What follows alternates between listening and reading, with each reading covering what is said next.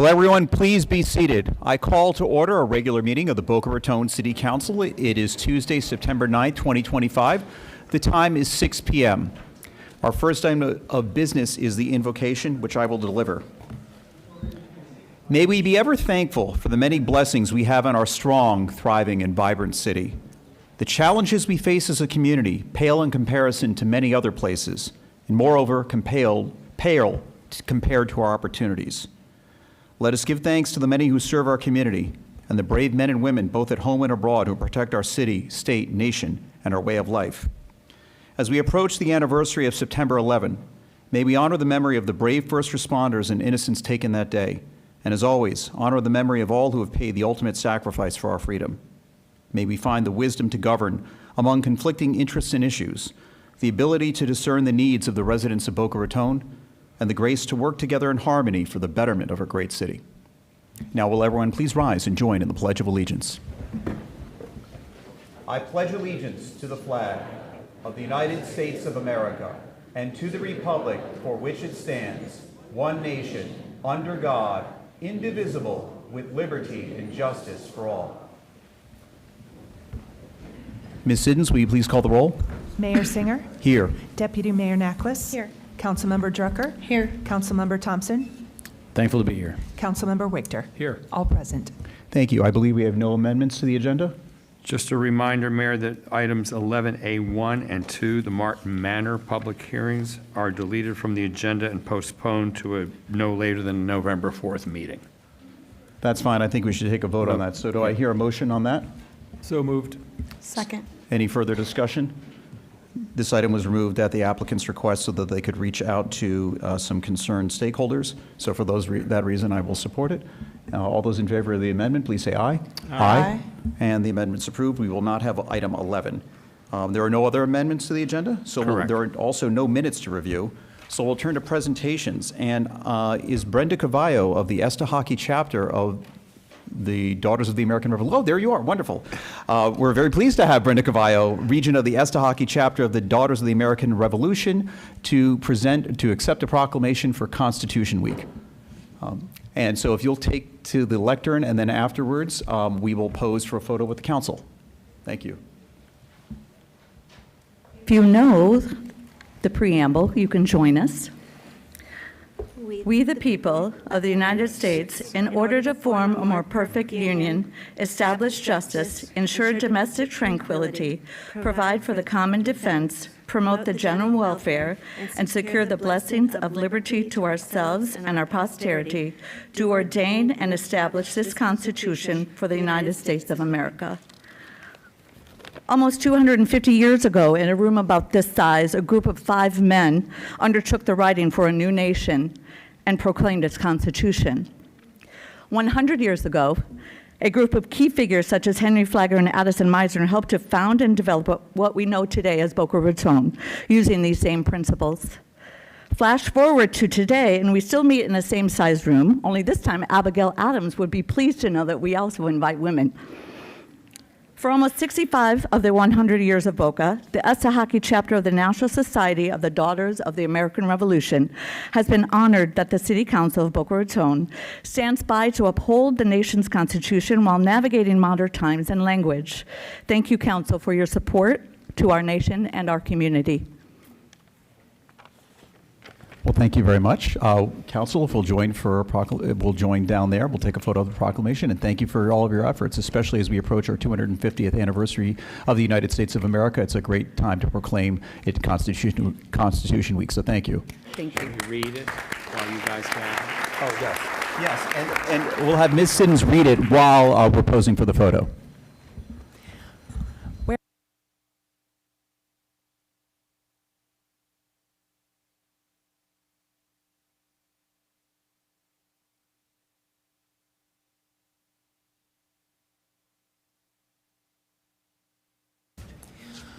Whereas September 17th, 2025 marks the 238th anniversary of the drafting of the Constitution of the United States of America by the Constitutional Convention, and whereas it is fitting and proper to officially recognize this magnificent document that provides the foundation of our government, the protection of our liberties, and a guarantee that we are all free to shape our own destiny.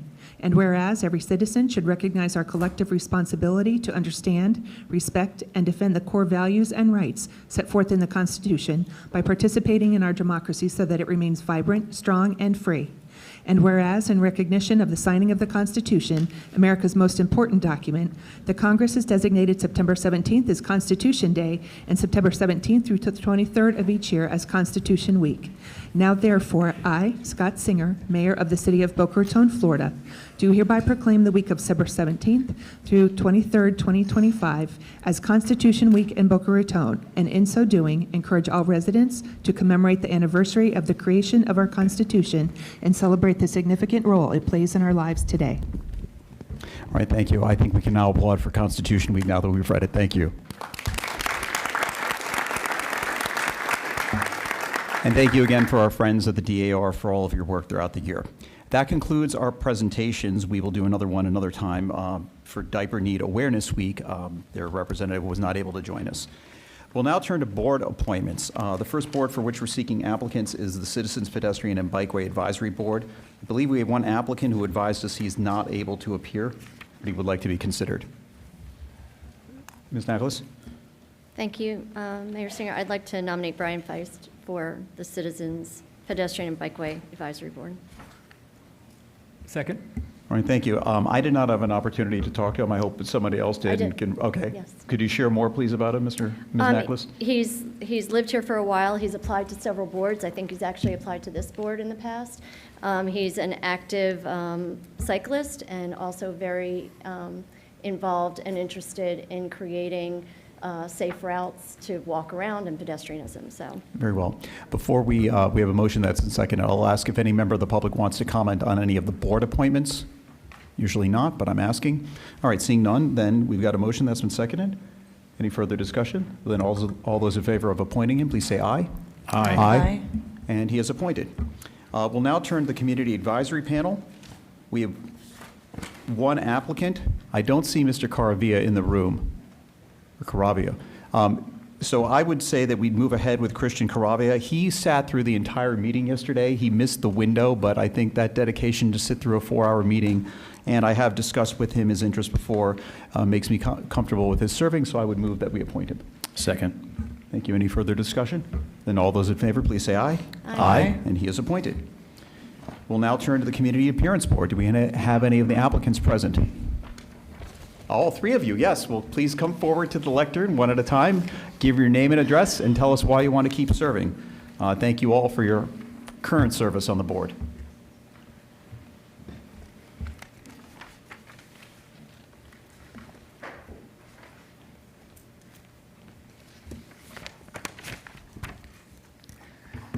Good evening, Mr. Mayor and Commissioners. My name is Jose Jaramillo. I'm at 99 Southeast Meisner Boulevard, apartment 539.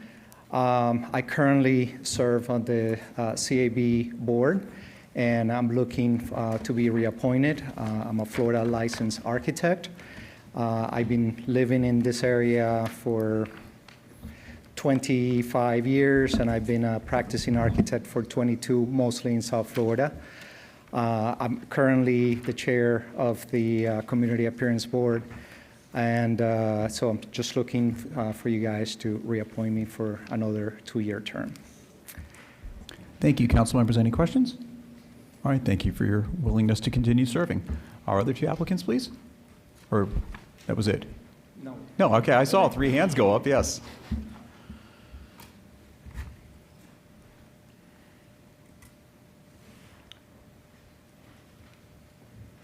Good evening. I'm Paola Morales, 6850 Northwest 2nd Avenue, Apartment 1, Boca Raton, Florida.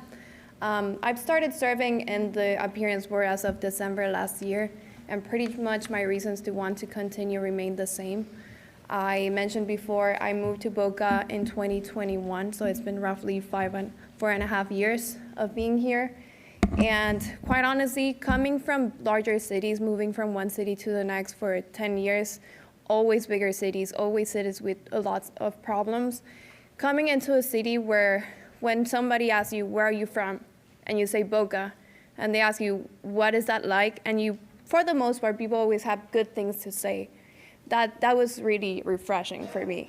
So coming into Boca, hearing that everywhere, and not hearing, oh, there's traffic, this is awful, constantly when someone asks you, where are you from, just made this feel like home. And it's been my home for the past 4.5 years, and I'm wishing that it continues to be my home. I recently even purchased my first home here, and I want to do everything I can to keep this city as nice and beautiful as it is. Thank you. Thank you. Council members, any questions? All right, thank you. And Ms. Margolino. Is it good evening yet? Yes, good evening. I don't know if I can follow that speech, if mine will be as good, but my name is Veronica Margolina. I've been on CAB board since, I believe, April of last year. I don't know how it passed by so quickly. It's been over a year. I didn't realize it's been that long. I really enjoyed, can you hear me? Yes, just your address, please, too. I'm sorry? Your address, please. Oh, well, my address is 161 Northeast 3rd Court. Thank you. And like I said, I've been on the board for over a year. I don't know if I'm helpful. I think I am, but I definitely learned a lot myself. So I would like to be considered to be on the board for another term. I've been a Boca resident since 2015, and I'm a licensed real estate broker. And my business is also located here in the city of Boca Raton. Thank you. Council members, any questions? All right, thank you as well you. for your willingness to serve. So council members, we have 3 vacancies, 3 incumbent applicants. Do I hear a motion? So moved. Second. To appoint all 3 incumbents, I presume. Just to move the entire slate, yeah. Very good. A motion that's been seconded. Any further discussion? All those in favor, please say aye. Aye. Aye, and thank you all. You're reappointed.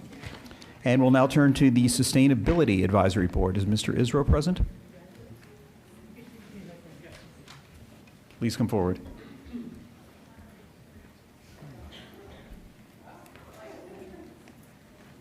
Good evening. Brian Isro, 39 Southwest 10th Terrace. Been in Boca for 40 years. I would like to be on the board because it's an area of interest for me, and I would like to contribute in some small way. Short and sweet. Council members, any questions? All right, thank you, Mr. Isro. That concludes our applications. We've got 1 vacancy on the board, 1 applicant. Do I hear a motion to appoint Mr. Isro? So moved. Second. All right, any further discussion? All those in favor, please say aye. Aye. Aye, and congratulations and thank you. All right, we'll now turn to item 8, responses to workshop information requests. I don't believe we had anything, Mr. Brown? Nothing for follow-up this evening. Very well. We'll now turn to the consent agenda. Would any council member wish to remove any item from the consent agenda? Mayor Singer? Please. I would not like to remove any item, but I would like to bring attention to 2 items. So under city consent agenda 9G, resolution number 135-2025 is to extend Mr. Brown's contract to January 4th. And under H, resolution number 136-2025 is the beginning date of our new city manager, Mark Sahaney, on September 29th of 2025. So a lot of you have asked, when is he starting? When is Mr. Brown exiting? Well, there's the information. If you have any other questions, you know how to find us. Thank you. Any further items for removal or discussion by council? Then we'll ask if any member of the public wishes to comment on the consent agenda only. We will have comment on item 10 and then regular public requests later. This is just consent agenda. Seeing no one come forward, we will entertain a motion to approve the consent agenda as presented. Do I hear a motion? So moved. Second. Any further discussion? Then Ms. Siddons, please call the roll. Necklace. Yes. Drucker. Yes. Thompson. Yes. Wachter. Yes. Singer. Yes. Motion passes 5 votes to 0. Very well, thank you. We'll now turn to item 10, which is a presentation on our government campus partnership opportunity. I think it's the 33rd or thereabouts presentation here. And I want to thank everyone for being here. As we said last time, we appreciate the fact that so many people took the time to express your views. And not everyone in this room may know, but we want to make sure. Yesterday, in response to a great deal of feedback, our partners, Terra and Frisbee, unveiled a number of changes to address resident concerns. And they will cover them up again tonight. They will cover them in the upcoming presentation tonight. Part of the reason that I think most of the city council members ranked Terra Frisbee first was that their original plan was also the lowest density and within existing height limits, but that they showed a willingness to work with the city and respond to residents' concerns. And I think that They have been listening, and we are listening as well. And I hope tonight is a chance for everyone to listen to each other as we continue a conversation. We also said last night that if our timeline takes longer, it takes longer. And yesterday we agreed, in light of the changes that have just been presented and upcoming public workshops, to push back the timelines to allow for more input and to refine a plan for our community. And I will say that these meetings recently have been better attended, higher in energy and passion, and at times challenging. But the concept of placemaking for a downtown and fulfilling a vision that some had decades ago and that we reaffirmed when we decided to put a Brightline station to try to bring some vitality to that side of the tracks is a big idea. Big ideas aren't always easy. At least for some people have asked, why are you pursuing this? And yes, there are billions of dollars in revenues to the city, but it's not just about money. It's helpful, and all cities have to be fiscal stewards, but it's providing a space that's better than the dilapidated community center, failing city hall, and some outdated recreation like shuffleboard that's been there for decades. I think a lot of people recognize that, but it's also creating a place that all residents want to visit and enjoy, and something greater than what's there now. The idea started with Brightline, and hopefully we can at least explore continuing it. And it will take time to unfold, but I think this conversation is productive. It may be challenging, as I said, but Meisner Park 35 years ago was controversial too, and we wouldn't imagine Boca Raton without it, and that's why I'm happy that we're here to have a conversation. Finally, we can all disagree in this city, but still work to find common ground, and I hope that we'll continue to all do that. So with that, Mr. Brown, I'll let you kick it off for staff, and then our partner in CBRE if they have anything to present. We do not have a staff presentation this evening, but we'd like to invite Tara Frisbee up to recap what they presented yesterday and keep us informed on their ideas for the campus. Thank you, gentlemen. You can take the seat. I know you might be going back and forth. And I know you gave this presentation largely yesterday, but I think it'd be helpful not just to recap, but to present again since you have more people watching. Sure. Thank you, Mr. Barton. Thank you, everyone, and Mayor, members of council, city manager, staff, and members of the community.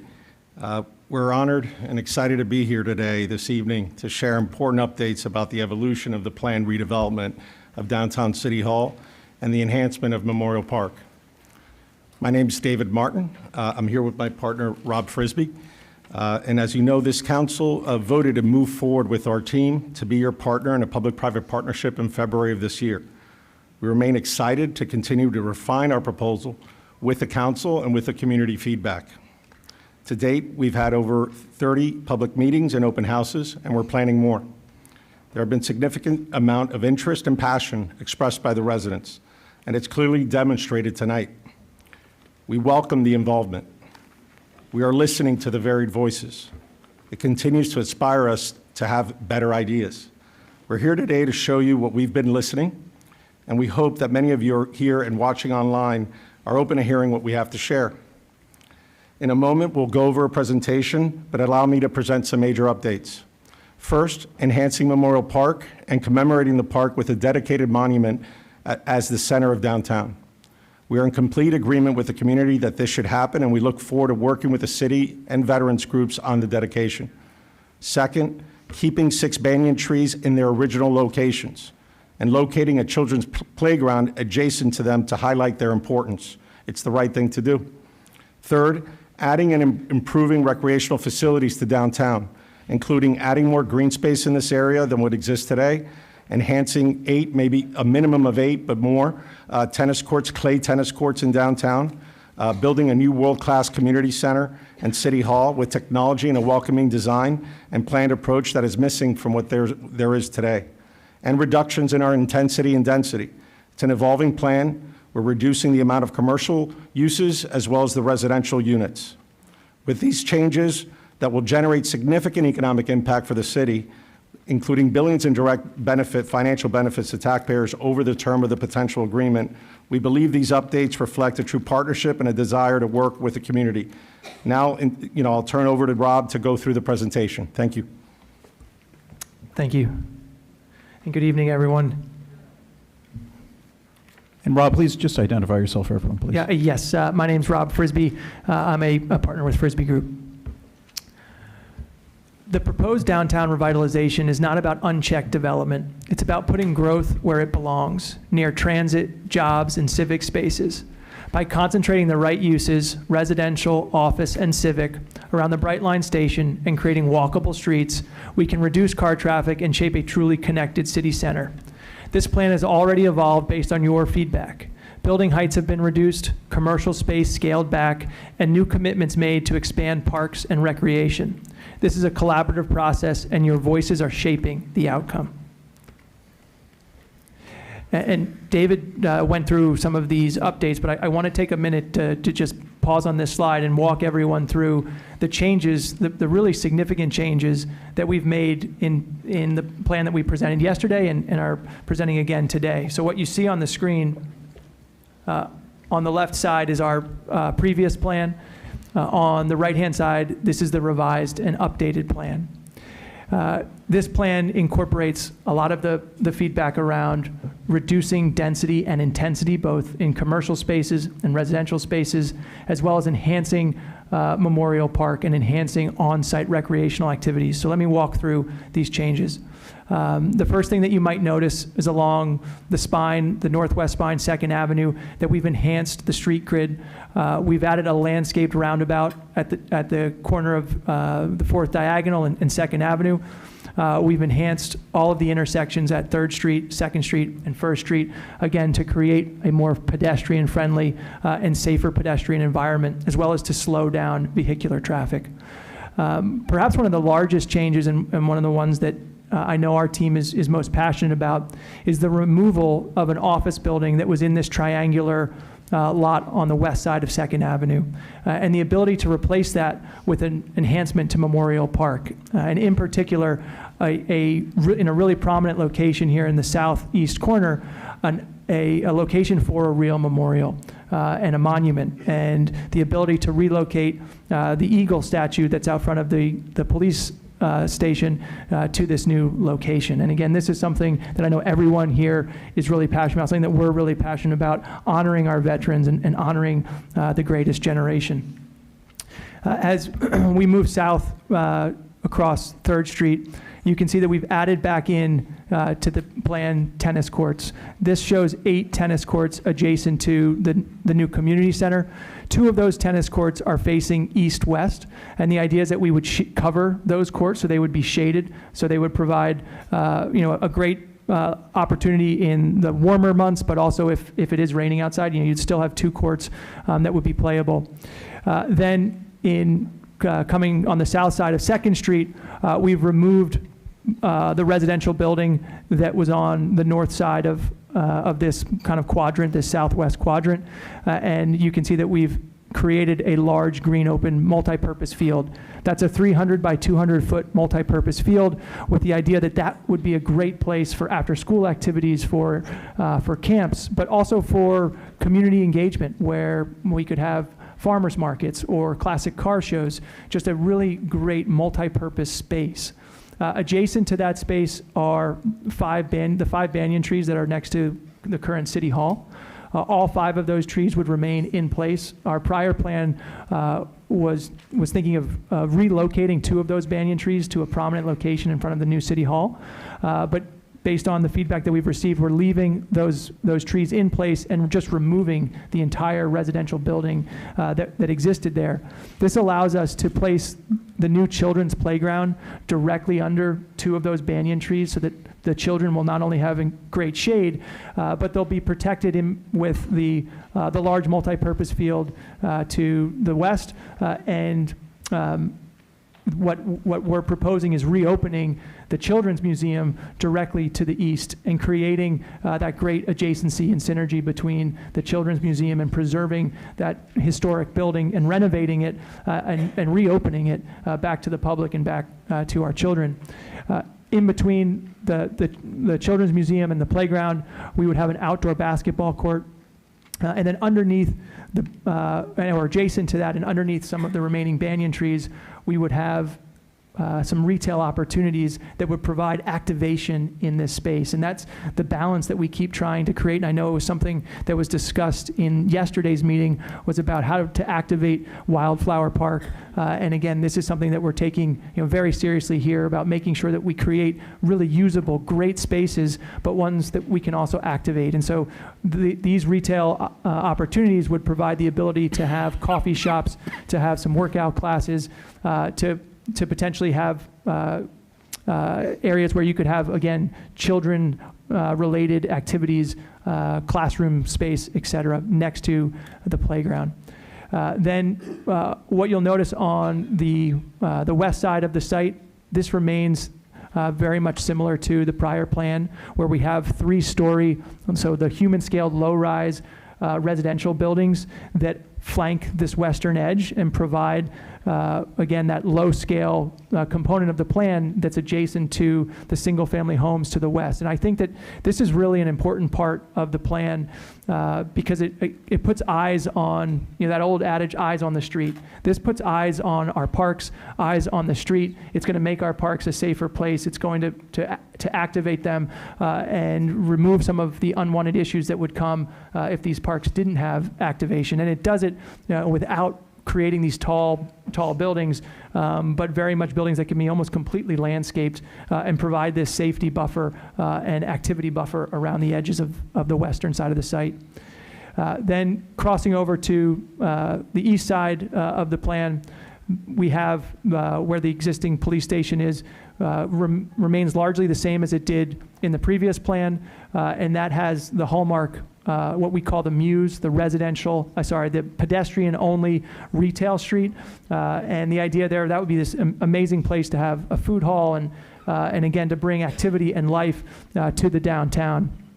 And that would be adjacent to the City Hall. And the change that we made to the City Hall is just to the east of City Hall, where my cursor is. We've added a mobility hub, and that mobility hub wouldn't be a bus stop of sorts that again could have issues in terms of if it's not activated, but rather a place where you could park electric vehicles, scooters, e-bikes, and charge them, a place where you could get pick up ride share, and really create more mobility options outside of the vehicle for members of the community. Then coming north across 3rd Street, we removed the hotel that was here in this corner between 3rd Street and 4th Street. There was a lot of feedback against having a hotel in the downtown, and so we removed that hotel. We replaced it with an office building, and so you can see there's 2 office buildings now adjacent to the Bright Line, with, again, the idea of creating the ability for some energy and revenues and job creation, so that this downtown is also fulfilling the promise of creating a place where our children can come back and work and live and be able to afford to live and to get great jobs. And of course, the adjacency and proximity to the Bright Line station really makes so much sense to have that commercial space up in that northeast corner. There was another building in the previous plan, another office building that I'm circling here. We've removed that from the plan because that's a private site. It's not part of the city ground. And so we thought that it was confusing in the previous plan to have that included, and it should really just track on its own as a private development. And so those are the main updates to this plan. And now let me two more things that I'd like to highlight. We've had requests to try to incorporate a post office. That's something that we've identified several locations within the site where we can have a new post office in the downtown, as well as a grocery option. And so we're working hard on having both a grocer and a post office in this new plan. Now, just highlighting a lot of those updates that I just went over. I know it's a lot to digest, but what I like so much about this slide is that everything in gray are the private uses, and everything else that's highlighted either in green or in pink, those are civic and public uses. And it really highlights how the vast majority of the downtown is open and accessible to the public. And that these gray buildings are the residential buildings on the western side of the site, and then the office buildings up here in the northeast corner adjacent to the Bright Line. But again, what we would have up here on the north side, we would have an enhancement to Memorial Park with an actual memorial location and a significant monument that we would work with the community, that the city would work with the residents and the veterans, of course, on trying to design a monument that would be really amazing. We would try to reopen the Children's Museum adjacent to the new children's playground, and again, that playground would be shaded. And one of the things that I like so much about it compared to the existing playground is right underneath transmission lines, and I don't think that that's a good location for a playground. And one of the things that we're doing here in this new plan is rerouting transmission lines, rerouting all the power lines, either undergrounding them or rerouting them so that they're away from the downtown. Then again, we're maintaining new clay tennis courts in a world-class tennis facility, and we're showing 8 courts in this plan, but we have the ability to easily increase that. As you can see in Lot D here, there's plenty of room to add additional tennis courts. This is also that multi-purpose field in Lot D that, again, is something that could be used for a lot of different functions. I went over the mobility hub and, of course, the new community center and the new city hall that really bookend this civic core of the site. And we have some future slides that will go into that in more detail. We'll maintain a police substation on site, and then again, the ability to have a post office and a grocer in the downtown. Then doing the opposite, or the inverse of that last slide, now just highlighting the private buildings, the residential buildings, and the office buildings. We started our plan, our first submission, with 1,100 residential units. And at the time, our plan was by far the least dense and intense of all the plans that were submitted to the city. And we've reduced those further. In this plan, with the reduction of the 150 key hotel we've taken out, we've reduced the residential units again from that original 1,100 down to 740, and we've reduced the square footage of office, and we've reduced the square footage of retail. And of course, all of those reductions in density and intensity will reduce the traffic impacts as well from the project. This is an axonometric of the site looking from the southwest to the northeast. So again, you've got the Bright Line station up here in the northeast. We've really tried to, as you can see, maintain the density on the east side of 2nd Avenue, adjacent to the tracks and closer to the Bright Line, while opening up the west side of 2nd Avenue with the majority of the open space, the rec space, and these human-scaled 3-story buildings along that western edge that, again, we think does a really great job of framing the site, putting eyes on the park, and again, creating that activity and safety in these big open spaces, not just during the day, but again, at nighttime. You can see in this south corner along Palmetto and 2nd Avenue, we're retaining that residential building. After going over with our design team, everyone felt strongly that we wanted to have a really purposeful and beautiful symbolic entrance into the downtown. And we feel that building does a great job of doing that. And then in terms of creating this balance between having a lower density plan, but still maintaining vitality and energy and economic resources and revenue to the city, we think that this plan is doing a really good job of finding that balance. It's still providing billions of dollars in revenue, and while the retail square footage has gone down from about 140,000 square feet to closer to 80,000 square feet, we still think there's really great opportunities for wonderful retail where people can come and enjoy the downtown, where it can really feel like it's a place. And we're excited about trying to create that. You can also see in this image, again, that kind of step up in intensity and in height, not only across 2nd Avenue, but then as you come, east of Route 1 and east of Dixie. Just talking about expanding recreation and of course the park space. I mentioned earlier about one of the parts that we're most passionate about in this latest update is removing that office building and really doing something that will allow us to honor our veterans and create a beautiful memorial where we could relocate the Eagle statue, but also have the community come together and the veterans come together and the leadership come together to design something that would be that would live on for generations and continue to honor that ultimate sacrifice. Of course, not only preserving our banyan trees, but utilizing them, having them become this amazing shade canopy that will protect our children, that will protect our families, that will become this really inviting place where the community can come together and connect. And so again, underneath those banyans would be the children's playground. Adjacent to them will be the outdoor basketball court, the children's museum, and small retail opportunities, maybe even some food trucks that could come in occasionally to help activate that space. Reopening the Children's Museum was something that we thought was a really great idea and was proposed by some members in previous meetings. And so being able to reinvest the funds to renovate that building, reopen it, and keep it in the downtown.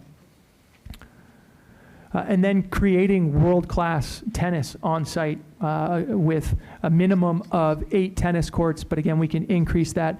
But upgrading those tennis facilities, having a real tennis clubhouse and a place where the tennis community, depending on what kind of off-site tennis is created. I know there's discussion about having some additional courts at Meadows Park. We're not sure if that will happen or not, but the whole concept is that all of the recreation in the downtown is going to be improved and really be facilitated by the significant revenues that are generated from this project, so that it's not a burden on the taxpayer.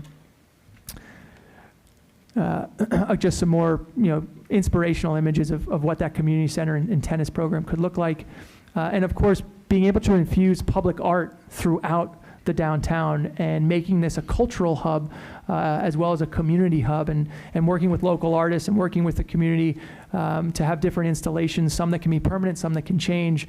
And it was brought up yesterday that we could have this be thematic, so that throughout the entire site we can really be creating a memorial and really live up to that concept of a true memorial park that maybe could be argued is lacking today. And then playgrounds, but playgrounds with purpose, and this is something that I spent a lot of time on. My children are at the age where they use playgrounds all the time, and we would love this to be one of the greatest playgrounds in the state of Florida. And of course, in our state, having shade is so important. And that's why when we had the ability to put these under the banyan trees, and when we talk all the time about how the entire 30 acres, the entire downtown, we need to plant significantly more shade trees, more native species. Have this be almost an arboretum of sorts, where you can walk around, you can read the plaques, you can learn about the ecology and how it's benefiting our pollinators and creating a safer environment. Where I walk around in some days, it's hard for me because I smell pesticides everywhere I go. And we read about all the PFAS, the forever chemicals that we've polluted around our country, and we're spraying all of our backyards with things that are killing the bees and the insects, and we want to have this beautiful place for our children and for future generations. And that kind of organic commitment is what we believe in everything that we do, and it's what we want to help to create here. We want this to be a place that everyone can be really proud of, that we can be really proud of, and that our children and our grandchildren can say, wow, you guys got together and you did this the right way. And that's why we want you to recognize and to see the type of work and commitment that we're putting into this. We are listening to everything that this community is saying, that the leadership is saying, and we're trying so hard to include it in these designs. Just, again, some more inspirational imagery on these purposeful playground space. And then, again, talked about this already, but protecting our neighborhoods with smart growth, putting some of this density where we can increase our tax base, which, as time goes on, things inflationary or otherwise just become more expensive. And as a community, we need to be thinking about the future and thinking about how we can continue to grow that tax base so that we're not increasing our taxes on ourselves, and doing that in areas where it's most appropriate, and in a location next to the Bright Line where we really can create a transit-oriented development and community where we can encourage people who live on site, who work on site, to use alternative means of transportation, to use the Bright Line, to take advantage of the protected bike lanes and the light electric vehicle lanes that we're creating, to take advantage of the extra wide sidewalks that are all going to be shaded so that you can walk the entire site without being in the sun. Those are the things that we're trying to create here. And of course, the traffic concerns. Slowing down traffic was one of the biggest points of feedback we've received throughout this, but also mitigating traffic and doing our best so that this is not exacerbating a lot of the issues that already exist. And of course, updating and enhancing our civic buildings, the community center, the city hall. You can see this rendering of City Hall here. This is not meant to be reflective of an architectural concept, but more an ideology. You can see the transparency on the first floor to show that this is about community coming together, being able to see each other, interact with each other, having these great big community spaces where everyone could be in one room, where we wouldn't have to have half of the residents who are here tonight have to be in a separate room, but be able to be in this beautiful space. You can, it might be hard to see in this image, but what's going on in here is like there's showing robotics where there could be different fairs and festivals and things that children could come and learn, and they could put on science fairs, and this could be the most amazing building for the community, to bring the community together. And then again, creating that vitality, that sense of place where people would want to go and spend time, where we're creating that balance between a real downtown, but also a recreational hub and a place that really honors our veterans with this amazing memorial park. But again, trying to create that balance of energy and space, and again, to do it without burdening the tax base. Again, just some more images of, this is the community center showing not only where we're going to create a new outdoor basketball court, but also have this indoor amazing gymnasium. Again, multi-purpose gymnasium, could be used for basketball, but it could be used for so many other things as well. After school activities, camps. I think someone had mentioned in a prior meeting that you can have ballet classes and all kinds of groups that maybe don't have a home today, could find a home in the future here. And then that mobility hub that I mentioned just on the east side of the new City Hall, a place where you can charge your electric vehicles, where you can hail a ride share, where you have a safe place to park an e-bike or a bike and know that it's not going to be stolen. And then the economic benefits, the revenue to the city. On the bottom here, this is our previous program. And this was generating over $3 billion in revenue to the city over the 99-year lease term. That net present value of those $3 billion in cash flows equated to $344 million. And obviously, we've reduced that density and intensity in a lot of those revenue sources, but we're still generating significant revenue, enough to totally cover the funding for what the plan I just went through. And those funds are $2 billion in total revenues to the city, which is about $228 million in net present value. And so I just want to say thank you again to the mayor, to council, to the city manager, to staff, to the community for listening to our update. This project will be, and we believe it can be, truly transformational for the city and the downtown community. We've heard several things as part of the process. Memorial Park deserves more. We agree. October is too soon to vote on the project. We agree.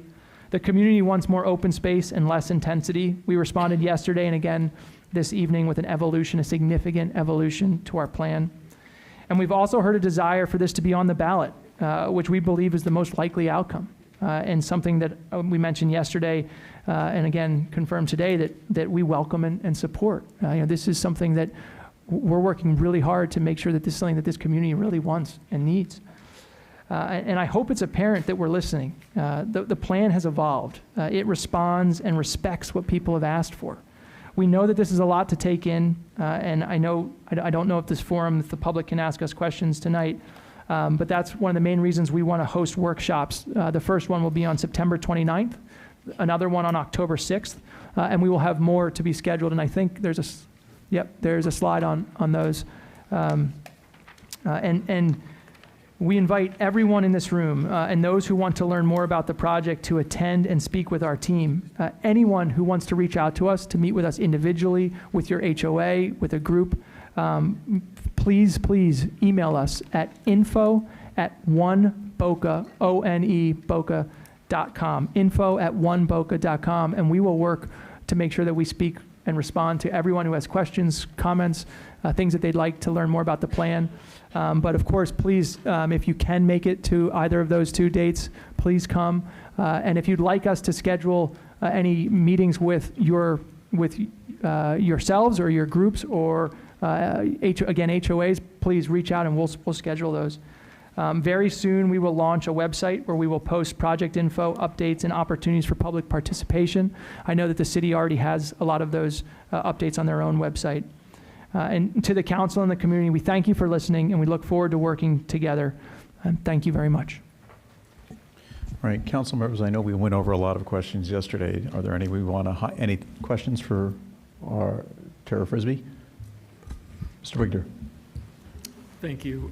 Thank you again. I will reiterate some of the comments I made yesterday, but I had a little time to noodle it. As the public was aware, what we said yesterday was the first time that many of us, including myself, got to see the updated plan, and including many staff members. So, of course, as we said, it's going to take some time to digest for myself, for the people that I talk to, my advisors, constituents, people I invite to my office every day. So I appreciate the developer's willingness to appreciate that the timeline was just moving too fast. And now we have some time to evaluate this. Again, it's too early to kind of get into the merits of the actual plan. I really do hope that in the work session, you can have your planner or architect there really listening to the people too, maybe have some opportunities to kind of improve it.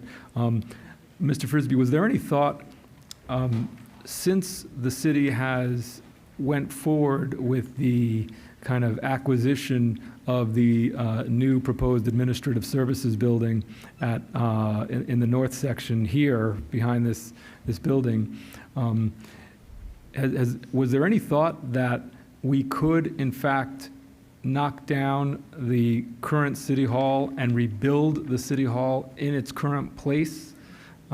So we can keep it in its current, kind of respect that history of it? Was there any thought to that by your planning department? Yeah, so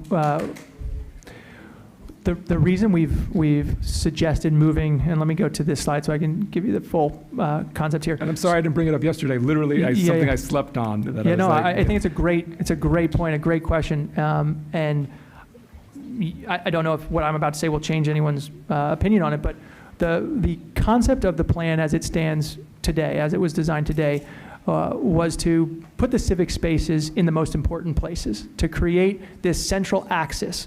There's an east-west axis here between 2nd and 3rd Street, and that's that civic heart of the plan. It's bookended on the east side with the City Hall and the west side with the community center. And all of the designers, architects, everyone felt that was really the most beautiful way to honor the civic space, to create the most beautiful civic space in the plan.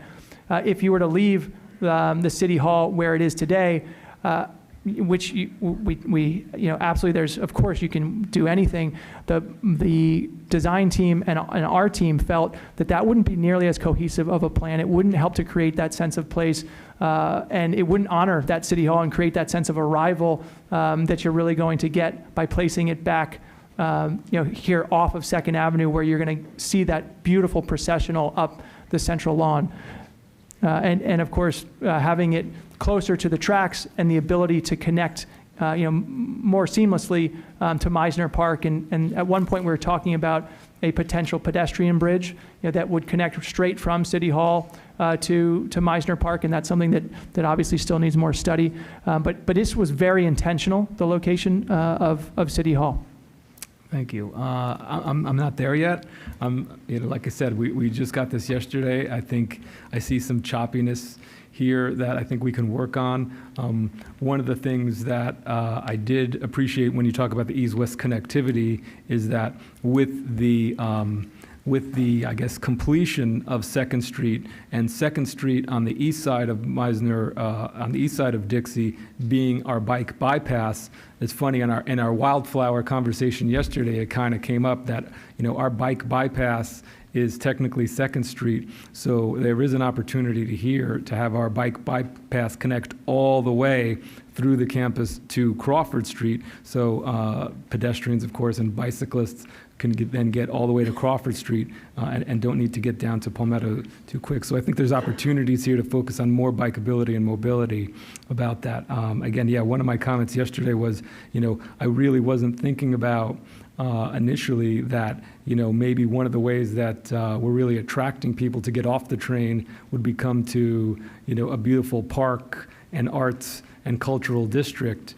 And maybe that's what this is morphing into with the public's support. So I think again, I think one of the people spoke yesterday said this is a good first step. It needs to be analyzed significantly and studied. One of the things that we talked about previously in due diligence is, of course, that there's be some significant impact fees. Impact fees are usually done to offset the impacts, of course. And the traffic impacts are something that obviously we're all very concerned about. We cannot, exacerbate the traffic anymore. You talked about that. I know staff has been very concerned about that and looking into that significantly. But obviously, one of the things here is we're really, when we're focusing on this plan and really trying to get it right for the community, however long it takes, it's not just going to be paying the fee. It's going to be really having the plan to reduce traffic is going to have to be a part of that too. So I hope you could appreciate that we're not going to be able to just, have just some sort of fee paid and then figure out how to deal with the traffic later. It's got to be integrated into the plan as we go through this enhanced due diligence process. Like I said, there was, there's a lot of new improvements here, which I do appreciate. I think it's going to take time to evaluate those things. But when you bring, about this potential for the arts and a cultural district, obviously, there's some elements of the Center for the Arts which didn't go ahead, which maybe we might be able to bring into, into this, theme, because you have an opportunity here, since you don't have all the city hall services, since we reduced the potential city hall by so much, maybe there's some extra uses, some performance uses that could be used there, like you said, the robotics or something like that. Like Delray Beach, there's a chance you can kind of have like an arts garage, we haven't thought about here. Obviously, like the Flamingo, there could be some co-working opportunities here for those small businesses and for people that live close by and around. So I think there are opportunities here, but again, it's still, now that it's been rethought about, it's bringing up a lot of new thinking that it needs to be evaluated. I certainly appreciate that there's going to be, several workshops with the community. As I said yesterday, I kind of wish that the workshops had happened earlier, before the plan was, revised. And that's why I do think it's important for an architect and a planner to be at those meetings to really kind of listen, because I think there's so many people out there that have some great ideas to how to make it even better. And likewise, obviously, there's that opportunity where, we're going to be able to do these things and have economic benefits to the city to offset them, rather than, the alternative, which would be, increasing taxes, which absolutely, is something that I won't do if there's an alternative where we can get the, the best for both worlds. So again, I appreciate the first step. As people have said, there's still a lot more work to be done, and I'm happy to continue working on it. Thank you. Comments or questions? Mr. Thompson. Thank you. Gentlemen, I appreciate your responses to the questions I had yesterday. Another item came up that when I was thinking about it since then. The 139 Northwest 3rd Street, that site is, I think you sent as part of the update, is no longer part of the overall plan. Is that right? Yes, you're talking about the Boca color graphics site? That is what I'm talking about. Yes, yeah. sir. Okay, originally, I recall the plan was, this was going back to February, maybe before that. I believe you said that the plan was to, you had it under contract, and the plan was to convey ownership of the entire site, that site, to the city outright and lease it back to the city. Was that part of the plan back then? Yes, at one stage that was contemplated. Another part of the plan that was contemplated was that it would be, at least in part, park space, right? Correct. But that's not, neither of those are now part of the plan anymore. That's correct. And you had said earlier that it instead would, I think you said it would track on its own as a private development. Is that right? That's correct. What kind of private development is planned there?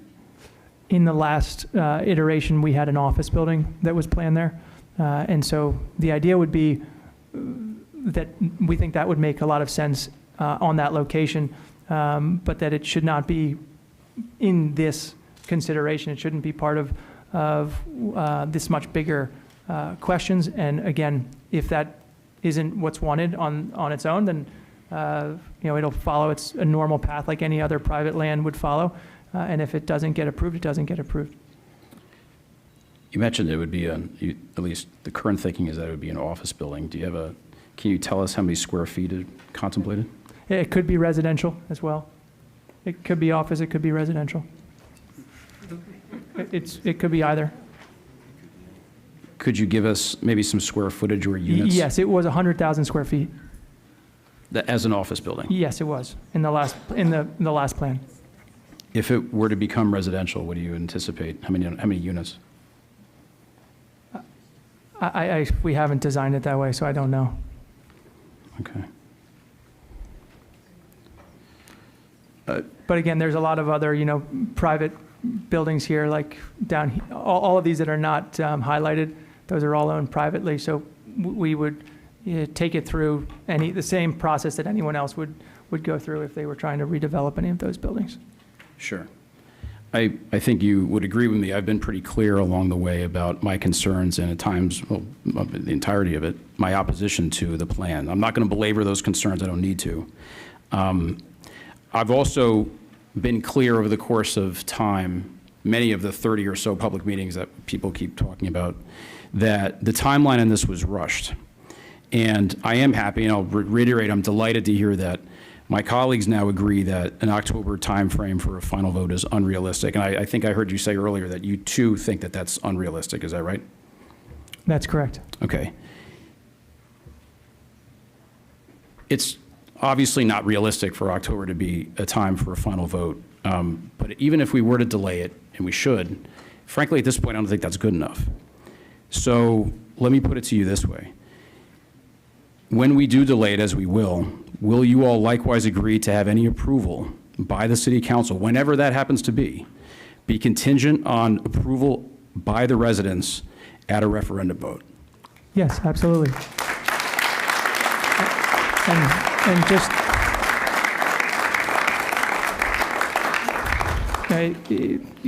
could I elaborate on that just for a moment? Sure. Yeah, so I think it's important to us. One of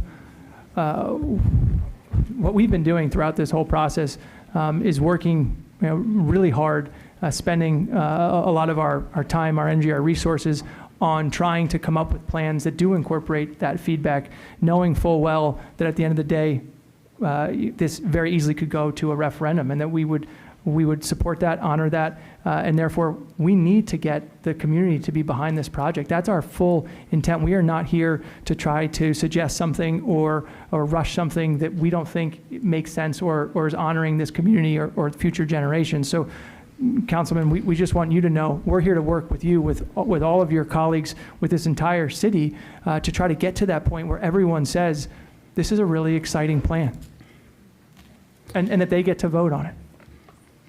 I'm happy to hear you say that. I think as it regards to staff, at some point, whether tonight or at some time in the future, I think we're going to be asking for consensus to direct staff to amend the agreement that exists with Tara Frisbee to not only delay the October 28th vote, it seems like we have consensus on that, but also to build in this acknowledgement by the developer that any approval by the city council should be contingent upon approval by the residents at a referendum vote. We don't have to go through that now, but we will get to that at some point soon. That's all I have. Other comments or questions by council?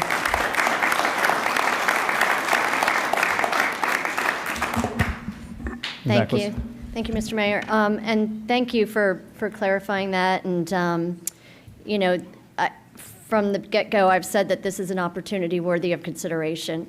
It doesn't mean that I've made up my mind. I don't think any of us have made up our mind. And actually speaking to Mr. Frisbee last week, the opportunity to bring this to referendum came up with us as well.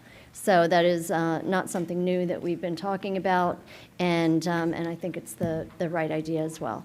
So I just wanted to say a couple things that I said last night, and just because everybody wasn't here last night to hear about, I didn't notice the post office last night, so I'm happy that you're figuring that in, and also the grocery store option. One thing I wanted to ask about was connectivity, because from the get-go, you've talked about not cannibalizing any other areas in the downtown, such as Meisner or Royal Palm or Palmetto Park Road.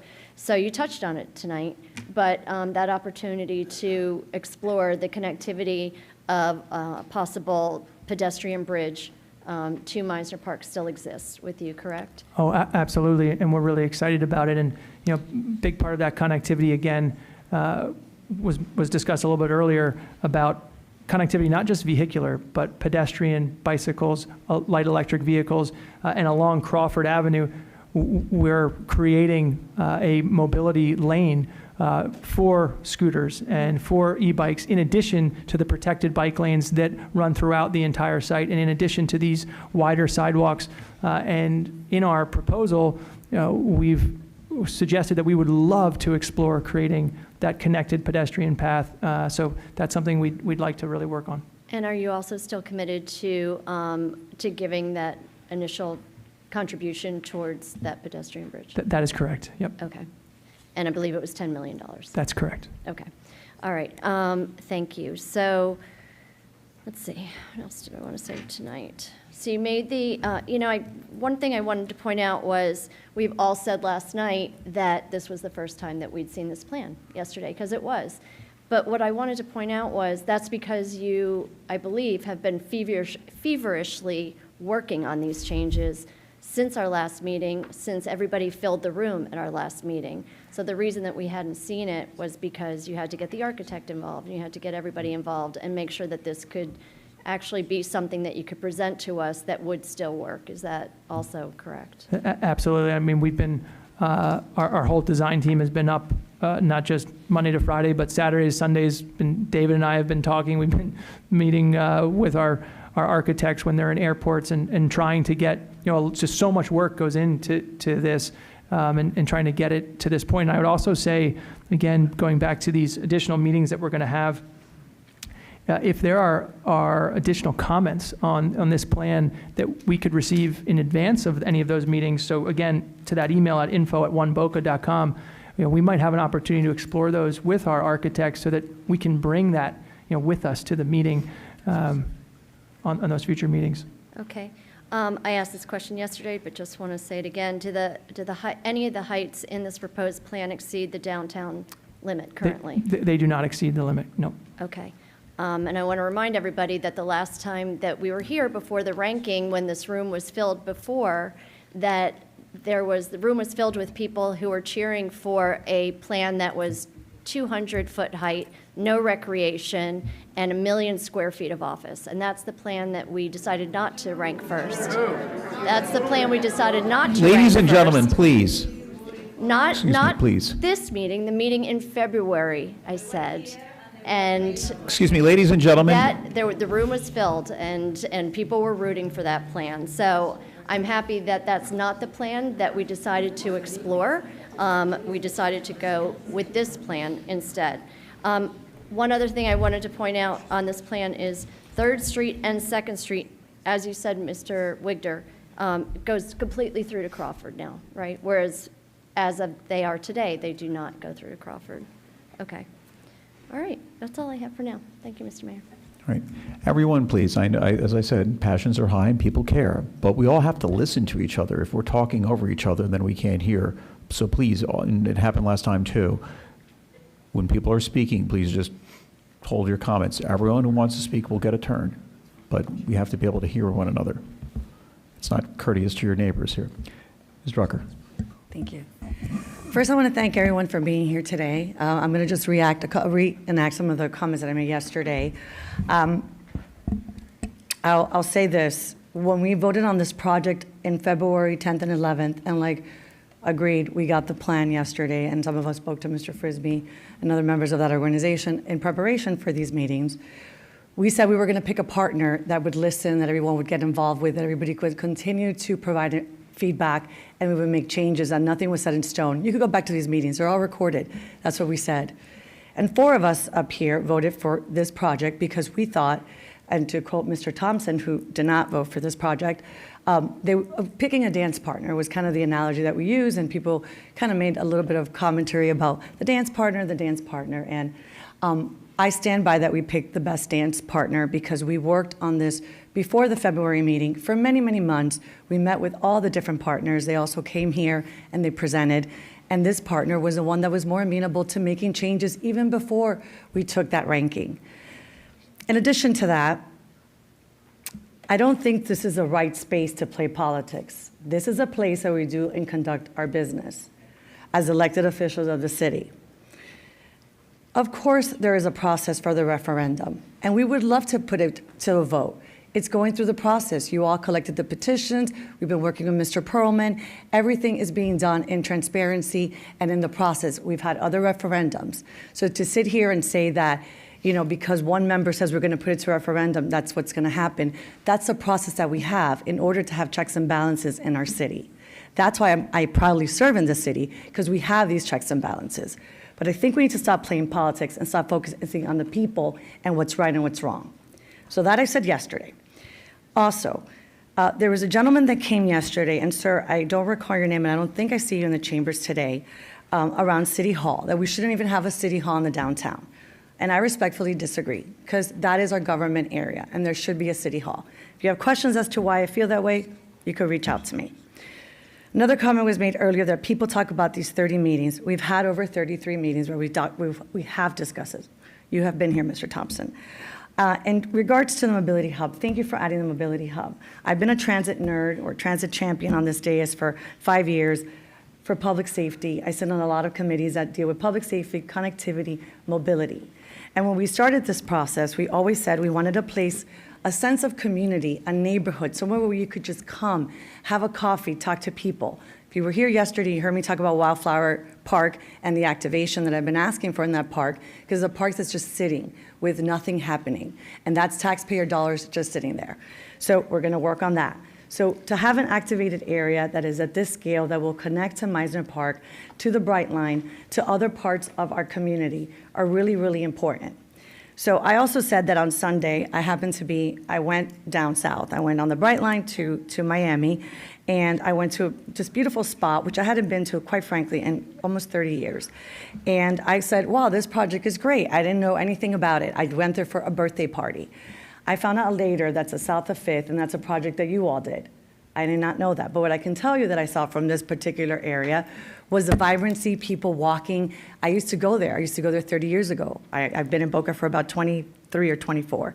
So again, I did not know that was part of one of your projects or one of the realization areas, but I was sitting there watching all these people, and I was thinking to myself, this is what I want for our downtown.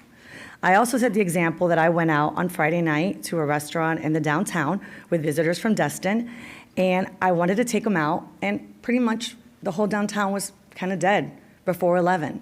It just wasn't, there was nowhere to take them. So I ended up at El Camino, which is over here, what we kind of talk about Midtown. So again, places to go to. I also think I mentioned that there's restaurants that are closing in Meisner Park. They're starting to close, so we don't want that. We want a place for destination. And I also talked about the taxpayer burden. I would never increase taxes for the base to take it from one pot to put it to the other, et cetera, et cetera. That's not the way that it works. We have projects, if you all listened to our budget meeting yesterday, where are earmarked, where we have infrastructure projects that are ongoing, and those monies belong in those areas. And we've had many, many conversations around what projects relate to those particular monies that are earmarked. And budgeted is a better word. So again, the fact that we are building for the future, no burden to the taxpayers, that we are protecting our green space, and that we are honoring our veterans in a respectful and dignified way, that we added the mobility hub. We discussed the timelines. We've already discussed the timelines in 3 additional meetings that we were going to start moving the timelines. We all agreed on that yesterday. Again, we're going to move the timelines. We're going to do whatever is right to get the right project for our community. But please, please, as we continue in the next months, leave the politics out, and let's focus on the people in this community that we all love and we want the best for. Just a couple of questions there, Mr. Frisbee, and we talked extensively yesterday. I know people are eager to speak. You talked about your public outreach, which I appreciate, and just to make clear, you're going to do many more sessions than just the 4 you have, or the 2 you've scheduled now. That's correct. So in addition to those 2, we would love to do a lot of unprompted sessions with individuals or groups, but we're going to come up with more structured sessions as well. All right, thank you. And then I know you're working, you mentioned a website coming. You think you'll be having that soon? I think the Yes. public would like to see what you presented today. Absolutely. So what we presented today will be immediately available on the city's website, but it will come up very soon on our oneboca.com website as well. All right, thank you. We have a lot of speakers, so I'll hold my comments. I'll go through cards. Everyone, please give your name and address. You'll have up to 3 minutes. And before we go through the cards, I see some school-age children here. It is a school night, so I'm going to invite anyone who's under 18 and has school tomorrow. If you'd like to speak first, you can.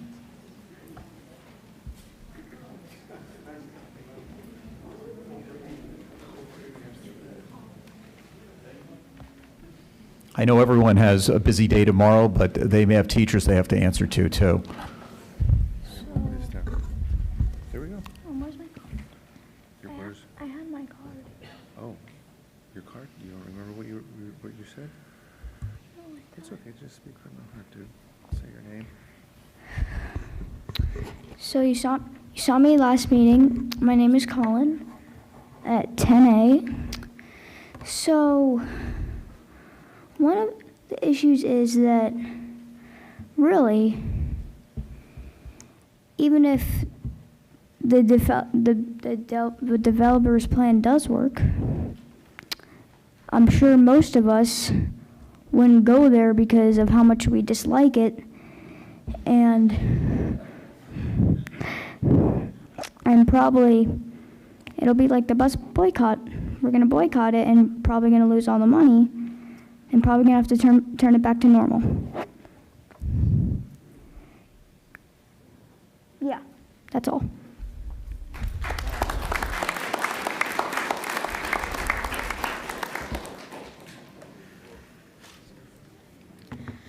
Hi, my name's Ariana Curia. I live at 591 Northwest 13th Avenue. And I'm here once again to talk about the parks because you didn't listen to us when we told you that we don't want this. I want to keep playing on the fields close to my house where I can go walking or riding my bike. Memorial Park, North and South, and Meadows Park. These are public parks and my parks, and you shouldn't be able to destroy them. Everything you are building on it is just a selling point for apartments you're trying to build. You keep talking about profits and future generations, and the only things I can think of is my school's already overcrowded and how dangerous it is to drive across Palmetto or even 12th Ave, and how my friends and I and myself are losing the parks where we have play days, birthdays, or even compete against each other, and won't have them back in our life. Again, this is our land and our right to vote. Save Boca. Thank you for your time.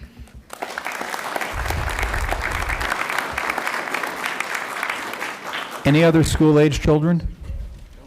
All right, then we'll go through the cards. I think We have one more. I'm sorry, I couldn't see.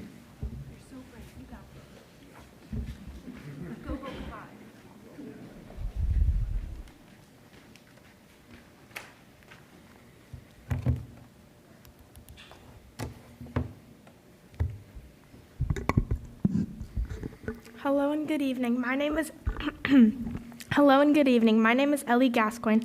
I'm 15 years old and I live at 641 Northwest 15th Court. I've lived in Boca my whole life, born and raised here. I went to Somerset Academy for elementary school, Boca Middle, and I'm currently going to high school at Boca High. My dad grew up playing as a kid at Memorial Park, and I've grown up playing at Memorial Park as a kid. And now my sister plays at the Memorial Park softball fields 2 to 3 days a week and will continue to play softball on those fields. The same fields that you want to destroy and just get rid of, which are located in the most concentrated part of the city that cannot and will not be touched at all. So hearing that you so-called want to build and develop on Memorial Park hurts, especially since it's a memorial to honor past and current veterans, and honestly, it's just disrespectful to those who served and fought for us, and definitely not something that should be torn down and built on top of, as if Boca doesn't have enough big buildings and residents. Now, 15 years might not seem like a long time, but in my 15 years of life, I've seen and got to experience a ton of changes in Boca, and this will not be another. This plan will end up being very traffic heavy, as if the roads aren't already busy enough, and especially during active school hours.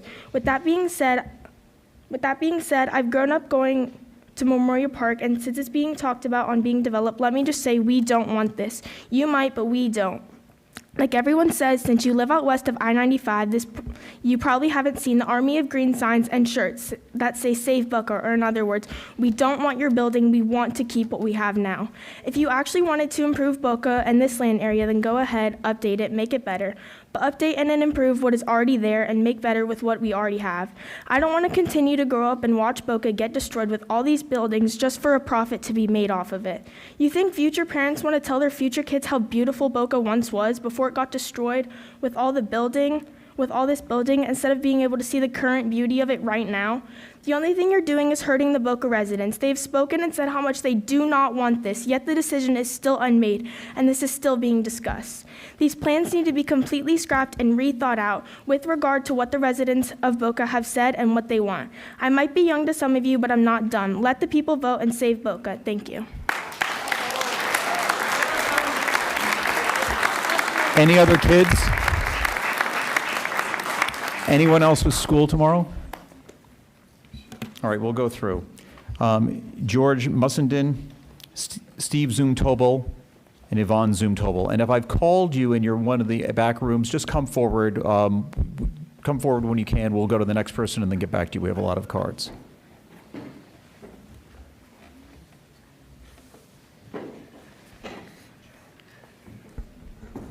Good evening.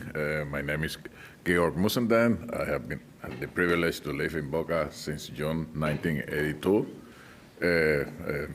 and I currently reside for 22 years at 3815 Northwest 4th Avenue. I must say, when I first heard about the Save Boca thing, I didn't realize the seriousness of it in terms of the destruction of the park, which, to be honest, I never thought of it as the War Memorial Park. I always thought of it as the city, the city hall park. That park is actually the fascia of City Hall. Destruction of the park, to me, is symbolic of the destruction of City Hall. So, to be honest, it's a completely misdirected approach to try to destroy this park. Now, that doesn't mean that there are some places in Boca that could use this kind of help. For the one I'm thinking of is the Palmetto Park Plaza.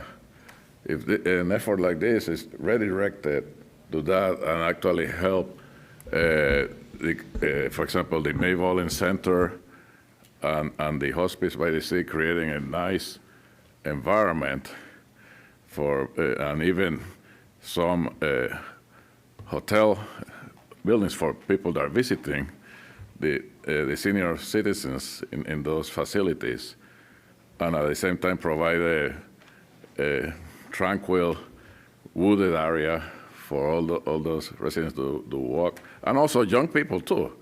And the other thing, that area is perfectly attached to I-95. You can actually move a lot of people back and forth. You can have your apartment complexes, and you can commute easily in and out. Okay, so definitively, I'm not in favor of the destruction of the whole city hall complex, of which, like I said, the park is the fascia of it. Okay, all right, thank you.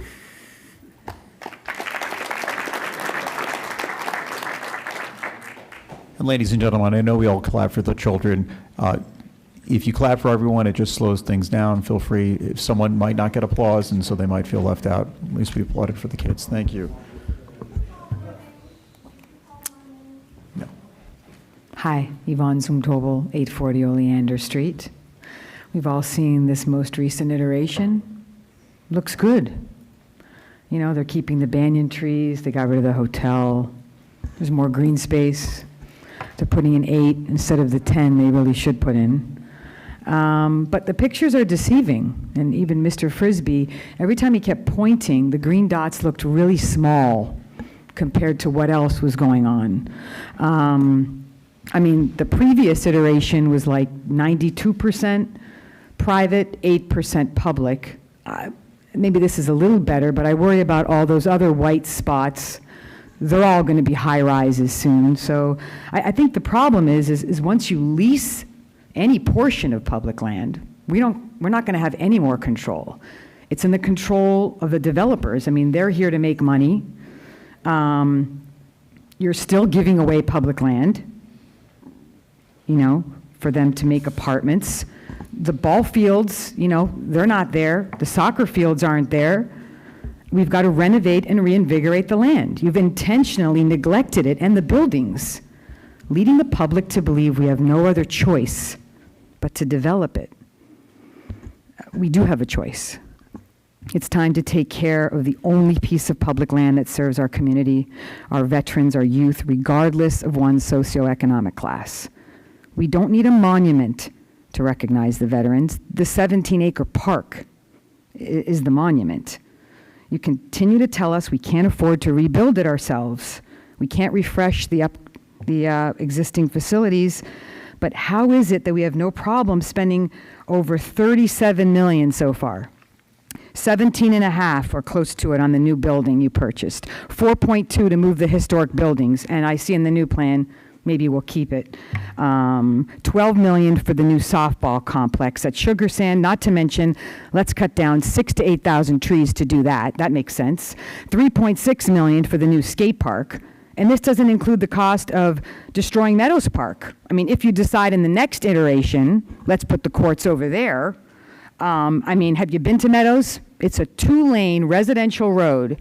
When Boca Middle comes in, you can't get in there. There's no way you're going to have a tennis center in there. It's not about being anti-development. This is about giving away our public land without our consent. We deserve a vote. We need to renovate it, rebuild it, rebrand it. I mean, there has to be a better way. And finally, I don't know, I guess that's it. But I appreciate you listening to us, and I really just think we can do this on our own and make a beautiful, updated, upgraded space for everyone to enjoy like we currently do. Thank you.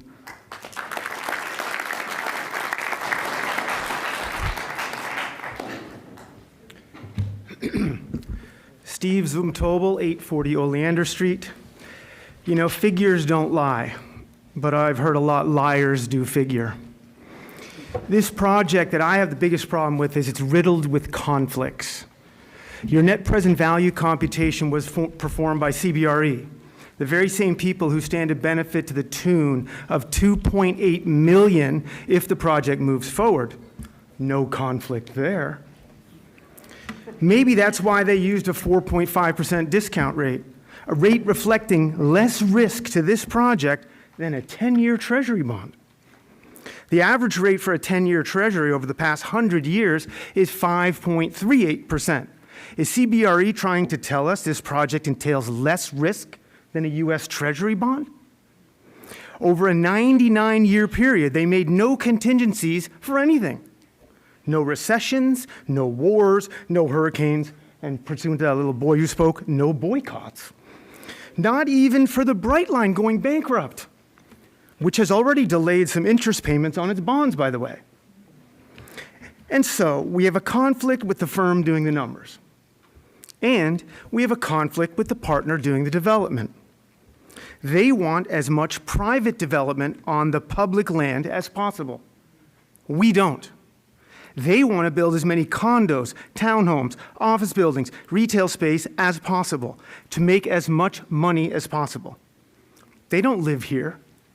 They don't care about our parks, our traffic, our trees, congestion, or access to our community services. Now let's move on to the traffic studies.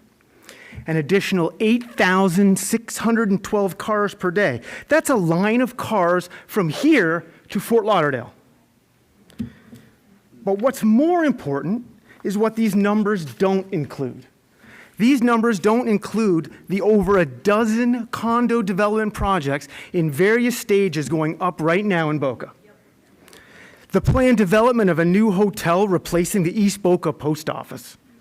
The new development on the old Kmart Plaza of Palmetto. I can go on, but I think that's enough for even Ray Charles to see this makes no sense. What Boca resident in their right mind, once they truly understand it, would support this? Yet you guys continue to state there are a lot of people who do. Of course there are. The developers, the architects, the contractors, suppliers, all the people who stand to profit from it. So, Mr. Mayor, what's in it for you and this council? Mr. Mayor, who is the key sponsor for your lavish black tie gala in November? None other than the Terra Frisbee Group. Another conflict? Maybe after serving your term here in Boca, you can run for mayor of New York. Your entire campaign can be centered around the benefits of selling Central Park to developers. Your time is up, Mr. Zumtobel. You still have time to do the right thing. Stop trying to sell our Central Park. Put it to a vote. Public land, public vote.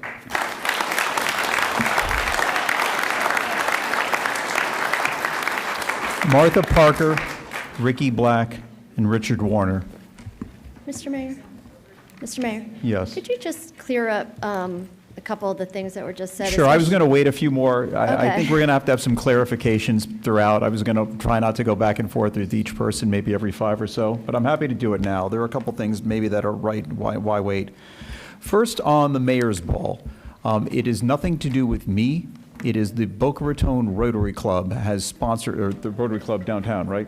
The Rotary Club downtown has sponsored that ball. They picked that name in 2015 to honor all of the mayors. It's mayors plural. I have nothing to do with the organization, and that Terra Frisbee wanted to donate to a local charity was their choice. I didn't ask. I had nothing to do with it. It's not fair to call my ball. In fact, a lot of people have said, I will see you at your ball. It's not mine. So on the interest rate, by the way, the interest rate over the CPI over the last 100 years was 3.29. I questioned the calculations on how they got the 4.5. So in that sense, it's quite conservative, 3.29 over the last 100 years with various things. Mr. Frisbee, perhaps you can clarify one thing, because we heard a comment about 8% public land. How much ballpark? I mean, obviously, I see most of this is green space, public space will be controlled by the city.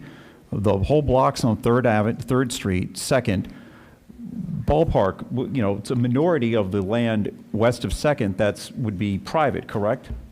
Yes, a minority of the land. And in addition to that, the active recreational space is actually increasing in this plan than what exists today. We've measured that today to be around 7.5 acres of usable green space. What we have here today is over 8 acres. Okay, and that's just the green space, not even the indoor buildings. Not including buildings, just including recreational space. So tennis courts, you know, the skate park, the shuffleboard courts, the 2 softball fields, the children's playground, the outdoor basketball court. Those areas add up to about 7.5 acres of space today. And those same spaces that we're recreating on the plan, so the multi-purpose field, the tennis courts, the children's playground, the additional green open spaces for Memorial Park, that adds up to just over 8 acres in this updated plan. And that was important to us to make sure that we were enhancing and enlarging that recreational and open space.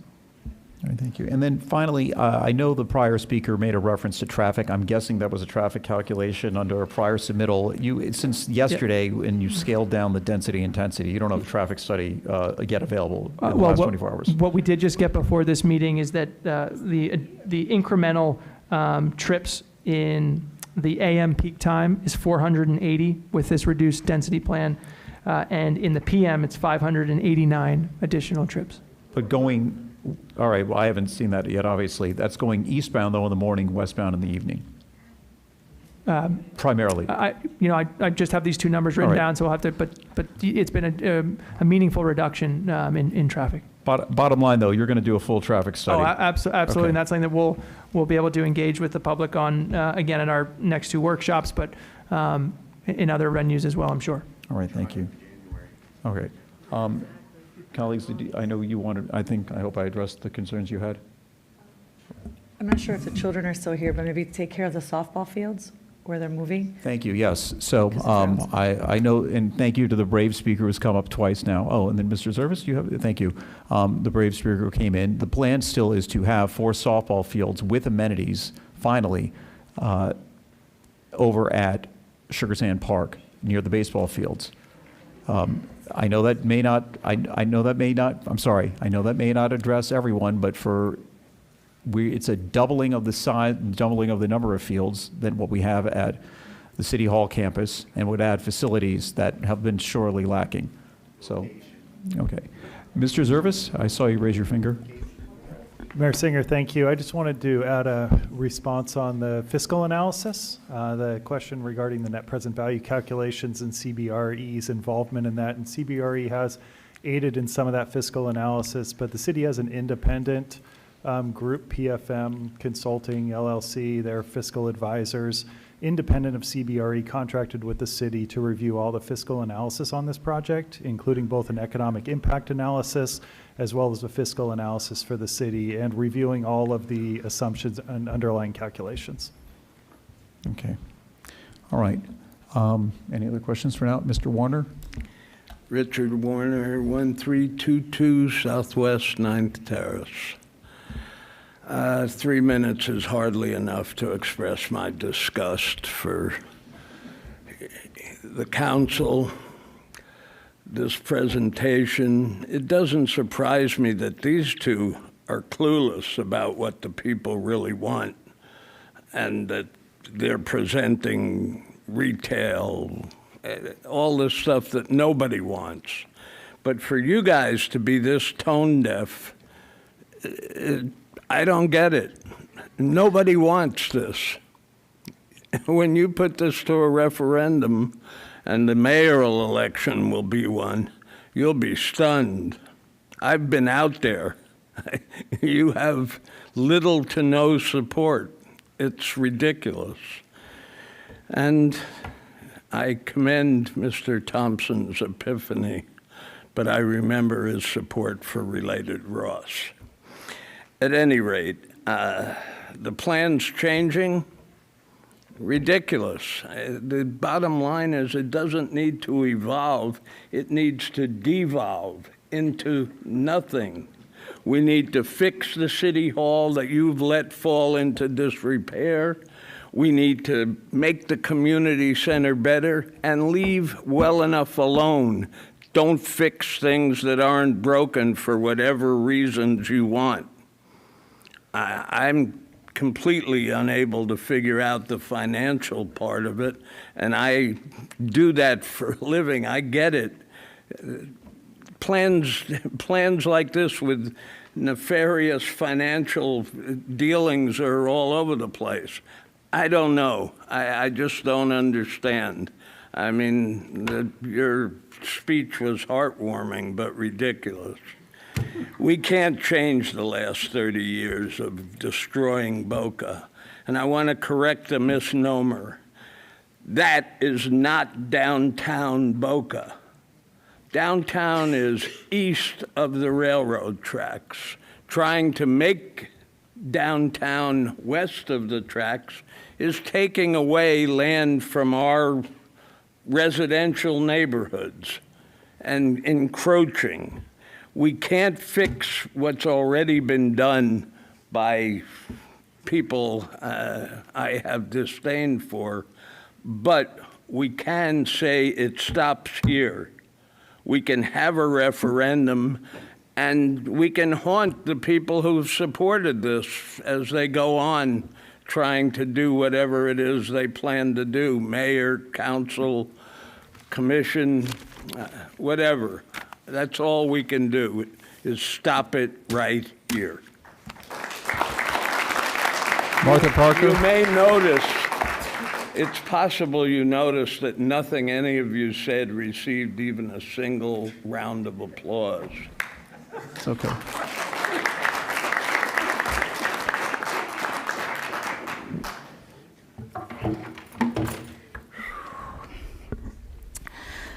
Hi, my name is Ricky Black. I live at 12 Forest Hills Lane, and I've been a Boca resident since 2000.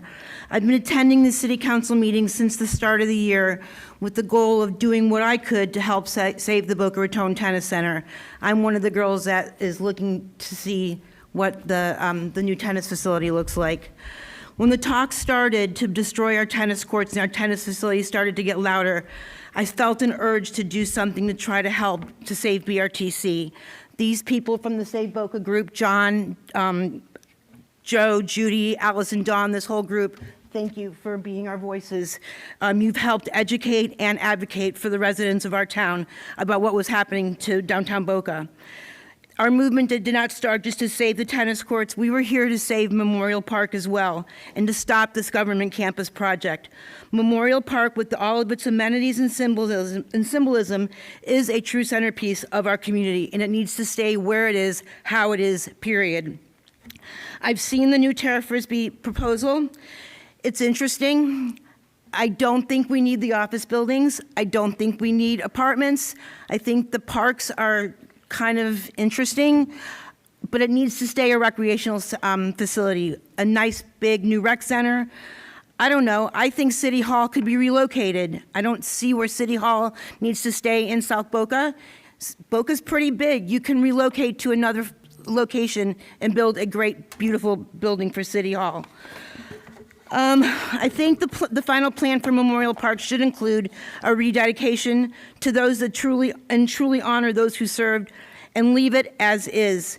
Create the brand new rec center with the tennis center, new clubhouse, new softball fields with concession stands, basketball courts, skate parks, children's museum, fix them.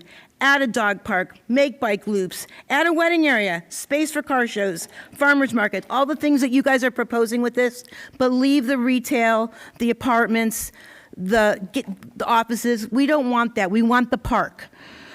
My concern, Meisner Park, is going to die if you guys continue to put all the retail and stuff over here. We don't want that to happen to Meisner Park. Meisner Park is a huge cornerstone of our city. Spend some money on Meisner Park. Fix that up to where you have nice apartments, more office space, more retail.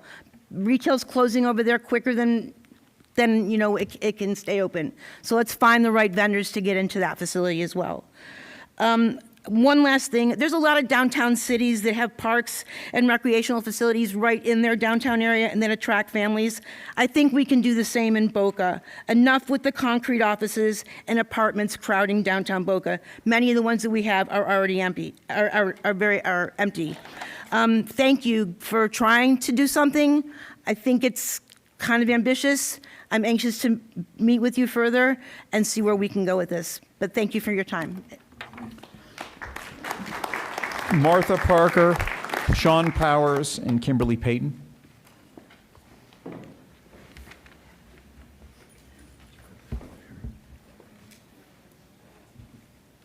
Hi, Martha Parker, 64 Northwest 7th Street. The last City Council meeting, I spoke about the 2017 Master Plan project that was abandoned in 2019 around the time discussions with Brightline executives were started. Mr. Widger, yesterday you mentioned that that plan would have cost taxpayers $200 million. Are you aware that that $200 million price tag included City Hall and a new police station? A police station that will now be built for $194 million and will be partially funded through the issuance of city bonds. That $200 million plan did not include the sale lease of our public downtown campus and our Memorial Park. What is the appraisal value of the land that we will be leasing?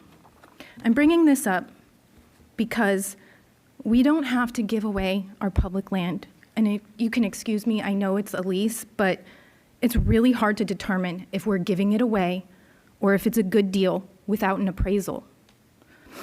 I want to give a huge thank you to all of the private citizens who contributed to buy yard signs and shirts and get the word out from this grassroots Save Boca movement. Without this group, we wouldn't be here and we would all be stuck with that initial plan. Public trust is at an all-time low in our city. Our public land deserves a public vote. And with a project this massive, it should have been there from the beginning. With the October deadline for the due diligence, I'm very refreshed to hear that you guys are going to do the right thing and that you are going to extend this. When you go to do the addendum on the interim agreement, I thank you so much for really taking the time to forego the expedited process. Just don't wait for that next meeting to extend the deadline. Help restore public trust and add language for the public referendum. I've been reviewing the new plans and there are a lot of changes. And while this seems much better than the last revision, I am concerned that it may change in the future once we sign the agreement.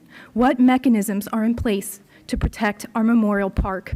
Or is this going to become like some of the other projects in our city where retail has disappeared after approval? Whether it's Memorial Park, Gumbo Limbo, or any of the other wonderful parks and public spaces in our city, what will stop future councils from doing this again without our vote? What do we do to ensure that public vote is included automatically from the get-go? We should not have to continuously fight for a right to have a say in what happens to our public land. You have lost my trust. You have lost our trust. After all, everything is just an ordinance away.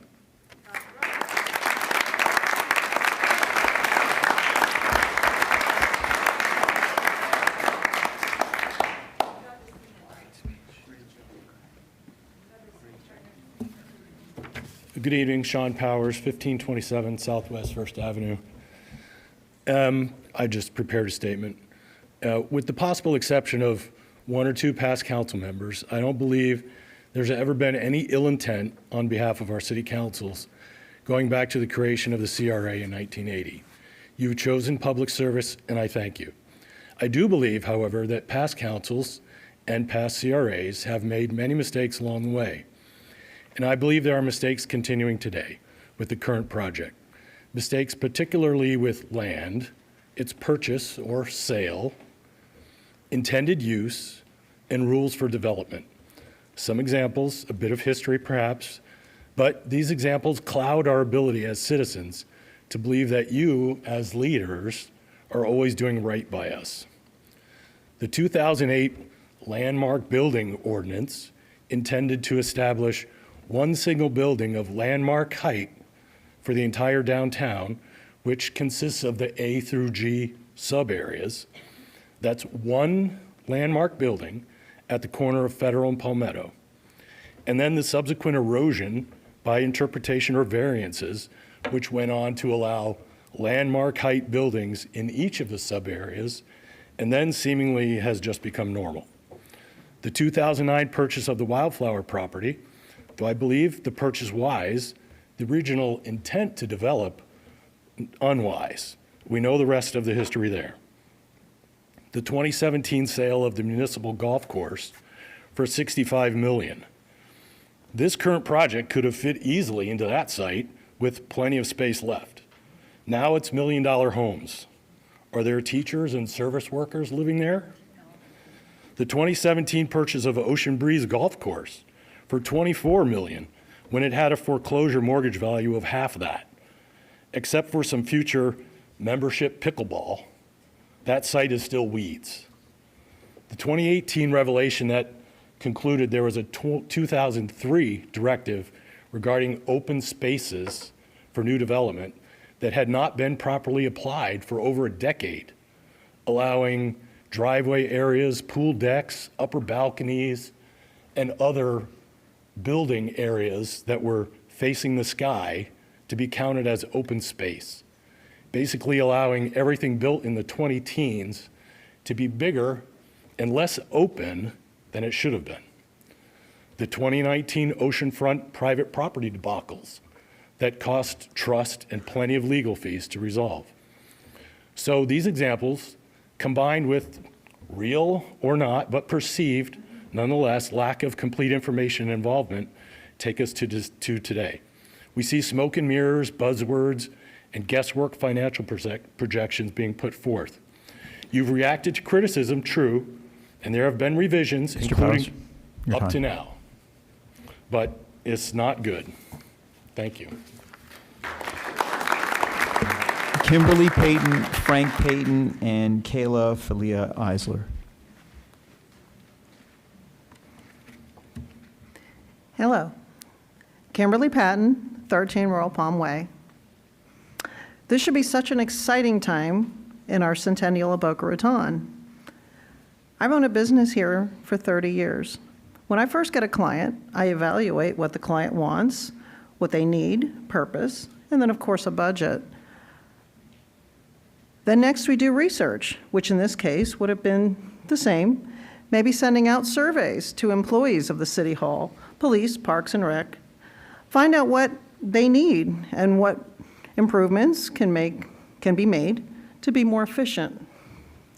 Then we draft up ideas and do a cost analysis and determine the budget and how the project will be paid for.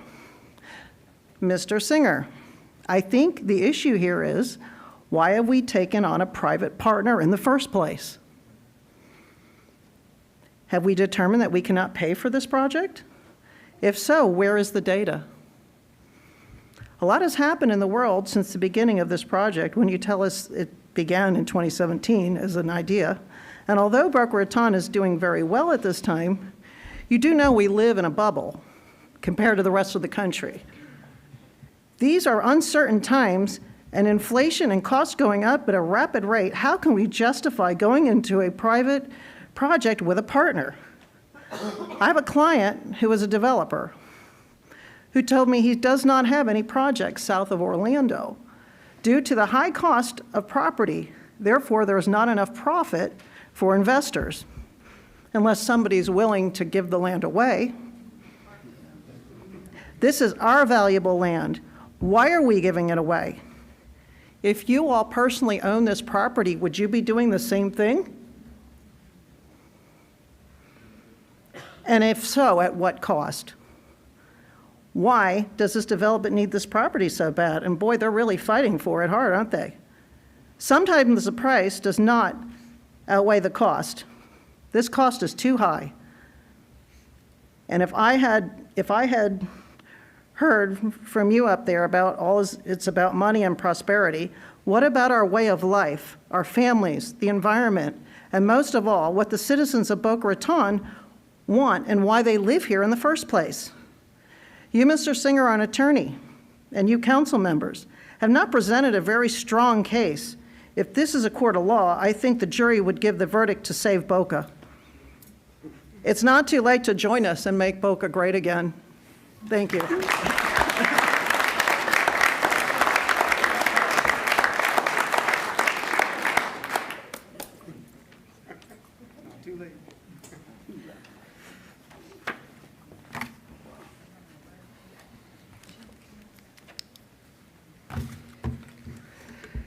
Good evening, Frank Patton, 13 Royal Palm Way. I come before you not as a politician or a developer, but as a retired United States military veteran, a longtime resident of Boca Raton and a man who knows what it means to serve and protect. Tonight I speak for thousands of citizens who have been ignored, silenced, and dismissed, especially those who wore the station's uniform and laid the foundation for the very freedoms this city enjoys today. Let me say this loud and clear. We are fiercely and unapologetically opposed to the city's reckless and deeply disrespectful plan to demolish our public government campus and hand it over to the Terra Frisbee Development Group for a 99-year lease. This project is not a progress, it's not a partnership, it's a betrayal. But behind of all the sick renderings and marketing buzzwords lies a shocking truth. This project will demolish a World War II memorial park, a sacred space dedicated in 1947 to honor the men and women who gave their lives defending our freedom. Let me say this again for every resident and official in this city. You are planning to bulldoze a World War II memorial to build the condos. This is not development, this is desecration. This land was gifted to the people of Boca Raton for public use. You do not lease out public heritage. You don't pave over memory of fallen, and you sure in the heck don't do it without a full and informed consent of the people you serve. Furthermore, there are serious discrepancies in how this project has been presented to the public. And despite the vocal protests from veteran groups, civics organizations, and thousands of residents, the City of Council has proceeded with arrogance and indifference. At a recent meeting, citizens were packed wall to wall. Veterans like myself and families of those who served stood before you, begging you to stop this madness. But instead of listening, you doubled down, deflecting, gaslighting, and stonewalling. You compared this project to Meisner Park. Let me be clear, this is not Meisner Park. This is a city selling its soul for profit and erasing our history in the process. On behalf of veterans, I speak to you now as a man who has served so that the future generations might live freely and proudly on American soil. The World War II Memorial Park is not a piece of dirt. It is not unutilized asset. It is sacred ground. It is a reminder of who we are and the cost of what we have. To erase this in favor of mixed-use development is not an insult to the dead. It is a permanent stain on the honor of this city. Final words to the Boca Raton City Council. You may sit behind desks today, but you don't sit above the people. You have ignored our voices, you have violated our trust, and you have disrespected our veterans. If you proceed with this project, you will face us at every hearing, every court, and at every election until we take back what belongs to the people. This is our city, not yours to sell. This is our park, not yours to bulldoze. This is our history, and we will defend it.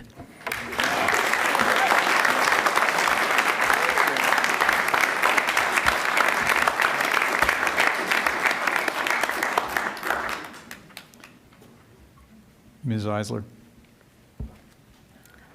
Hi, my name is Kay Fellew Eisler. I can't outdo what he just said. I can just share my experience.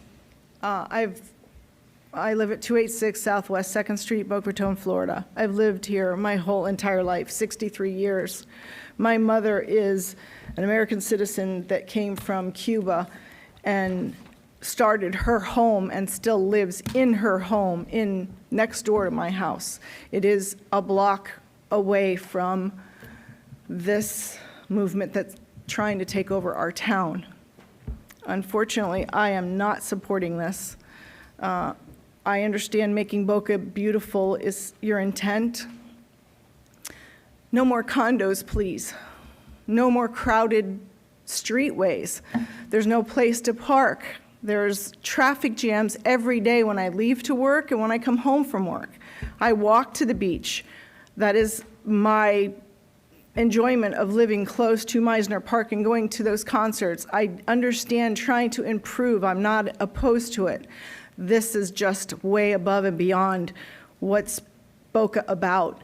I really wish that you would listen to the people that live there, that don't live out west. We don't want my grandchildren. I have 4 generations that are still alive. My grandchildren go to this community center and take tennis lessons. My father was an umpire at that facility. I played at that playground. If the city hall needs to be revamped, then fix it. But this extra stuff you guys are trying to do, it's destroying our Boca Raton. Please reconsider it and let us vote. I'm sure the city is going to be behind it. The people that live here do care. Please have a heart. That's all I'm asking.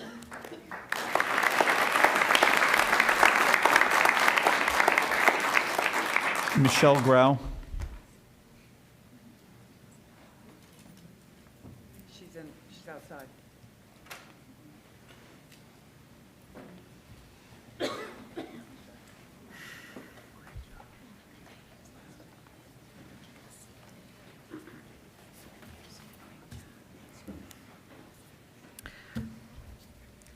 My name is Michelle Grau. I live at 4550 Northwest 23rd Terrace.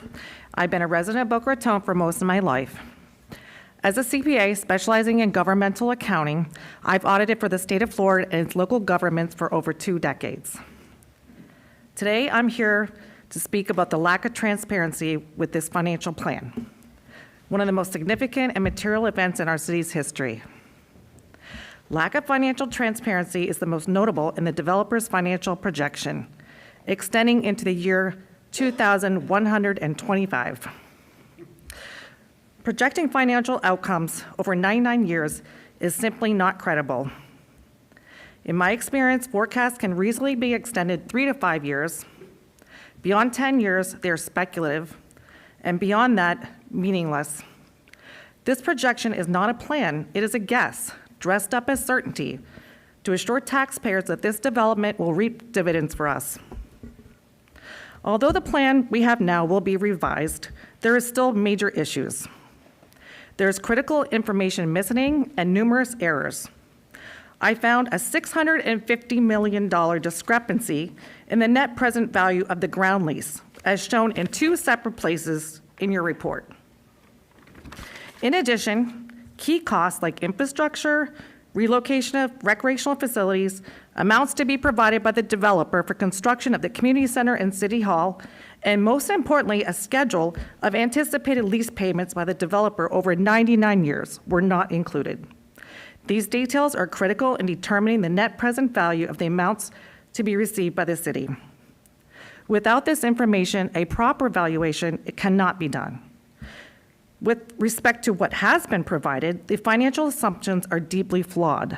For example, the discount rate, one of the most critical inputs, was set at only 5%. Industry standards typically range from 7 to 12, yet this analysis uses a rate well below the range that falls to adjust for the significant risk of this project stretched over 99 years.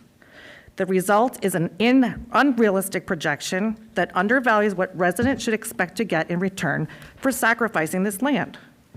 And it is artificially inflated. At the end of the day, the people deserve a city that is a great place to live, to work and play. Change can strengthen that vision, but reckless change will only undermine it. This proposal is half-baked, risky, and short-sighted. It gambles with priceless land in the heart of our city while offering too little in return for our citizens. We don't deserve below market.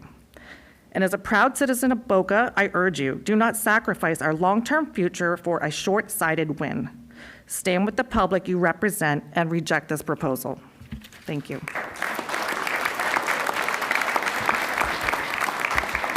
We're coming up on 8 o'clock, so we're going to take a short break. But I first wanted, could we respond to some of the financial statements that have been made the last few speakers about the discount rate? Excuse me. And what's standard for the industry? How we came about those, please? Sure, Mayor, I'd be happy to. So the 4.5% discount rate is a function of the city's weighted average cost of capital. So the rate that the city both borrows at and an estimated return on investment of city funds that are invested according to the city's policy. They do not have a risk factor involved in them, so that's true. But that's how that rate was determined. And again, the city has an independent financial consultant that's reviewing all the numbers and is doing those forecasts. It is, the further out that an analysis goes, there's just more variability in the performance of any kind of financial venture such as this. But we are obligated to do our best to try to calculate those returns and calculate those numbers so that the city council can make an informed decision when it comes to what that proposal looks like from a financial standpoint. And we're doing that both with internal staff as well as external industry experts that do these kinds of analysis on a regular basis. And when that analysis is complete, that will be a public document and released to the public. And again, that's both an economic impact analysis, looking at the broader impact on the city's economy, as well as a fiscal analysis regards to the specific performance of this proposal on the city's finances. Right, and also, could we just talk about the appraisal process here? So as far as I'm aware, there's not a current appraisal on the 30 acres for the downtown campus, but I'm not the one, that's not an aspect of the project that I'm working on, so I'd defer to other city staff. Thank you, Mayor. Mr. Brown or Mr. Lukasik? Yeah, Mayor, an appraisal will be done as part of the project. We've been waiting to make sure that we had a defined program in place before we do that appraisal, but it seems like we're getting closer, so that'll happen before an agreement is approved. All right, very well. Let me say something. I think Mr. Payton stepped out of the room. First, thank you for your service, and I was actually glad to see that the sign there honored, reflected, if you couldn't see it, it was for the Tuskegee Airmen, because that's one of the things that I discussed with our partners months ago that I thought would be a fitting honor. It will be up to the veterans groups. Every Memorial Day, we honor our fallen heroes at the monument located at the Boca Raton Cemetery, where our predecessors placed it in 1953. We've continued this tradition for generations, and we always will. So recently, misleading claims have circulated suggesting that our city is turning down a war memorial. There is no such memorial being removed because there was never a monument there to begin with. It never had a monument. It wasn't formally dedicated. It will be now. And rather than erase history, we're looking to fulfill a promise that has been left incomplete for 70 years, to bring formal recognition to this space, creating a true memorial park worthy of the sacrifices of our bravest patriots. And that's something that we will do. I understand that there's concern about this project and where sites and buildings are. That's something that I'm committed to doing, and I think we all are, because it's been missing for all this time. That's why yesterday I mentioned the public art, which we would incorporate to focus on our fallen heroes and those who served. So I'm pained when people think that outside of our city who've heard the rumor mill, and I'm not saying anyone in this room said anything, but things spiral. And so there's been suggestions we've torn down a monument. It's just not so, and we wouldn't. With that, it's 8 o'clock. I suggest we take a short recess. We'll be back in about 10 minutes. Thank you.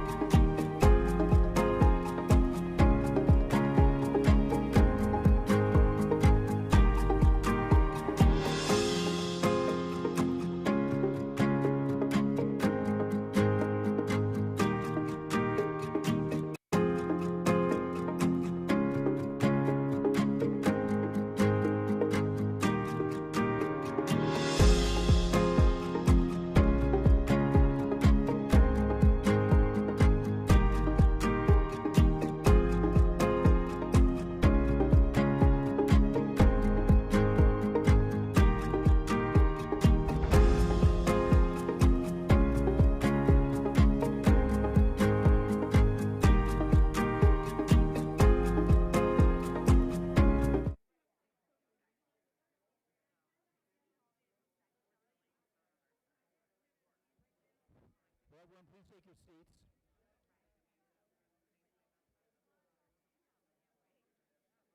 Council members to the dais, please.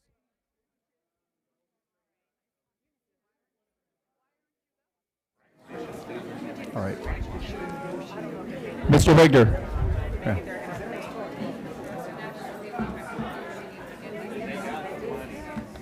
Sorry, please be seated. I'm sorry, please be seated. Thank you. All right. Fine there. All right. Good evening. We are resuming this city council meeting at 8:16. Before I call the next cards, I just want to mention I've received 4 cards from people who've written comments. They indicated they do not wish to speak. If I call you and you choose to waive your comments because you think someone else has said what you were going to say or the point's been made, you can just feel free to say waive. We will keep your card and know that you put it in the official file on how you viewed the matter. The next 3, Brianna Hardcourt, Wanda Harold, Lisa Mulhall.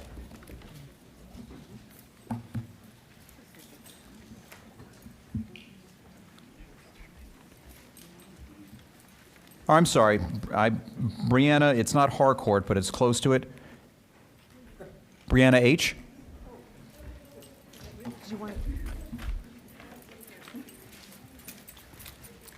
Thank you. I didn't come up with it with the kids, but I do work in school and get up early. It's Brianna Hagquist, 5710A Coach House Circle, Boca.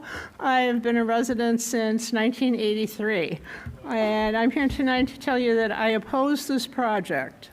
Overdevelopment is out of control, and traffic is already impossible at any hour of the day. Singing Pines and War Memorial Park need to stay exactly where they are. Baseball fields at Sugar Sand are not necessary. This would destroy the wildlife habitat and also the beautiful, relaxing picnic area. This would increase traffic in the area and also pollution. Boca is known as Tree City, USA. If we continue with this overdevelopment, we will not have any trees left to be called Tree City. Thank you.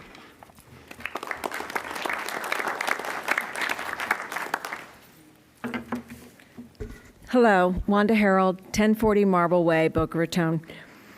We certainly have a full house tonight, and that's good. It shows we have an active community. There are some aspects of this development that I think we can all agree on and some that we disagree on. We might disagree on specific points. Is the traffic and density study flawed? Are we giving away too much land and green space? Are we honoring our veterans properly? And we can agree on some points. We need a new city hall or a renovated city hall. Within our agreements and disagreements of specific points, what I hope we can all agree on is that in our active community is an active democracy. This project involves too much land for a 5-person vote. This project involves too many tax dollars for a 5-person vote. This project affects too many generations to come for a 5-person vote. This is the single largest property development in Boca Raton's 100-year history. This project deserves a public vote. Use of public lands, especially of this size and magnitude, deserve a public vote in an active and healthy democracy. Thank you. Ms. Mulhall, can you hold on a moment, please? Let me just respond to that. I thought it was clear from the consensus we had yesterday, not everyone was here, and what was said earlier today, including from the developer who said welcomes a public vote. There will be a public vote. I think that's clear. Is that not? And hold on, Ms. Mulhall, I'm not done yet, please. I mean, you can stay there. Just also, I know Ms. Handquist left. The picnic area was not planned to be touched at Sugar Sand Park, nor was there any protected wildlife over in the area. And Mr. Brown, can you confirm that too? That is correct. The area that's slated for development is near the ball fields. It is not environmentally sensitive land, and tree mitigation will take place in accordance with code. Thank you. Ms. Mulhall. Lisa Mulhall, 875 Aurelia Street. So let's for 1 minute think about the changes that have occurred in the downtown campus site plan. And by the way, let's drop the name government campus or city hall campus. At this point, it's certainly lost its government or even public purpose if we continue with this project. Here's the bottom line. It doesn't really matter what's in the plans yesterday or today. Don't be fooled. It's just another revised plan. It'll be revised again and again. If they get a 99-year lease, it will be revised consistently through the years. That's what happens with 99-year leases. And all of this is fighting over our public land. In the plan presented today, the green spaces are simply sites for future development. After all, isn't that how we're handling Memorial Park? 17 acres set aside as a park in the 1940s, but viewed today as nothing but land to be developed. There's nothing to stop Tara Frisbee, or whoever the lessee is at that time, from asking for more development rights in the coming years. As soon as that lease is signed, there can be changes. With any Tara Frisbee plan, in the first years, if they realize they're not making as much money as they planned, they'll cry economic hardship. They'll claim that they'll go bankrupt or abandon the project if not given more development rights. After all, the risk is on us as the taxpayers. So right now, we have a pretty development-friendly city council who's comfortable turning over 31 acres of public land to be fully developed. Remember, the last time I spoke, I talked about the reduced ethic requirements, how the council changed this contract to take out the prohibition against vendors giving to your campaigns. I ask that while you are revising the contract again to change the dates, that you also put back in the high ethical standards that are standard for Boca Raton. And to be clear, each new plan has lots of hidden surprises, which must each be uncovered after hours of research. For example, there are less residential units now, but many are now condominiums, which will necessitate a sale of the land, not a lease. Funny how these site plan revisions look so good, and yet they have details that are not advertised. Tonight they mentioned 5 banyan trees. Where's the 6th? This last message is for those of you who are at home and watching. Please go to the city website, then to the city council page, and on the right-hand side it says email the city council. Please email them and tell them what you're thinking. They think the only residents who are upset and fed up are the ones who are here at this meeting. Tell them that you're just as concerned as we are. How do we control this land and keep it for public use? Public vote for public land. And while I have 9 seconds, please, you all talked about it tonight, but you didn't take a vote. I think that's what we're waiting for. Push back the timeline and send it to a public vote. Ms. Mulhall. First, just on that last point, I can clear up a couple things quickly, and I don't want to go back and forth with everyone. They said 5 trees in the center. If you look on this schematic, which everyone can see, there's 5 banyan trees between 2nd and 3rd. The 6th banyan tree is preserved. It's over on Crawford Boulevard at the northwest of the site. It's not 31 acres of land that would be turned over, as was discussed. Most of this is still green and public space, so it's something less than that. And I get some people don't want any, but it's not fair to say 31 or 17, which is a much lower number than that. Alex Pollock, Ludmilla Perlman, and Ariana Curia. Mayor Singer. Oh, please. Can you also clarify on the condo, because they talked about that Oh, yesterday? thank the you, ground yes. lease. It's very important to have facts. Thank you. Yes, that's correct. The developer said yesterday that they're only they would do condos on the ground lease, which is why they wanted a longer term, that there would not be a fee simple sale. It would still be a ground lease.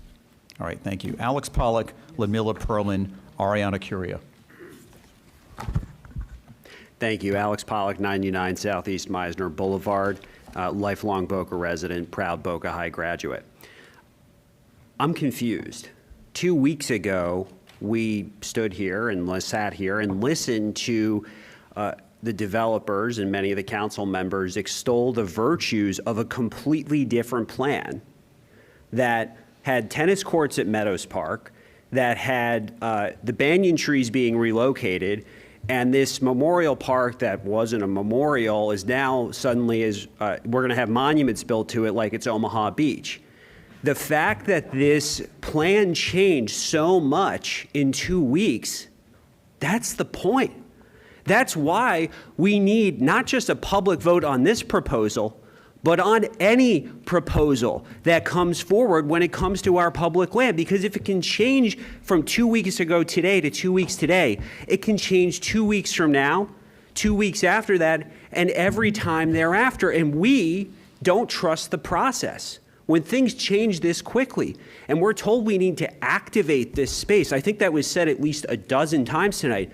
The space is activated. Go there. See the people who play tennis on the 10 courts, not the 8 that are in this proposal. See the people that are playing on the 2 ball fields, neither of which are located here.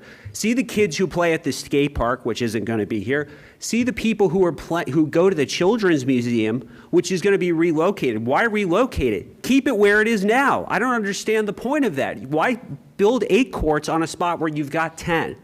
None of this makes sense, and the fact that it can change so quickly in 2 weeks is why, not just for this park, but for Red Reef, South Beach Park, any public land in this city needs to be protected, because I don't want to be back up here in 3 years having the same conversation about another park that another developer comes and gives a fancy schmancy proposal about that some different city council votes through. So we need to protect this land, and we need to protect our future land.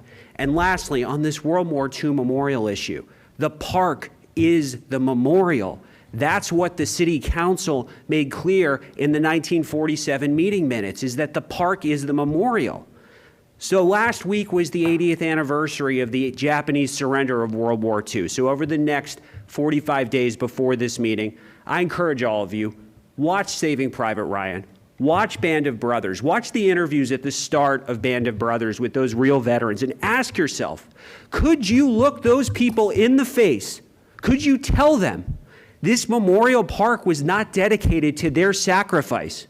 Because I couldn't, we couldn't.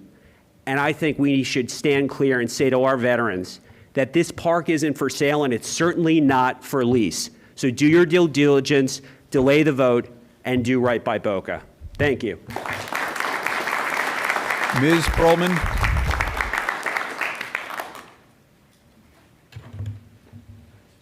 Hi, Ludmila Perlman, 498 Northeast 8th Street.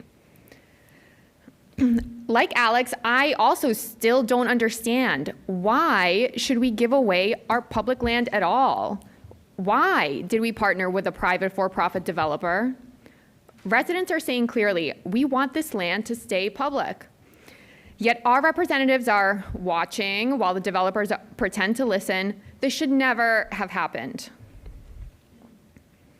There is so much opportunity for development all around Boca on private lands and private lots. Why doesn't Terra Frisbee buy their own private lots and develop buildings as per the code and do what they want? And why build a new government building when we just spent $17 million on one? Why not consolidate offices near that site and redevelop the land around that? Instead, why not imagine something better for the Memorial Park area?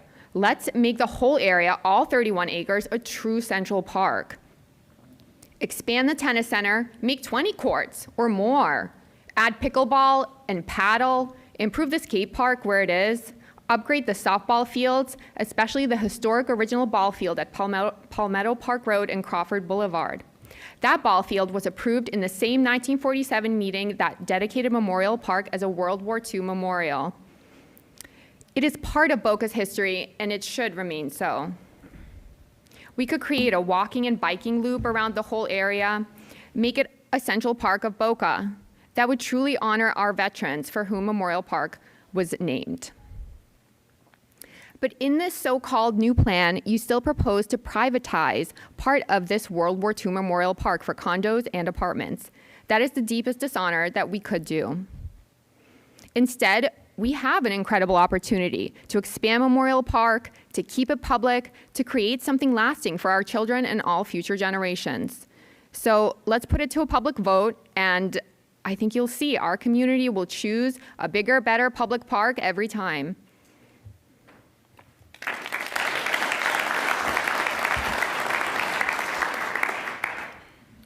Ariana Curia. Oh. Did you speak earlier? Yes. All right, I'm sorry you get the one time. We called you earlier, so.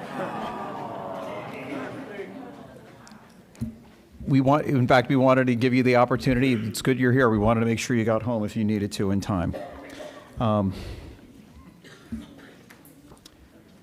Joe Magis, Dawn Zook.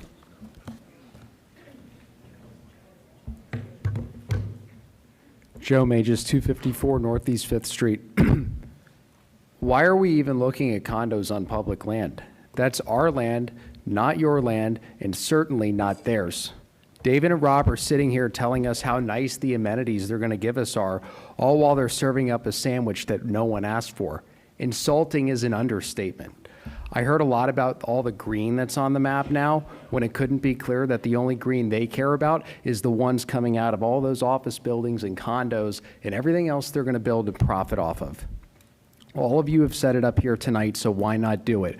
We are demanding that any vote on this project be formally delayed until after the ballot measures are voted on. This delay will allow for a much-needed breather in this process, one that will enable a critical stage of any project to occur: due diligence. Don't move the goalpost now. All you need to do is hit pause and rewind. With the deadline looming, anything you'd attempt to call due diligence simply wouldn't be. Start by redoing the traffic study now that school is back and seasonal residents are returning. That will provide an accurate picture of what kind of impact this project will have. After you've done that, start by conducting the state-mandated public benefit and cost-effectiveness analysis. Failing to do so would be in violation of Florida P3 statutes, and many would argue could constitute negligence amounting to misfeasance. Furthermore, your voting to delay the project until due diligence can occur would enable the public to properly digest the issue before them. So far, we have not been able to do this. As each plan plays chameleon and evolves week in and week out, we still do not know what we're going to get. A delay to allow for due diligence on this project is the bare minimum that would be acceptable. We know this is going to go to a vote, and more likely than not is going to require you all to go back to the drawing board. So where does that leave us? It's up to you to scrap the project. Don't modify it, scrap it. Go ahead, build a brand new city hall, community center, rec facilities, all of that. A world-class city deserves first-class facilities and amenities. But whatever you do, do not pave over paradise, do not erase our history, and don't privatize our public land. You know, I went down to Memorial Park the other day, and I know you guys are out here a lot, but drive down there, park at the shuffleboard courts, and walk to City Hall. Walk there and then get to the middle of the field and pause and look at all the concrete all around you and just take a moment to appreciate the value of that empty space, because it's not coming back if you do this plan. In summary, I'm going to make it really simple. Send terror and Frisbee packing and listen to the people you're supposed to answer to.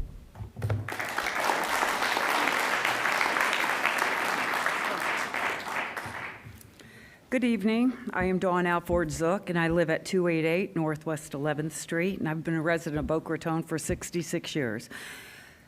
Most everybody has said everything that I wanted to say, so I'm going to just have a little historic twist.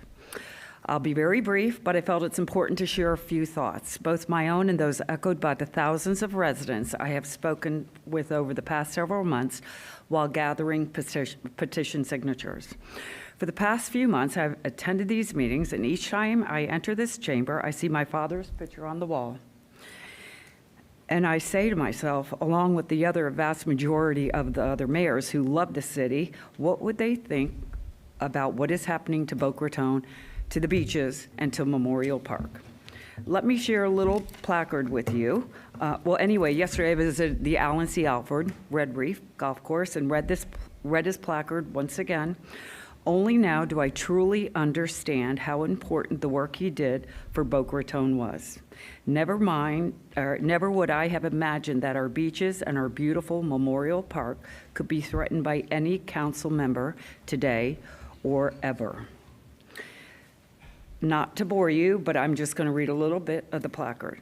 Alan C. Alford served in the Navy from 1950 to 1954 and moved to Boca Raton with his wife Lenore in 1958 after graduating from the University of Miami with a degree in business administration. Mr. Alford's service to the residents of the city of Boca Raton began in 1960 and continued during a period of amazing expansion. His career included assistant city manager, mayor, deputy mayor, city council member, civil service board, and park ranger. In the late 1960s and early 1970s, Al worked tirelessly to support the passage of the beach bonds to preserve Boca's oceanfront property.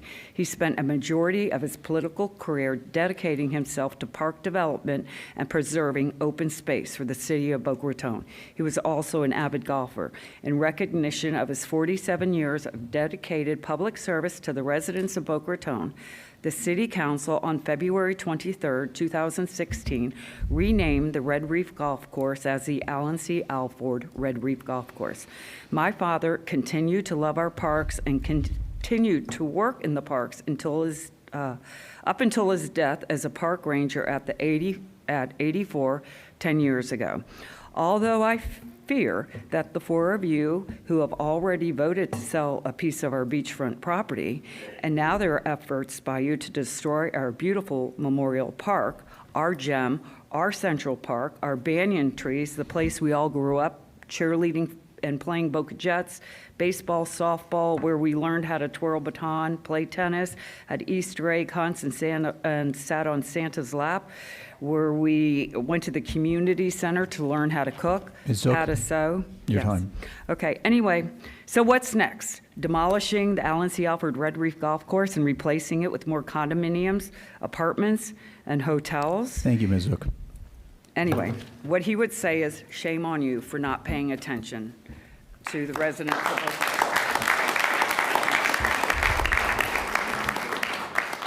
All right, let me pause there for a few comments, please. First, Ms. Zook, I respected your father greatly. I know. Yes. I'm going to try to say it, not everyone will understand, but I'm going to say it anyway. I've been going to this site now for 11 and a half years on a pretty regular basis to go to City Hall. It doesn't have the activity I think we deserve for that site. I'm not even talking about adding retail or other uses that I think would engage that site and that part of downtown that was part of the plan. The softball fields are a little used. I think we can all agree the community center is well beyond its prime when it was built for a city 1/10 of our size. Shuffleboard is not in use, and other facilities are not as appealing.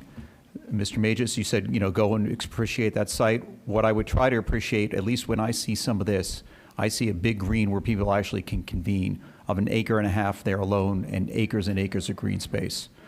I get it. I get how people, some are resistant to change. Somebody yesterday said, keep it exactly as is, and I've talked to a lot of residents, and I don't think they'd want that.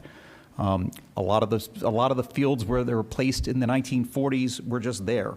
It wasn't a master plan site.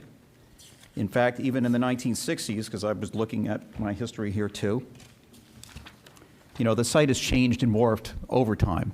That's why when people keep referring to it as a static thing, I think that's wrong. It used to be the site of our water treatment plant. It was an area called Memorial Park. It hasn't been formally dedicated. We will fix that. It's high time regardless. But even in 1963, there was an article from the Boca Raton News talking about the plans for a new city hall that had also a high-rise building planned and a police station built on that site. Plans change, but the article noticed that at the time there were old buildings, a reservoir, storage sheds, truck parking, and storage yard. The city then, in the 1960s, made some upgrades. We're well past them here.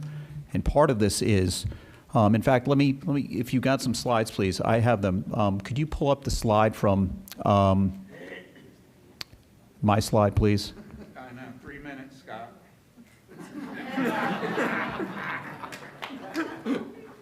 Stop lobbying for it, the developer. Excuse me. This was a conversation. Stop lobbying. Excuse me, Not a sir. paid lobbyist. Sir, people have asked questions. People have asked us questions. I'm giving some answers. People are asking why. Here's why. If you'll go to the next slide, please. This was just interesting. I want to thank a resident who shared this from the Boca Raton News. This caption from 1968, by the way, said, because Memorial Park probably hasn't been uttered as much in the last it's probably been uttered more in the last 2 months than it has been for decades. Even in 1968, it said, probably a few folks around town were surprised when the sign went up to know that Memorial Park really had a name. The youngsters all knew along it was a park and could locate it by instinct. If you go to the next slide, please. This was in 1963. This was the original design for what was the City Hall campus. And there were a variety of things there, but that's what I was referring to when they tore down other things, storage sheds, truck parking, storage yard, reservoir. It's changed. The concept there is still green space, and that's what we're trying to keep. And why? And why partner with the developer? And why partner with create activity? For the reasons we've talked about. Mr. Magis, you mentioned traffic study and the state mandated P3 process. Of course, all of that will be followed. And finally, there was a comment about selling the beachfront.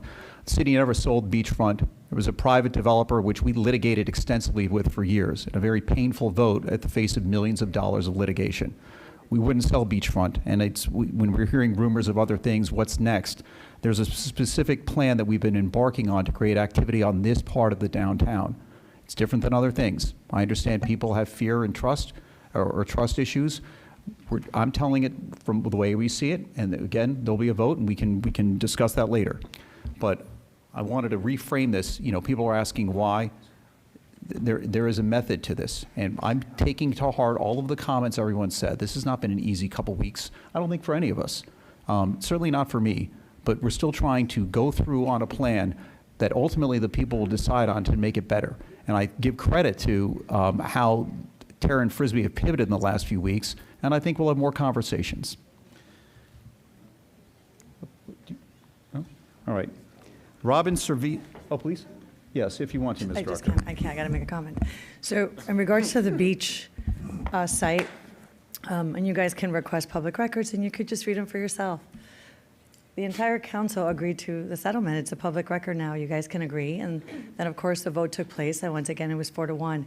So what we wanted to do is just that it costs a lot of money, in the millions of dollars, and they had the right to build on there. And those decisions were made way before some of us were on this council. And again, it's misinformation. And again, it's people playing politics. And please, I heard someone say, I'm not sure who it was, that the information, be up to the information, so that if you make your vote, you could vote whichever way. You can hate me, you could call me names. And I agree, it's been a couple of interesting weeks. I've been called a lot of things these last few weeks. But when I chose to do this job, and I got elected to this job, it comes with the territory. So, but go research it yourself about the beach before you make comments that are not accurate. So I think, again, it goes back to a lot of misinformation. And I was waiting on this, but I think it's time. I'm going to just say it. Ms. Mulhall, you and I know each other. We go way back. I've been a community leader for a very long time. And you've called into question our ethics. And as everybody had no, let me finish. You've spoken. Now I'm speaking. You've called my ethics into question. Excuse me. You have called my ethics into question. So you could pull campaign reports. You could go and pull campaign reports on me, and you can see that there is no money that has come to me from this particular developer. For the record, I am not running for city council. I will be termed out in March of 2027. So again, sir, please have a little respect. So again, when you make comments like that, please have your facts accurate. I think they're disrespectful to some of us that you know that we're in this community. So you could go and check the reports, and you could check as many things as you want. They're open books, they're transparent. And I really don't need to explain myself, but I feel like because we have this relationship that we've had, we have a lot of people in comment that are sitting in this room, I need to make that comment, because I think it's very disrespectful if you don't have the facts. So if you could pull a report that shows that I've taken money from Tara Frisbee, you can look at the reports, and you'll be surprised. Excuse me. You will be surprised. You will be surprised. I'm speaking, sir. You will be surprised who on this dais has taken money and from who. I would ask you all to do that research. Thank you. Ladies and gentlemen, please. Any other comments? Robin Servias, Jeffrey Ferryho, and John Perlman.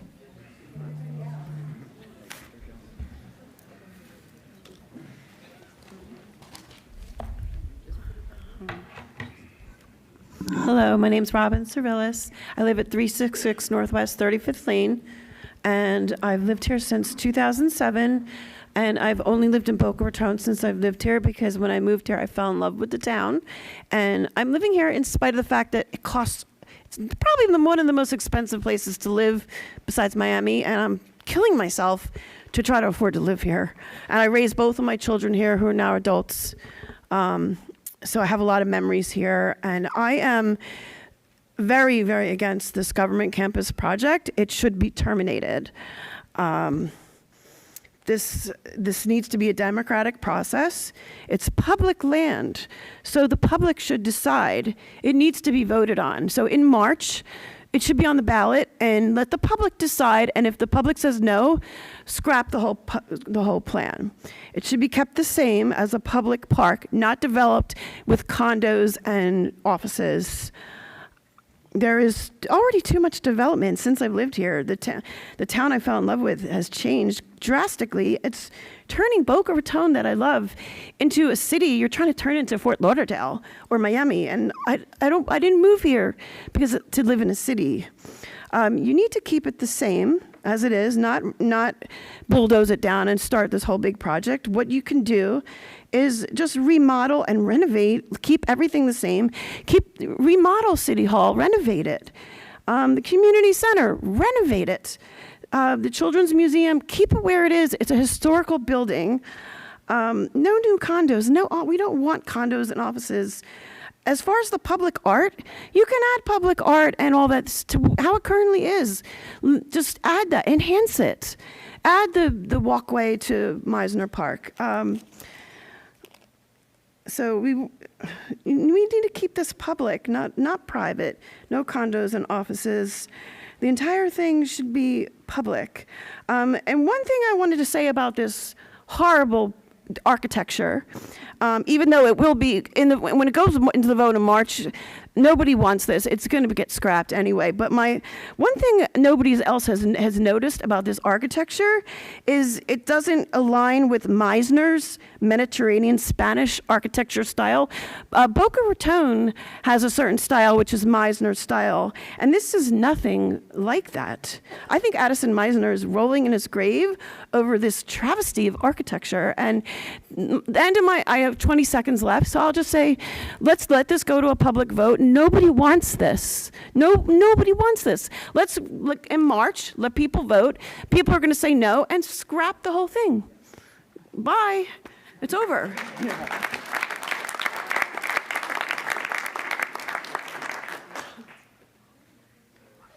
As has been said, there will be a vote. Jeffrey Fernie Ho?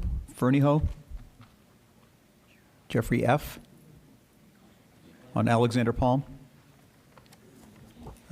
John Perlman.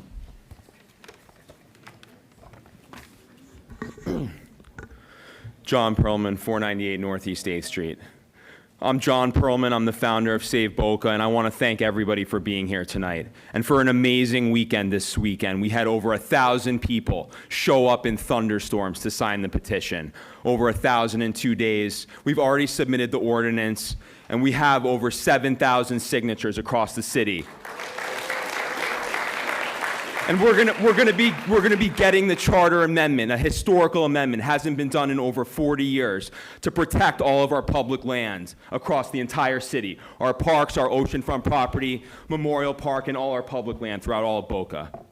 So thank you very much for the citizens who love this city.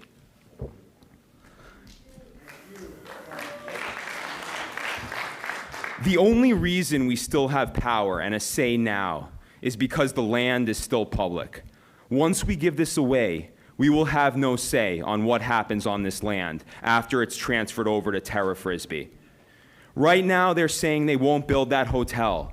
They're saying they won't build that office building. They won't build those extra apartments. Look at that beautiful grassy field right there. What do you think is going to happen to that? It's going to become a building. So right now, the land is public. They want to get it into their possession. Once they get the land into their possession, they will have full control of it for the next 99 years.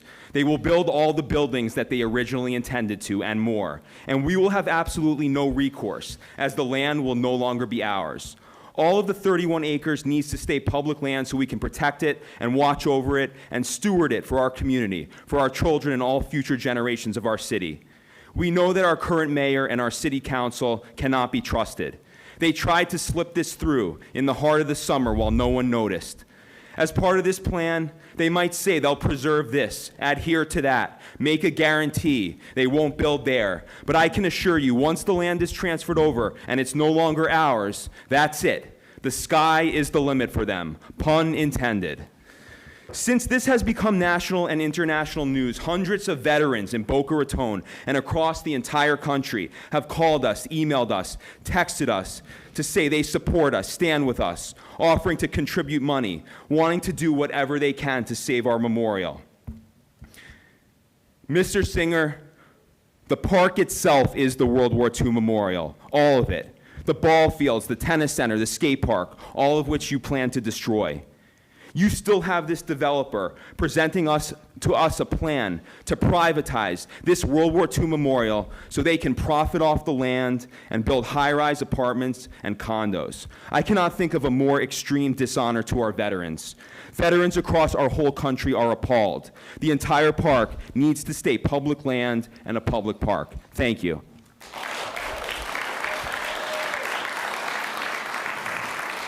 Susie G. Ruttenberg, Betsy Nieport, Holly Shuttler.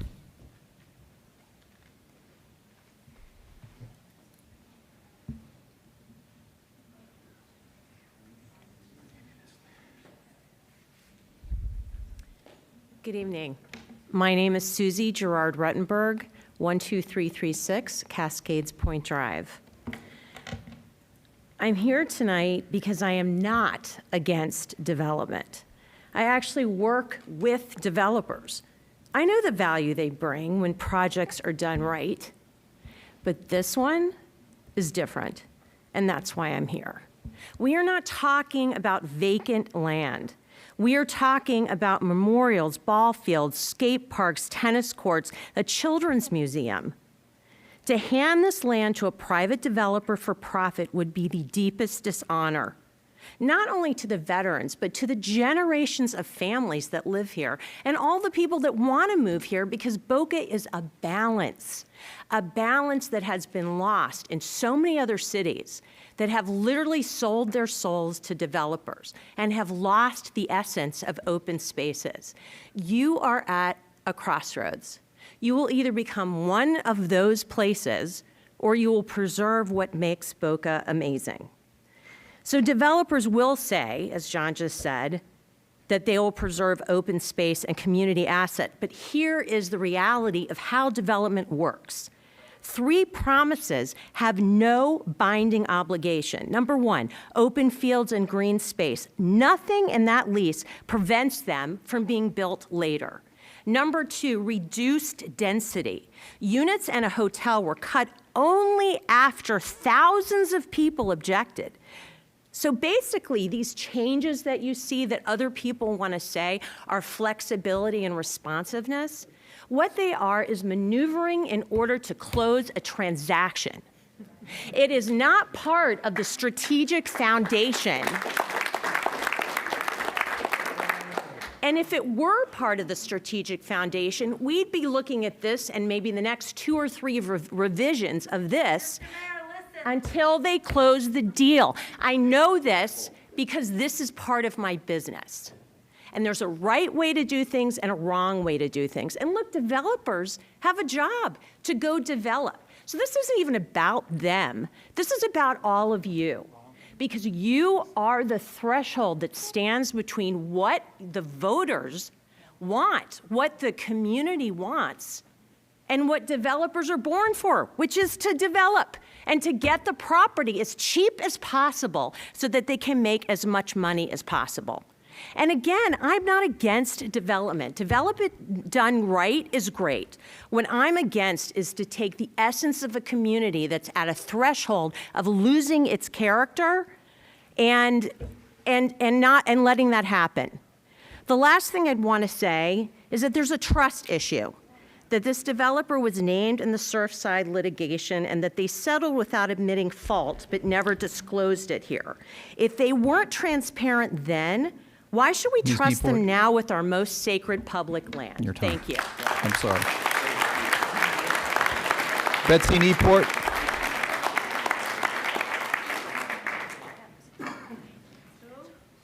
Ms. Newport?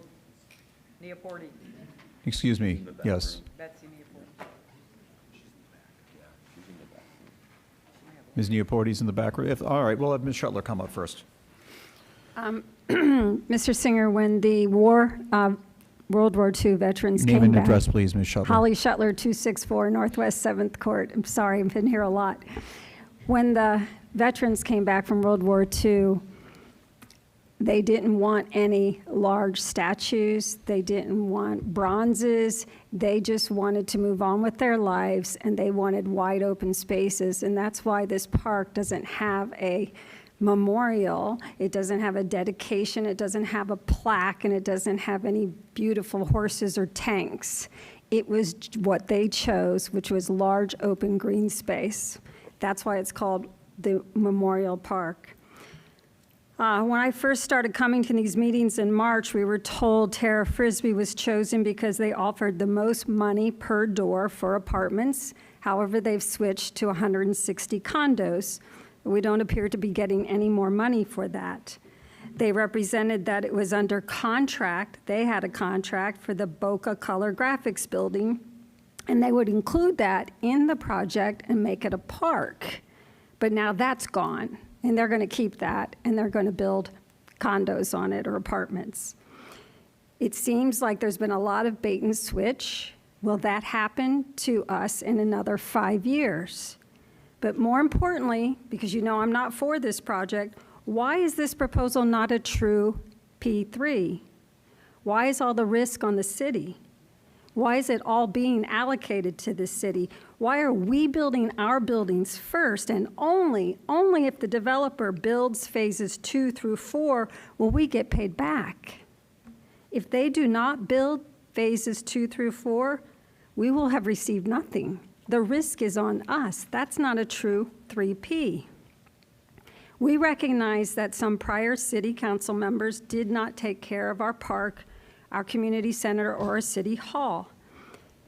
The only solution we have come up with is to sell off this land and toss all of our downtown recreational areas willy-nilly across the city so that we have to go to 4 different locations when we once shared one park. I think that we can come up with a better solution. Yesterday, I was told that the estimate 7 years ago to redo these 2 buildings, as well as our park, was $200 to $250 million at 7-year-ago prices. But I found out that if we wanted to do a Mac Daddy Taj Mahal City Hall, it would cost only $51 million.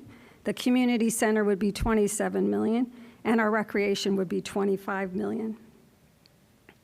If you give this land away, we will lose not only our park, but control of our land, and it will erode our quality of life.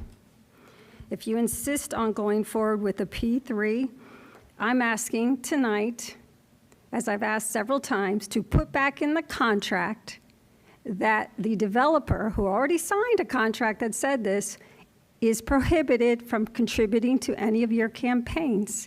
I'm not accusing anybody of Thank you. anything. If you're not taking money, put it back in the contract. Betsy Neoporte.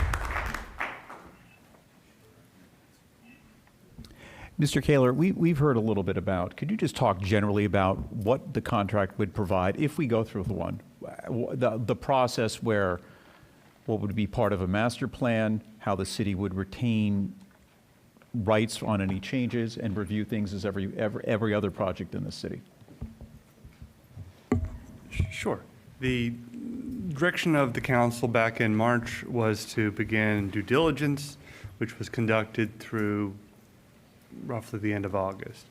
And so as the parties are looking at the deal and trying to study the infrastructure, the costs, and the long-term plan, the concept is that a plan would be attached to the agreement, and the council would see an agreement in the plan.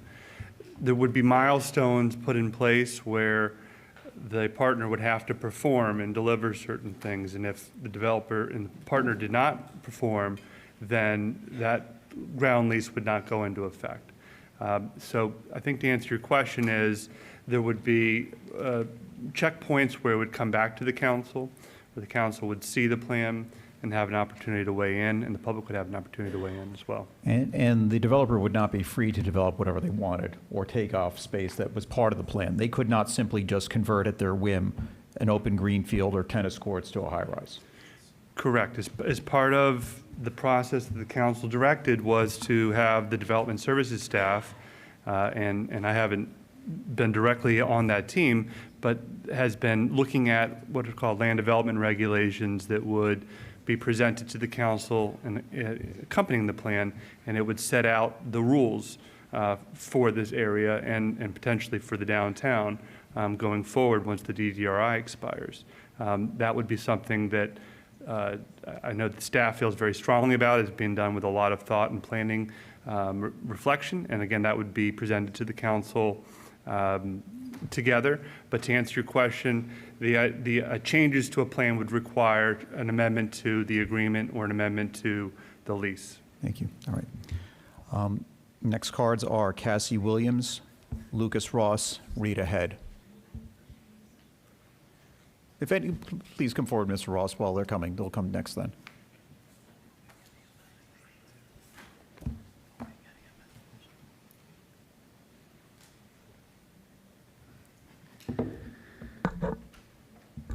How you doing? Lucas Ross, 1255 Northwest 14th Street. Thank you. The residents do not want public World War II Memorial Park land given to developers to build condos and apartments. Simple as that. This change is not significant from our perspective. What I understand, the plan is showing the first phase of development still on the park. Around 400 units or so. This is not acceptable. Built on commercial land where development should be. Moving the softball fields and clearing Sugar Sand Park of many acres of actual green space is not acceptable. Stop any relocation actions until a vote and plans are finalized. We'll understand most of you agreed to this vote. Please confirm when, what the scope is. We need to understand that. Great job by John and the team supporting Save Boca. We're here because of that. So from here, stop. The community should have a vote. Then you determine where you can develop. From there, developers should follow and not lead. The residents should drive the progression. Mayor, we do not trust you. Why do the residents have to force this vote? Most of you ignored the residents' feedback from at least a year ago. We found out after having the data pulled, 87% of the feedback was not in favor of this development. Social media feedback, not in favor. Say Boca signs everywhere. Why did we have to force this vote while you all pushed forward?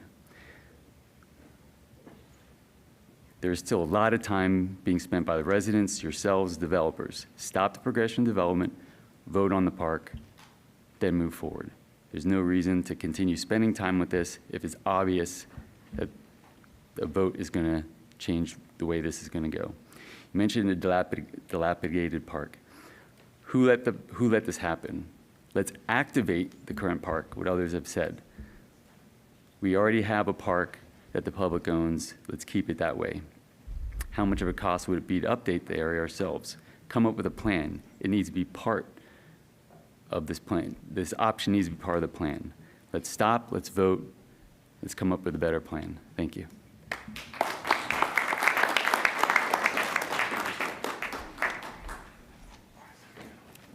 Hi, I'm Cassie Williams. I live at 846 Northwest 7th Street. Oh, thank you. I'd like to start by calling this what it truly is, a land grab. This is not about rebuilding community buildings in disrepair. Boca is one of the wealthiest cities in the United States. We can certainly afford to renovate our own city buildings without handing our land over to a developer. Years ago, when I moved here, many people told me that you want to end up in East Boca because it has a feel, and they were right. Almost every day I walk to Meisner Park from my home. past the baseball fields, the children's park, the basketball courts, under the canopy of the beautiful banyan trees. And do you know what it feels like? It feels like home. At the last meeting, the mayor said people keep telling him they don't want any change, and he asked, well, what changes would be acceptable? What is it exactly that you don't want? The answer is simple. We don't want this, any of it. We don't want to pave over Memorial Park. We don't want traffic to slow down as you are increasing the amount of cars on the road and decreasing the number of lanes. You're right, we don't want a hotel. We also don't want office buildings, apartments, or so-called pocket parks. We want what is there now to be improved, but for the footprint to remain the same. We want what we love about Boca, the feel of Boca, our home. The 5 of you do not live in this community. You will not suffer the consequences of this in the way that we will. You are taking the hometown feel out of our hometown. Let's be honest about what has happened here. Billionaire developers dangled their carrots, and for reasons beyond imagination, you chose to bite. You chose the Terra Frisbee, you chose the Terra Frisbee carrot, one of which faced lawsuits in the Champlain Tower Surfside collapse. That's your champion. That's who you trust with our land. And let's not pretend. The carrot that they dangle is money. Pure and simple. The citizens of Boca don't need their money. We don't want their money. By leasing our land for 99 years, you are guaranteeing that these billionaires' families will have wealth for generations at the cost of stripping us of the community that we built and that we love. They, their children, their grandchildren will prosper off of us. And you, the people we trusted to serve us, are helping them to do it while dismissing us with condescension. It is despicable. And so are the tactics being used to ram this through. You scold residents for missing prior meetings, knowing full well most people weren't even informed of what was happening. You make attendance uncomfortable with suggested delays, talk about disrespectful, and long waits. The bottom line is that you should not be pushing this through without a public vote. You say that you're going to do it, so do it. The 5 of you should not get to decide the fate of our land, of our home. We should.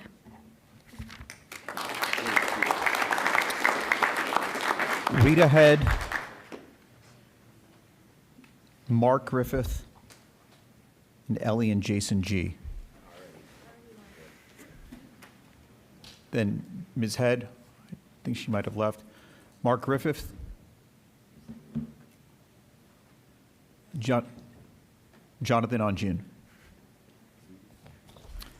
Barbara Kakavale, excuse me. Ms. Hodges, Joshua Rosenfeld. Mr. Onjin, come forward, please.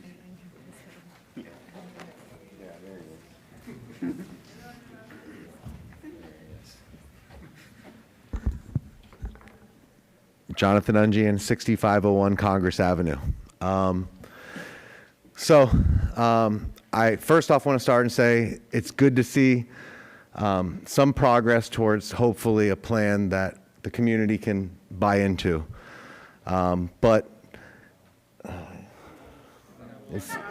CBRE, my favorite party in this is CBRE. So, a lot of things I was going to say have already been said, but the one part that was missing is from the Terra Frisbee P3 proposal on October 24th, 2024. Page 100 of that had the commercial office leasing team for Terra Frisbee, which happened to be CBRE. And not on Terra Frisbee whatsoever, but I find that what this city did and CBRE did is a complete conflict of interest. Retaining a consultant who potentially would be positively benefit from a situation such as this. So the one change I had seen before this did incorporate more office, who would benefit from that? So, like I said, I've mentioned a lot of things regarding my concerns with CBRE being the city's consultant. They should have never taken this job. You should ask for your money back because they led you down a path that they were conflicted from the beginning. And not to say that the best developer wasn't picked. I'm not going to say that. I'm a commercial property owner, and I believe in commercial office. I believe commercial office drives high wage earners to a city, that it makes your homes around it more profitable because people want to live close to where they work. And I hope that this community can be involved more. For Ms. Drucker,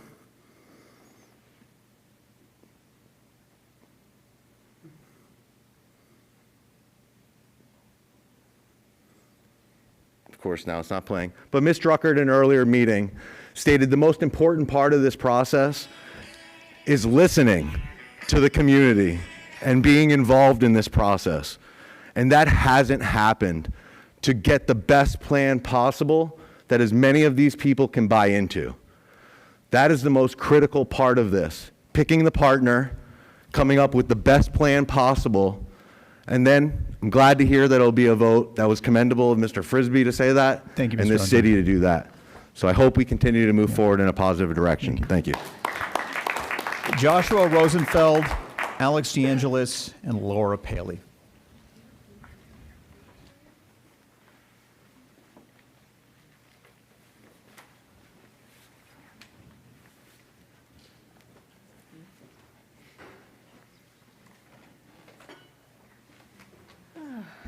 Good evening. My name is Laura Paley.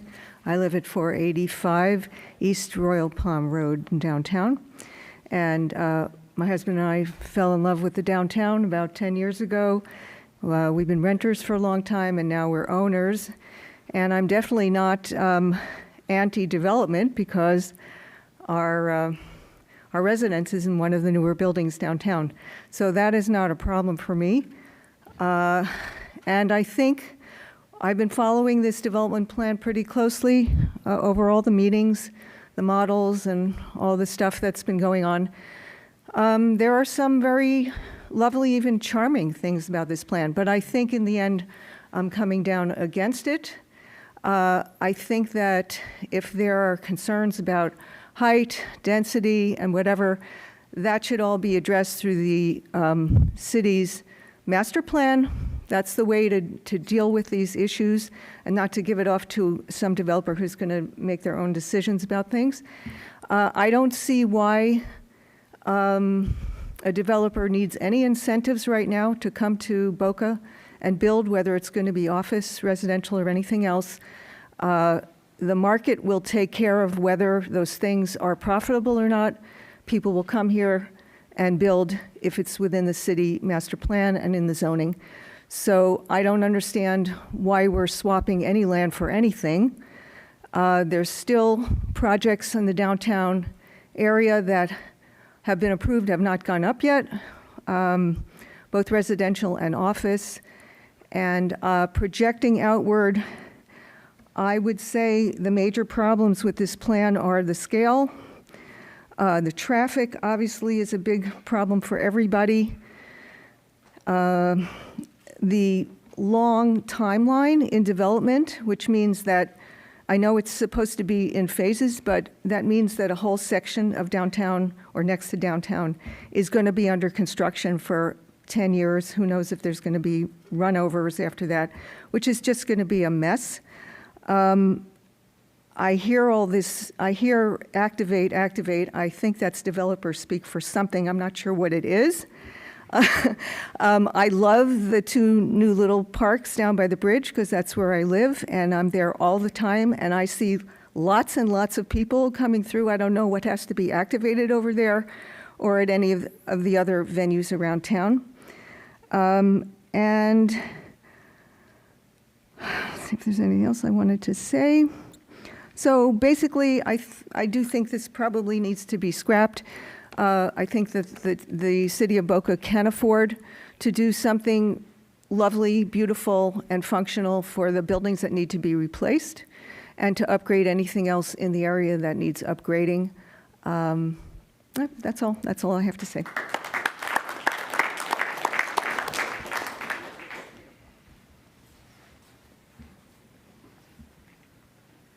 Good afternoon, everyone. Alex DeAngelis, 95 South Federal Highway, Boca Raton.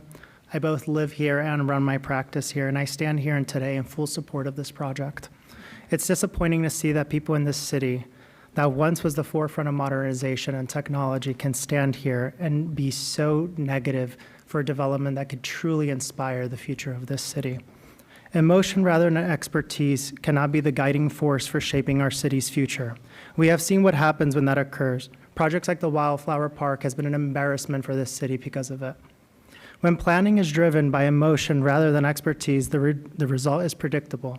We have uninspired design in a downtown that is dead at night with no activation. Great cities are built on vision and expertise, not fear. Architects, planners, and engineers bring that knowledge. Yet too often, we have a community that do not have any of this in their background and derail it without any knowledge. It's meaningful growth like this project that strengthens our city and benefits the entirety of the 100,000 people that call this city home, not the minority who are against this. Thank you. Excuse me, ladies and gentlemen, please. What kind of practice? Ladies and gentlemen, please. There should be no booing. If you want to applaud, fine. We don't expect everyone else to applaud. And, you know, that gentleman came forward. He has a view. That's fine. If you don't share it, you don't have to boo him. Joshua Rosenfeld. Then Christina Restrepo. Mark Rossberg. Jason Esposito.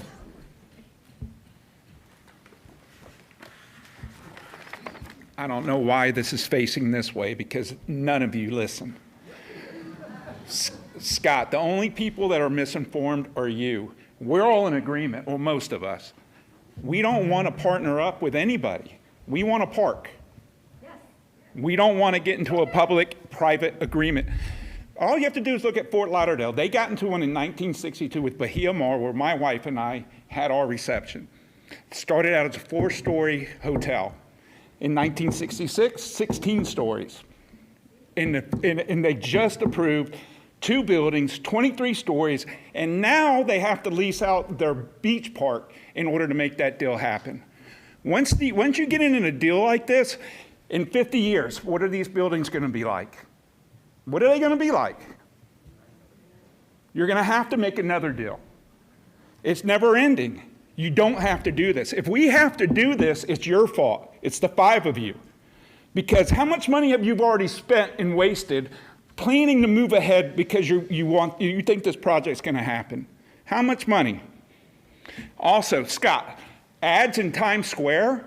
How much are you spending on ads in Times Square? We don't want that. Why every time somebody makes a mistake, you start lobbying for the developer? Who's paying you? Who do you work for? Every single time you lobby for the developer. Not once do you go, oh, I didn't consider that. Oh, that's a good idea. No, you got to prove us wrong and push the development on us. This is not, you're not Democrats, you're not Republicans, you're autocrats, you're dictators. The vote should have been done a long time ago. Hey, we're thinking about entering a private agreement to develop our park. Do you guys want us to do that? Yes or no? Yes, then we move forward. No, we don't. How much money have we wasted because you wouldn't put it to a vote? Jason Esposito, 779 Northwest 6th Drive. Vote all these people out in March.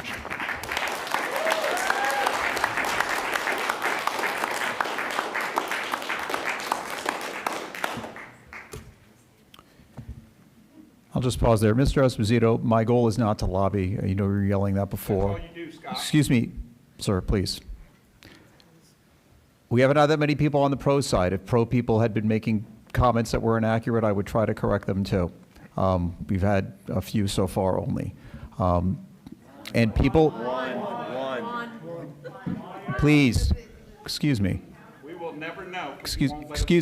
You're a dictator. Mr. Esposito, we've already talked about that, but please don't yell out. You've done that several times, You're please. talking to me. I'm talking back. Please, Ms. Lesher, please. You have a. Did you say Vivian Lesher? Yes, I did, Ms. Lesher. Hi. My name's Vivian Lesher. I live at 100 Northeast Spanish Court on the Barrier Island. We bought our house over 28 years ago, and we bought because we liked the city, plenty of parks and so forth. And I do not believe that you all have are trying to do things for the city that you really care about. I wouldn't fault Scott for his Times Square ad, although people would. I think that in most cases, the city council is trying to do what they think is best for the city. But what you may think is best for the city, because you're looking at a finance viewpoint, is not necessarily what is best for the people in the city. And what the people in the city want is more green space. We don't want any green space taken away, period, anywhere. Think about what they tried to do with the Wildflower Park and how Jim and Nancy Hendry saved that. Imagine that would be a restaurant right now, and we wouldn't have that park, which, by the way, that park needs to have a playground. Somebody needs to put a little money into that and have a playground put there. You know, like the park that they used to have that I took my daughter to when she was little before we moved to Boca, at the corner of Atlantic and the Intercoastal in Delray Beach. That was a great place. This is what Wildflower could be. It could have some of that there with a gazebo. I mean, it could do a lot, but I don't know who did this, but they turned it into a nothing place, unfortunately, with a very good piece of land. But getting back to park spaces, some jerks in this city wanted, and I don't know who it was, wanted to sell Ocean Strand for $50 million to build a clubhouse for the golf thing in Boca Chica. That building would have been torn down a year, probably 25 to 50 years later, been worthless, needed replaced, and we would have lost that $50 million property that now probably would have been worth $500 million. The same thing with downtown. We need the green space. We are increasing the density here. Tons of people are moving in. We're promoting that in Times Square. Let's keep all of our green space. Forget the developers. We don't need them. We should keep all of our land ourselves in our name, like what happened with the beachfront. It's wonderful that we've got it, and Ocean Strand, and Wildflower Park, and so forth. People want green space. We need it. And more people are moving here all the time. We need more green space. Where are you going to buy it? It doesn't exist. Don't give it away. Thanks. Just one quick note, Ms. Lesher. Ms. Lesher? Ms. Lesher? Oh. I'll try to say it then clearly. Yesterday at our city council workshop, we had a discussion of how we're activating Wildflower Park and the playground that's going to be added. You may want to watch that video, and we can give you that information. Which is wonderful. About time. Thank you. Linda Free, Kathy Fernley, and Michael Leahy.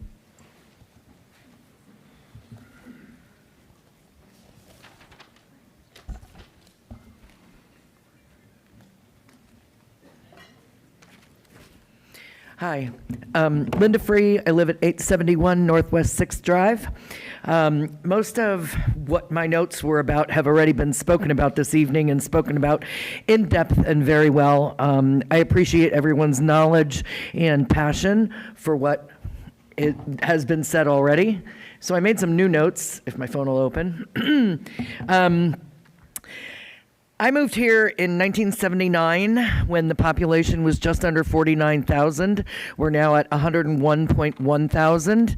I graduated from Boca High when we were on split session due to overcrowding. We didn't have enough schools. We built more.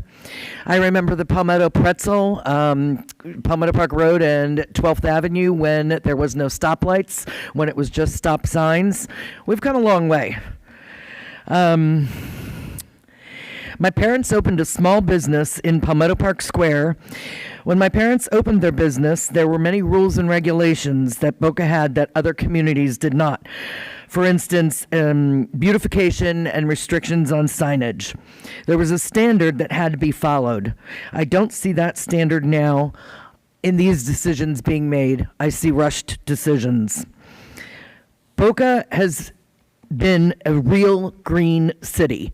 With the restrictions we've had on building and on signage, you can drive into this city and just be overwhelmed by the beauty of it.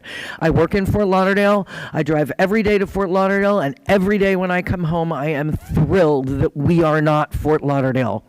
In a previous meeting, I heard that, we are competing with other cities. I don't want Boca to compete with Fort Lauderdale. We are not that town. We are Boca Raton. We need to preserve our history. I've lived here for 46 years. I believe that Boca Raton is a mature city. We are mature in many different ways. Our community members' ages, our median age right now is 46 years old, 45.8 to be exact. Our median income is $102,000. And I have to ask, on that median income, would this amount and would these people be able to afford the building that is intended to go up? I appreciate and I recognize that the Frisbee Group has reduced their plans. I don't think that's enough.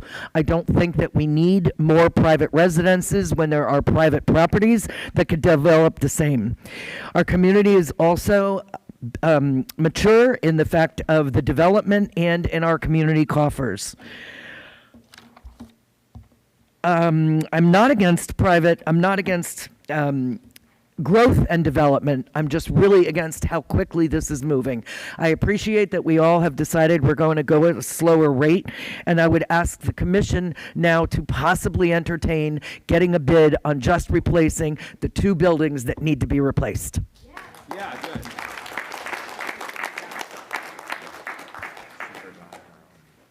Excuse me, Kathy. Oh, there you are. Hi, I'm Kathy Fernley from 5991 Northwest 4th Avenue, and I've lived in Boca since 1994, so I've seen a lot of change. And in the downtown area, I'm in the north of the city, but in the downtown area, with the new condos and things like that, I hardly ever come down into the city anymore because I don't like looking at it. I'm sorry to say for all those people that live in those condos, but it's not the Boca that it used to be. And I mean, I'm not trying to stay in the old times or whatever, but to just keep taking out space like this, and like other people have already commented on, not knowing where it will go, just the park thing alone for the children. I mean, all of a sudden, if you take those ballparks and you move them out west, the drive time for the people that are the local to this downtown area have to travel, and with the traffic the way it already is, I mean, that just seems like unacceptable to me. It's just a burden for people that have to work and still have to schlep their children around and stuff, to just add all that extra time to them.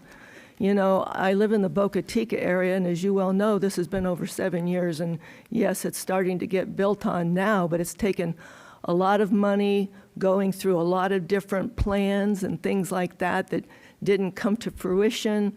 And I don't know if this is just rumor or not. I hope it is. I saw something that said that the city, and maybe it is a rumor, was putting out there that on the west side of Northwest 2nd Avenue, they were looking for some ideas for recreational. Well, heck, I thought we went through all these meetings to get that solved, and that they came to a plan finally and had finalized it. So obviously, it's not finalized, if that rumor is true. And that's what these people are saying, that this project could get done and accepted, and then all of a sudden it changes, and it changes again, and it changes again. When is that going to stop? When are you ever going to just say, this is what we're going to do, and that's it? And it erodes the trust of all of us. I mean, it's really very disappointing. I signed up for Save Boca because I want to save the downtown. I don't want to see it keep going like, let's say, Fort Lauderdale, like the lady was saying. Don't want to see it get overbuilt like that. There's a lot of new buildings I see, and some of them are in appropriate places. Sure, okay, we do have to have growth, I get it. But the green space, it's like they said, once you take it away, it can't come back. So that's all I want to say.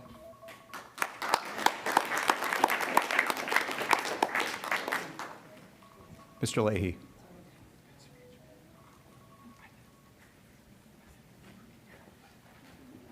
Hey everybody, how you doing? My name is Josh Rosenfeld, 2795 Northwest 29th Ave. I grew up here in Boca, went to school at Spanish River, and then attended Florida State, and moved back here. So over the years, I've seen a lot of change, some of it good, some of it bad. But the main thing, we have to look at is the growth from where we started to where we're at. And if we want to continue that, we have to adapt to the needs of the city.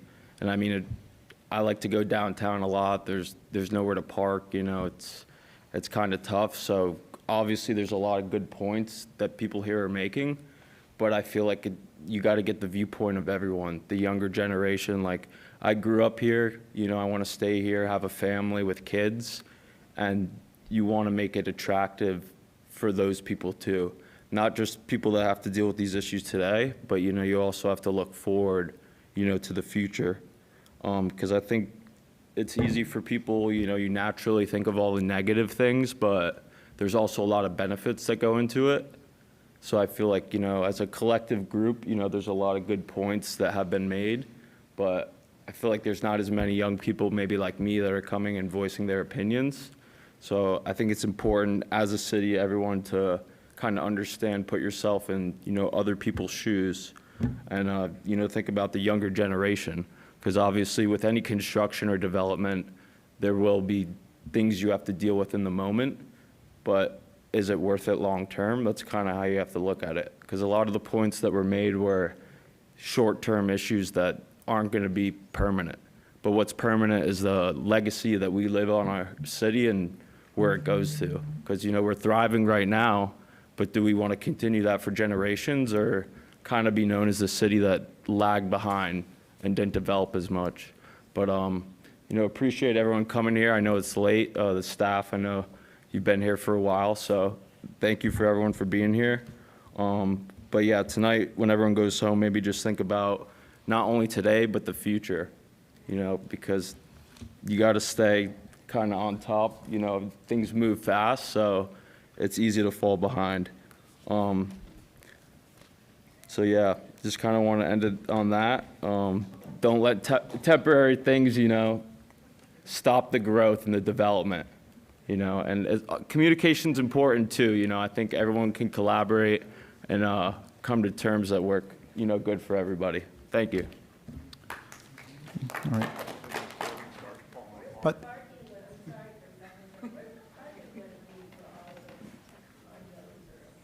we'll come back to that question. We'll come back. And by the way, Ms. Fernley, I did want to mention, you'd raised some questions about what's happening at Boca Chica.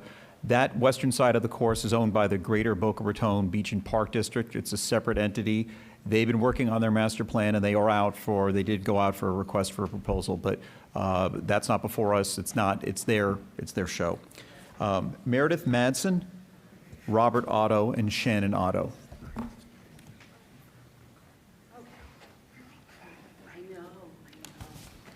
I know. Hi, nice to meet you. Hello. Hi, my name is Meredith Madsen, 1193 Southwest 19th Street.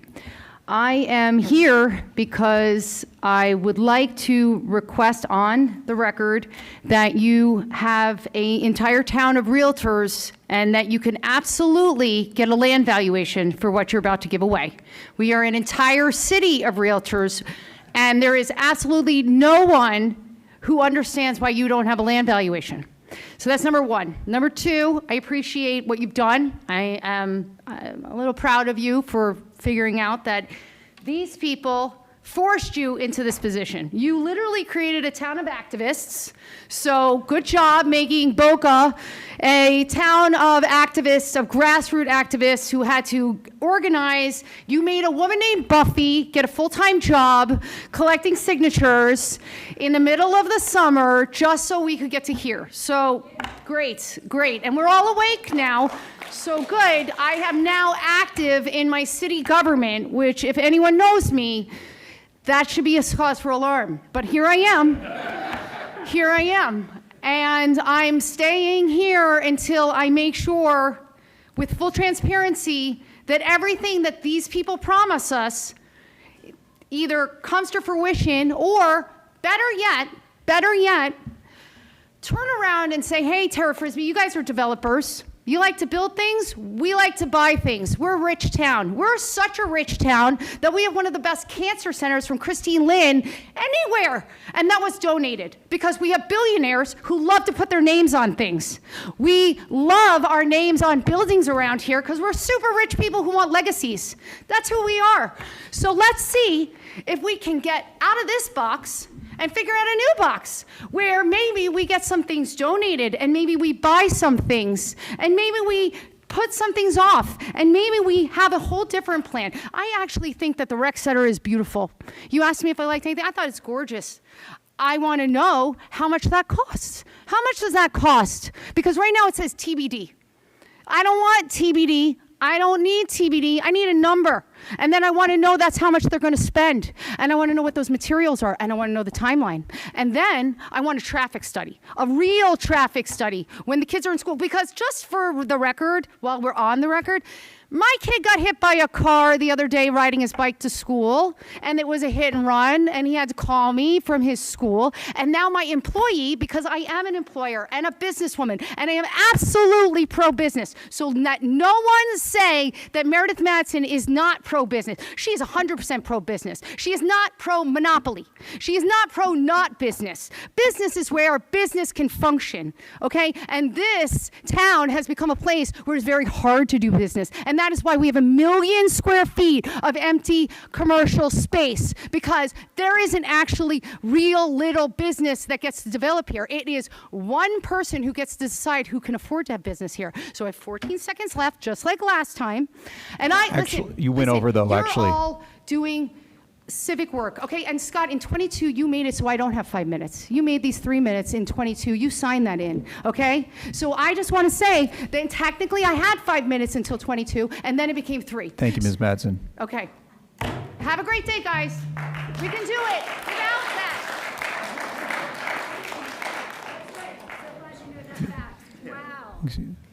Wow, we learn coming to these so much, don't we? Hi, my name is Shannon Otto. I live at 233 Northeast 31st Street, Boca.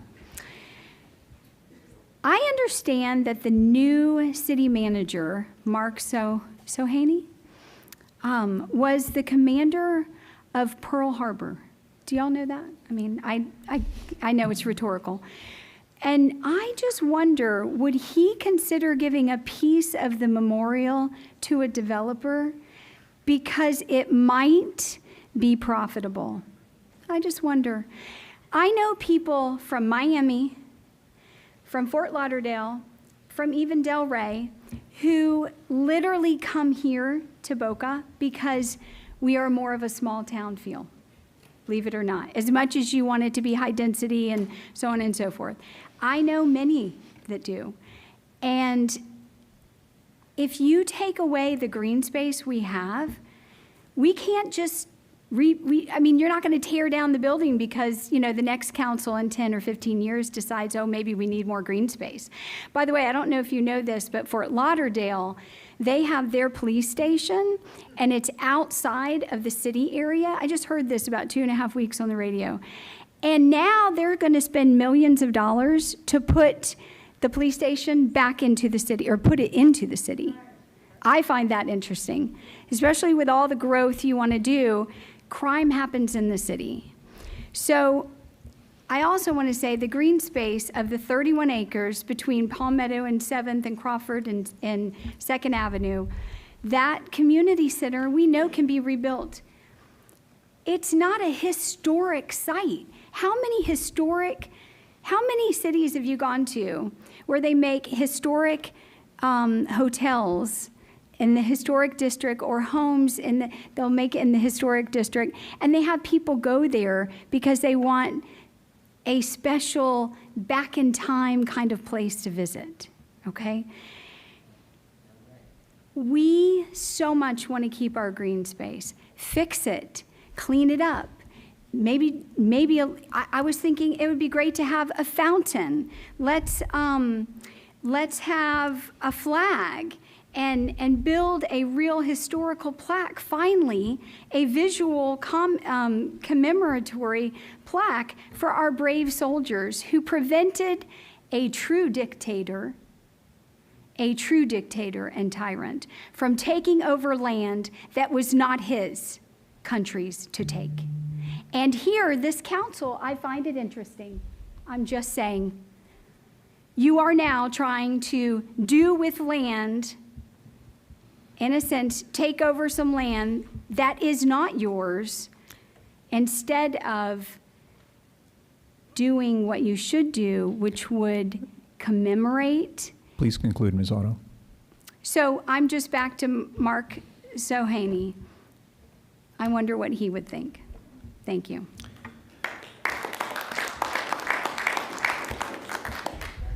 Good evening, Robert Otto, 233 Northeast 31st Street. I've got 3 quick points. First, last week I learned that the proposal requires the city to front money for the development. I think we could front less money than that and rebuild our city hall, make it really nice, and rebuild our community center and make it nice. And I think it'd be more of a financial responsible way to handle the city funds by spending less money to get what we want instead of spending more money to get more than we want. Second, there's a bit of disrespect from the audience to the council at times in these meetings, and I appreciate your all's willingness to sit there and just listen and take that. People are angry. Don't overlook the disrespect or excuse it, but you've been gracious to listen. I think I can explain why it's there. At the last city council meeting, there was a comment from the dais, I can't remember who it was, but it was basically that the city and the developer had worked hard on this, hundreds of hours, many months, had dozens of meetings on the project, and quite frankly, so what? So what? We don't care about that. Spending lots of hours doesn't make a plan good, and spending lots of hours doesn't make a plan bad. And comments like that are weak and irrelevant, and we don't care how many hours have been spent on this. If it's trash, let's throw it out. Comments like that show disrespect to the citizens. I think that's why there's some disrespect coming back. And so we're trying to be gracious to you. In the midst of that, you're trying to be gracious to us. We expect our city council to plan wisely for the future of our needs of our city, and that includes honoring your fiduciary responsibilities.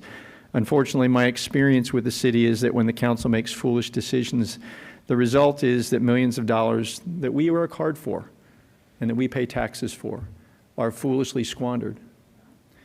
And I think that we don't want to see that repeat. I don't want to see that repeat. I've seen it once. I don't want to see it repeat again. We expect wise leadership from you all. The third and final point, I just want to recognize your decision to allow the citizens to vote on this and say thank you. You don't hear a lot of thank yous in here tonight, but I just want to say thank you for that. And that is the kind of leadership that we ask of you. So I appreciate your wisdom in that decision.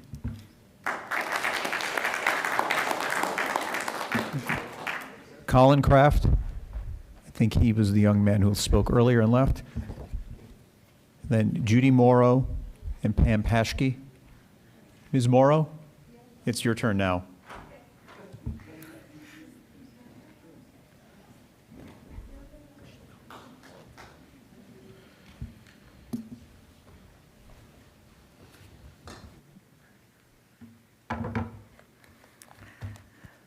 Good evening, and my name is Judy Morrow, 1305 Northeast 5th Avenue.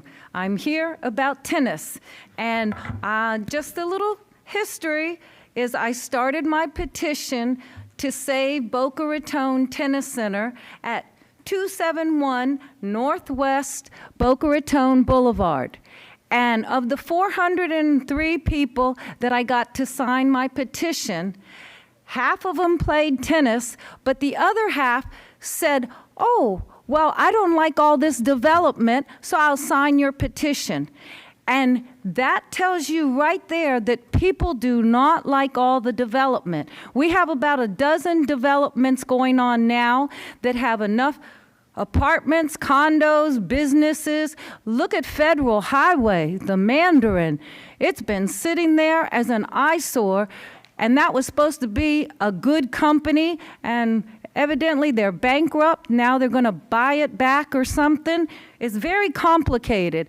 Meisner Park, if you look at ChatGPT, Meisner Park had a problem with the CBRE, whatever, with the appraisal and everything. They had to go to court. The city had to go to court.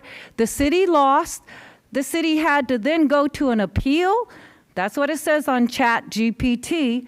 And right now, yesterday, I spoke about the post office.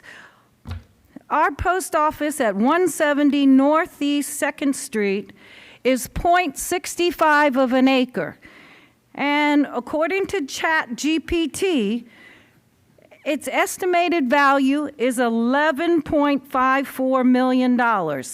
It was, the value in 2013 was $4.23 million.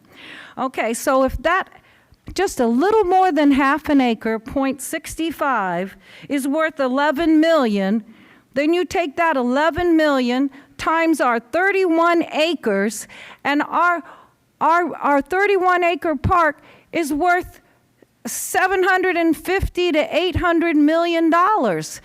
Because also you have to add in that there's no other big lot like that. So it's just unbelievable to me. At the first meeting, I said our land is priceless. The last 3 meetings that I've been to, I've asked Jim Zervis, what is the appraisal value of the 31 acres? And so now I'm giving you my estimate, but I'm not a realtor, and it's from Chat GPT. And also, if you want to do something for the veterans, I propose, not my idea, one of my tennis friends, that you change the name of the Boca Raton Tennis Center. You change it to Veteran Memorial Tennis Center in Boca to honor our veterans and keep it in the same spot. Thank you, Ms. Morrow. Pam Paschke.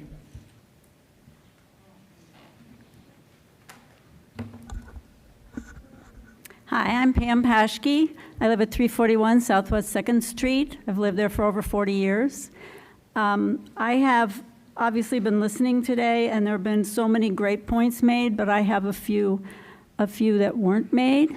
I am hoping that this project will be put on hold until another project can be proposed to just fix up a new city hall or fix the one we have, plus a new community center, and see how much that would cost and how they could lay that out on this land parcel. I think that certain things have not been mentioned. One is the electrical transmission station, that is that white box at the bottom of the picture up there. That is proposed to be right across the street from a large apartment complex. I don't think people want to live there in an apartment complex overseeing that. I don't hear any plans on moving it, which I can't imagine. So that's one thing. Someone else mentioned the architecture. So assuming that we're not going to do this project, which I hope we're not going to do, but we are going to enhance the City Hall, which is not a destination, by the way, which you're making it look like it is, City Hall and a new community center, that you will consider Addison Meisner's historical effect on the architecture in Boca Raton. I don't think we should build a new City Hall that doesn't reflect Boca Raton's history. So that is a very important thing. I mentioned last time I was here about how ugly that thing was they proposed, and they assured me they were not going to build that thing. So the other thing, I'm hoping this doesn't go forward, but I'm not sure what the setback is on Palmetto for these big buildings, but Palmetto Park Road is the entrance, part of the entrance to Boca Raton, and I think there should be some setback. That Clive Daniels building up there on whatever street, avenue that is, that's hideous and is too close to the road. So I am a CPA, and I can tell you that a 99-year lease in the CPA world is a sale, even though in reality it's land, and after 99 years you get it back. But it is a sale, and that's why we're talking like we are and saying you're giving up ownership, basically, for 99 years of this property. The other thing I would like to comment on is the infighting we're observing between the council members, which I find offensive. I don't think you should be criticizing each other on the dais. Leave that to yourselves. Don't do it in public, please. This is a political process, but it shouldn't be, as Ms. Drucker said, it isn't a political thing, but she was making it one. And as were some of the rest of you, and we don't want to hear it. So, and tennis courts on the roof is a dumb idea. They had those at the beginning, and I see they are still there, and really dumb idea. Thank you. Thank you.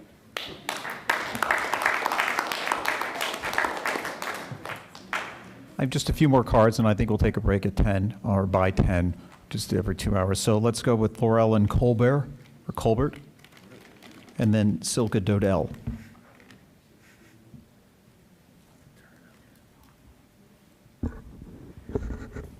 I want to say good night, but thank you all. My name is Laurellen Colbert. I live at 489 Northwest 13th Drive. I've lived there for 40 years. I've changed what I'm going to say a little bit as I'm listening. I pretty much agree with almost everything. There was a young man that spoke earlier that made it seem like we're not progressive because we're old. And I take offense to that because we are progressive. We also care about our history and what makes Boca different. So I know he's not here anymore, but I want that on the record. I am encouraged by what I'm hearing tonight, but I'm cautiously optimistic because I have lost trust with our city council and our mayor. The point I want to make is I fail to understand how in every case of adding apartments, townhomes, retail space, we hear about traffic studies that claim traffic will not increase, or, as we heard tonight, that it will be reduced. I mean, I don't understand the logic there, but I don't know what traffic studies have really been done. But adding hundreds of more residents or hotels does not equate to a reduction in traffic. Palmetto Park Road is already in gridlock.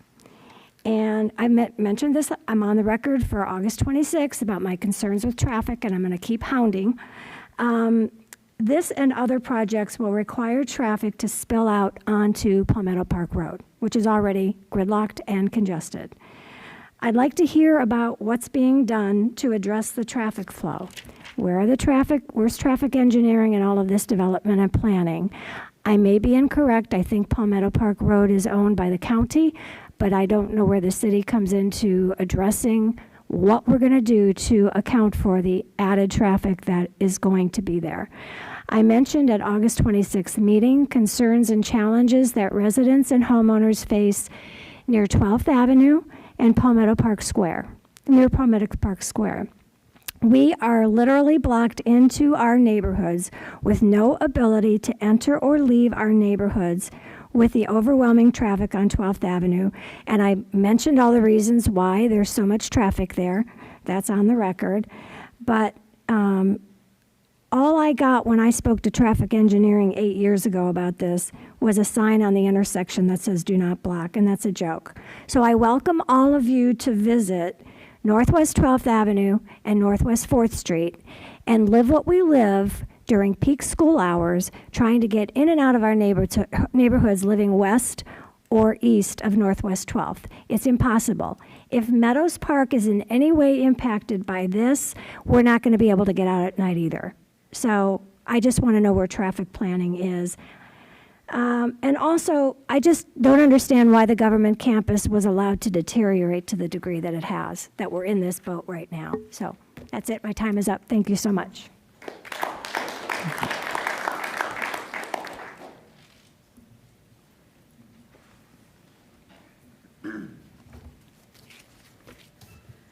Hello, my name is Silky Dodell, 953 Northwest 4th Avenue.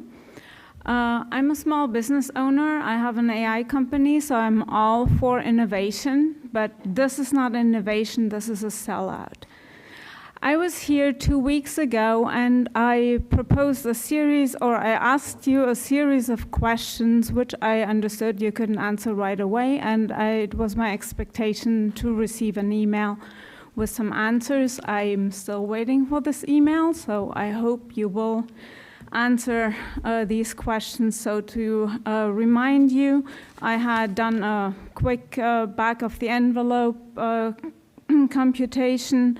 that came out to 10 cents a day profit for everyone in Boca Raton. You said it was 100 times more, so this is $10 a day, which is about a Starbucks coffee a day, so not super profitable when sounds to me. So what are the developers paying for the land per year? I would like to know what rights do we as a public have during the lease on the land? Where is the alternative plan where we just improve what we have already with like the according budget, like with improving the park, doing some renovations on the facilities? What are the best case and worst case scenario numbers? So obviously predictions happen in ranges, so I would like to know the ranges. And is this part of a bigger plan for Boca Raton? I understand that one of the goals is to revitalize the area. And why do we need condos for that? I'm all for revitalization. This is an eyesore. And finally, I'm a little bit surprised that the council is so adamant in favor of this project. I mean, of course, you have, as residents of Boca Raton, you have the right to your opinion like everybody else of us, but shouldn't you be more receptive to what the people who put you in your position have to say? I'm confused, like it almost looks like you have an ulterior motive. At least this would be one explanation for it. If you have another, I would really like to know it. Thank you.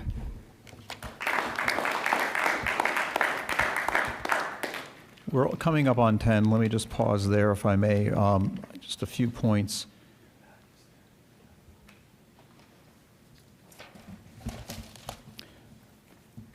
First, all the numbers have been on the website, and obviously they've now changed with the new proposal, so we're going to ask our development partners to get all of that information out. I would like it in a format that doesn't require me to be an architect or a lawyer. I'm a data scientist. I know math, but I'm not. Ms. Dodell, yes, we'll strive to get that out so it's clear for everyone. Those are going to change, and change in response to public feedback. I would not say, I know someone said I was lobbying for the project. I still think this is an idea worth exploring. We are taking all the feedback to heart. Believe me, I've been sitting here, as we all have been, for 4 hours tonight and many hours before, and received lots of emails. There are fair points. We will strive to address them all. Ultimately, the people will vote, as we've said. So in the meanwhile, there's been a pivot since yesterday, which is our development partner has substantially changed plans in response to feedback, and there will be more feedback sessions. We will continue to explore this. But believe me, I'm not responding to every single comment, but I think we've all listened intently. And I appreciate people raising things. There was a couple issues, just the last few speakers, that hadn't been raised yet. So there's a diversity of ideas, and I think that makes us stronger. We're going to work to do our best on this. How about we take another 5-minute recess, because it's been a couple hours. People might need to stretch their legs or do other things. We'll be back in 5 minutes. We're adjourning at 9:59 for a few minutes. Thanks.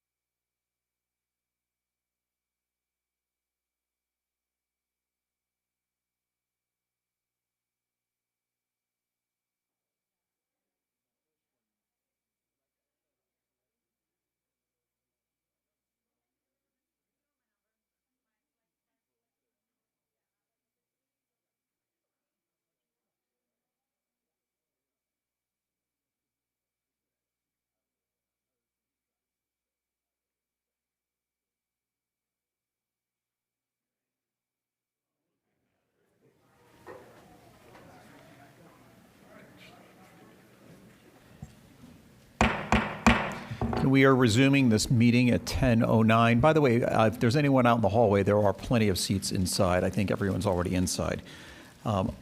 Next three cards, and the last three I have as of now, and then anyone else who wants to speak can do so. Looks like Martin Bell, Barbara Henze, and Aphrodite Petnakis.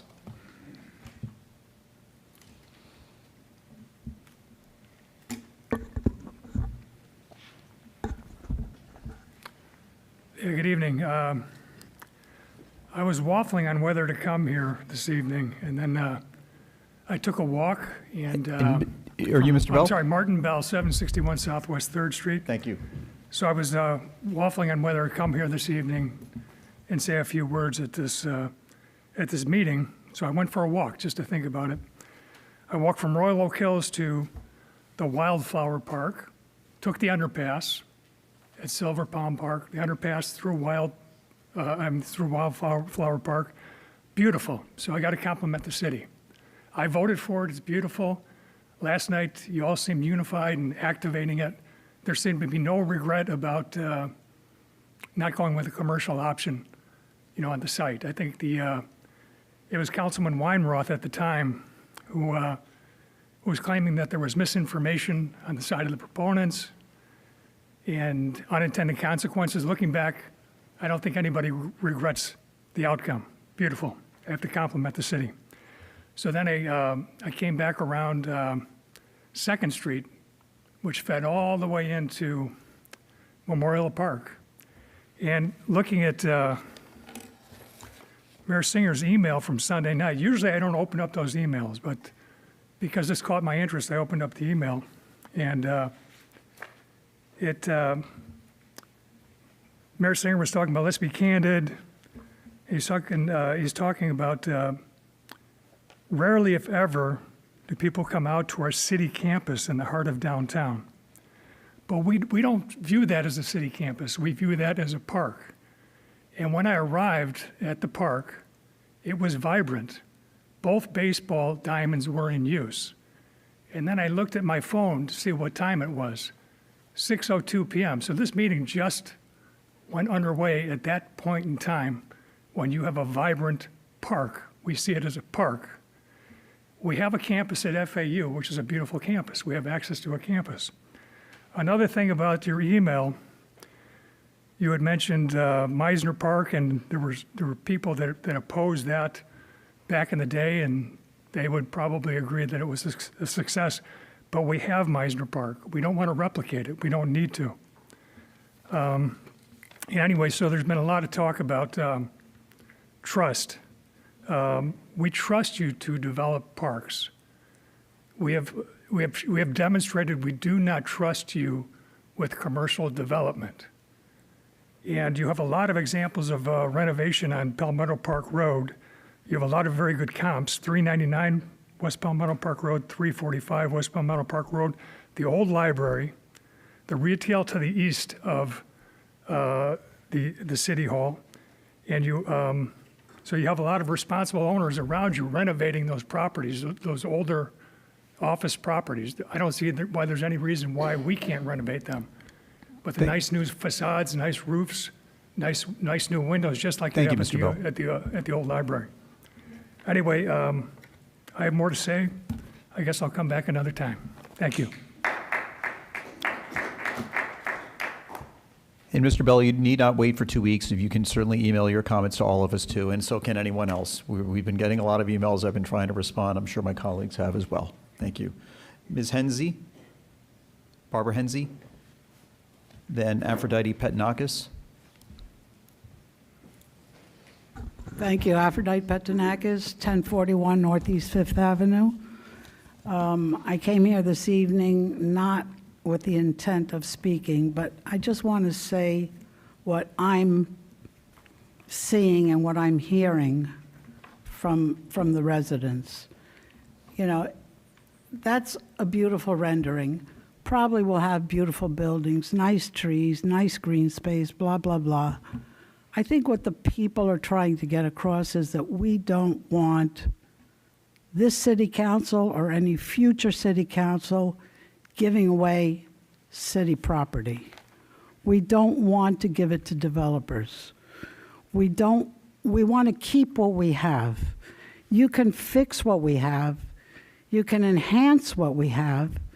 You know, if the ballparks or the tennis courts or whatever need to be fixed or enhanced, or, you know, put the artwork that somebody mentioned before, you know, make it look nicer, but don't give the land away. And that's, I think, what the people are trying to get across. That's my takeaway from that. Thank you. That concludes my cards. Anyone else wishing to speak?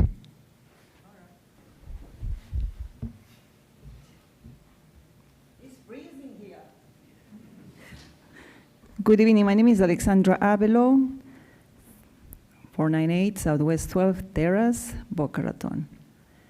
I don't know how many times am I speaking already here, so everybody else.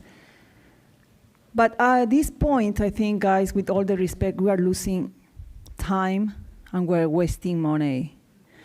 Not only the money that we, the payers, you also are the taxpayers, but also the money from these people from Terra and Frisbee.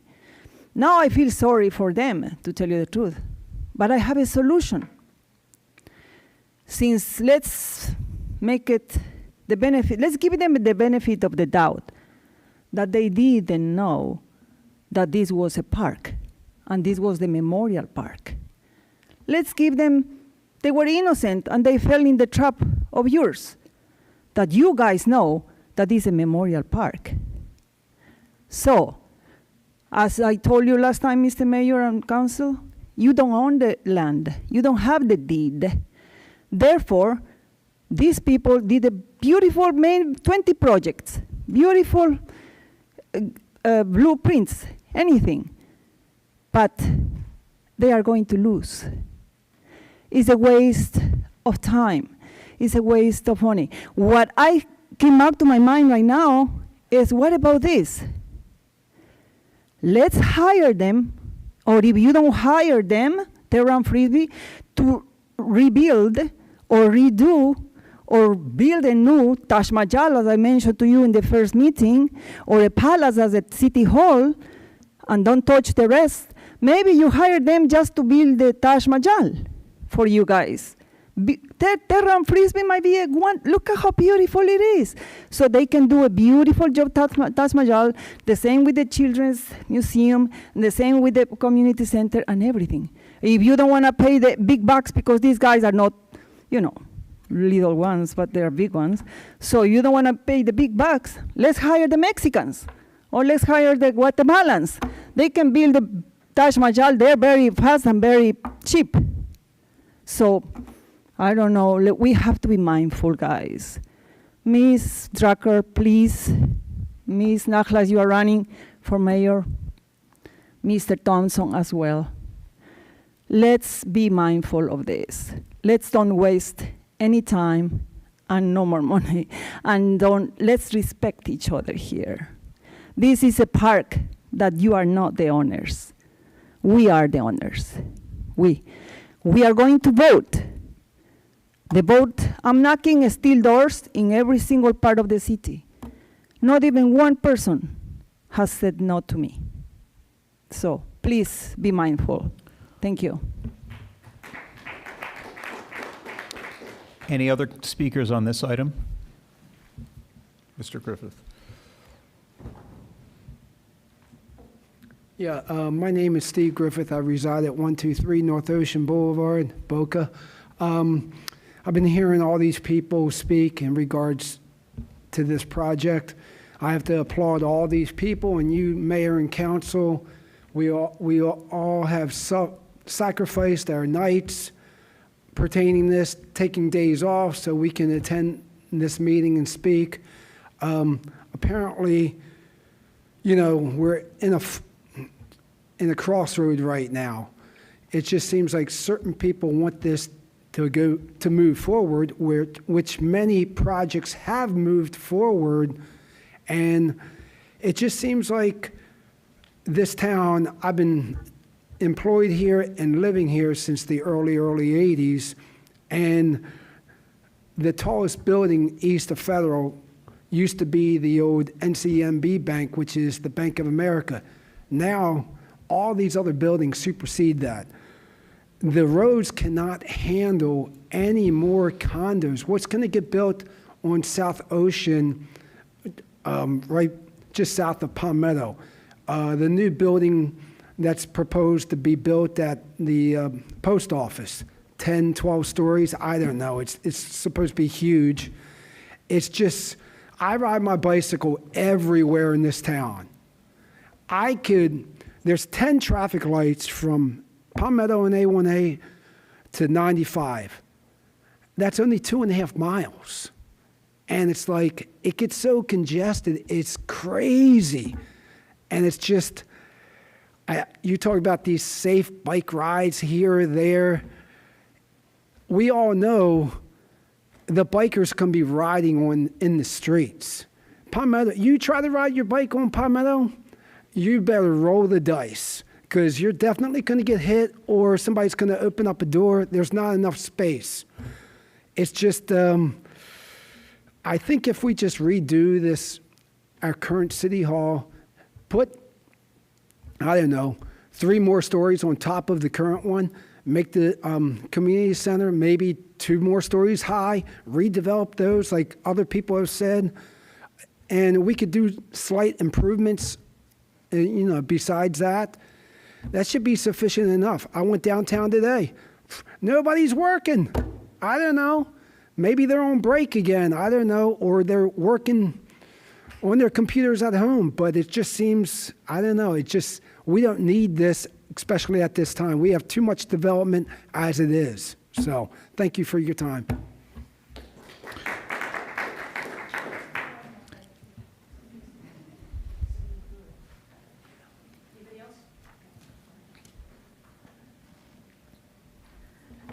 Hello, Wendy Wusso, 1245 Southwest 5th Court.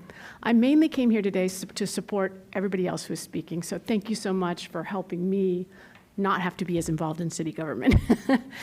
The one point that I wanted to make is I think that the City Council has obviously done a great job. I don't hear about us losing money and we're in debt and how are we going to pay for these pension plans and things like happened to New York City in the 70s, right? We are fiscally solvent, and I appreciate you guys for doing that for me. What I don't understand, because we are fiscally solvent, why are we looking at this deal to pay for all this extra money? The crux of it seems to rotate around. We're going to get money from this. It's going to pay for all this development that we need. We need this money. I don't understand why we need this money, especially in light of the new developments that you were just speaking about. We are going to have a lot more residents going in these new properties that are going in. We're going to have more development this downtown. It's already slated to happen, which means more revenue. So can't we just do a small part of the projects now? When that new revenue comes in, do another project. You guys, I appreciate the fiscal responsibility. Let's maybe continue that and not give away public grounds just to get money where we're going to get money from other things. That's it. Thank you.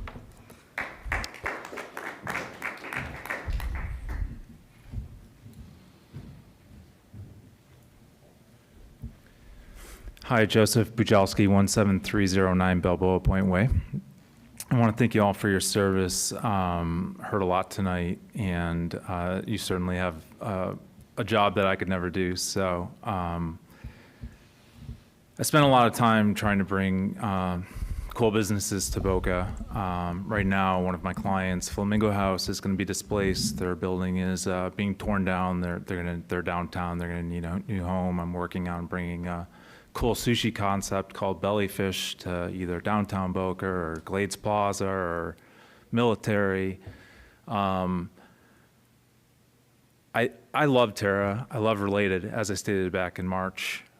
But I also pled to slow things down. And now we're in September, and the community obviously has spoken. And what I don't understand is, like, there's no dialogue about, like, what we could have done differently. What should have we done differently? How can we take a pause, a time out here? And why are we continuing to, like, talk about voting on something that the residents are going to vote on? Why don't you just let the residents vote? Like, why do you need to vote? I don't understand that.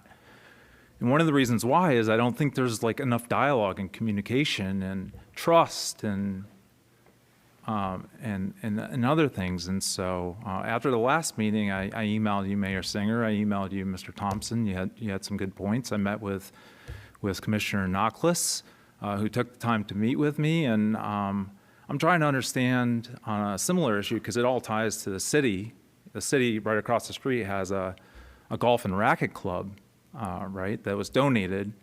And in 2021, the city committed to improving the tennis courts there. So these tennis courts have since been demolished, haven't been replaced, and there's no communication or court transparency on when they're going to be replaced. The governing documents say that they need to be maintained as tennis courts.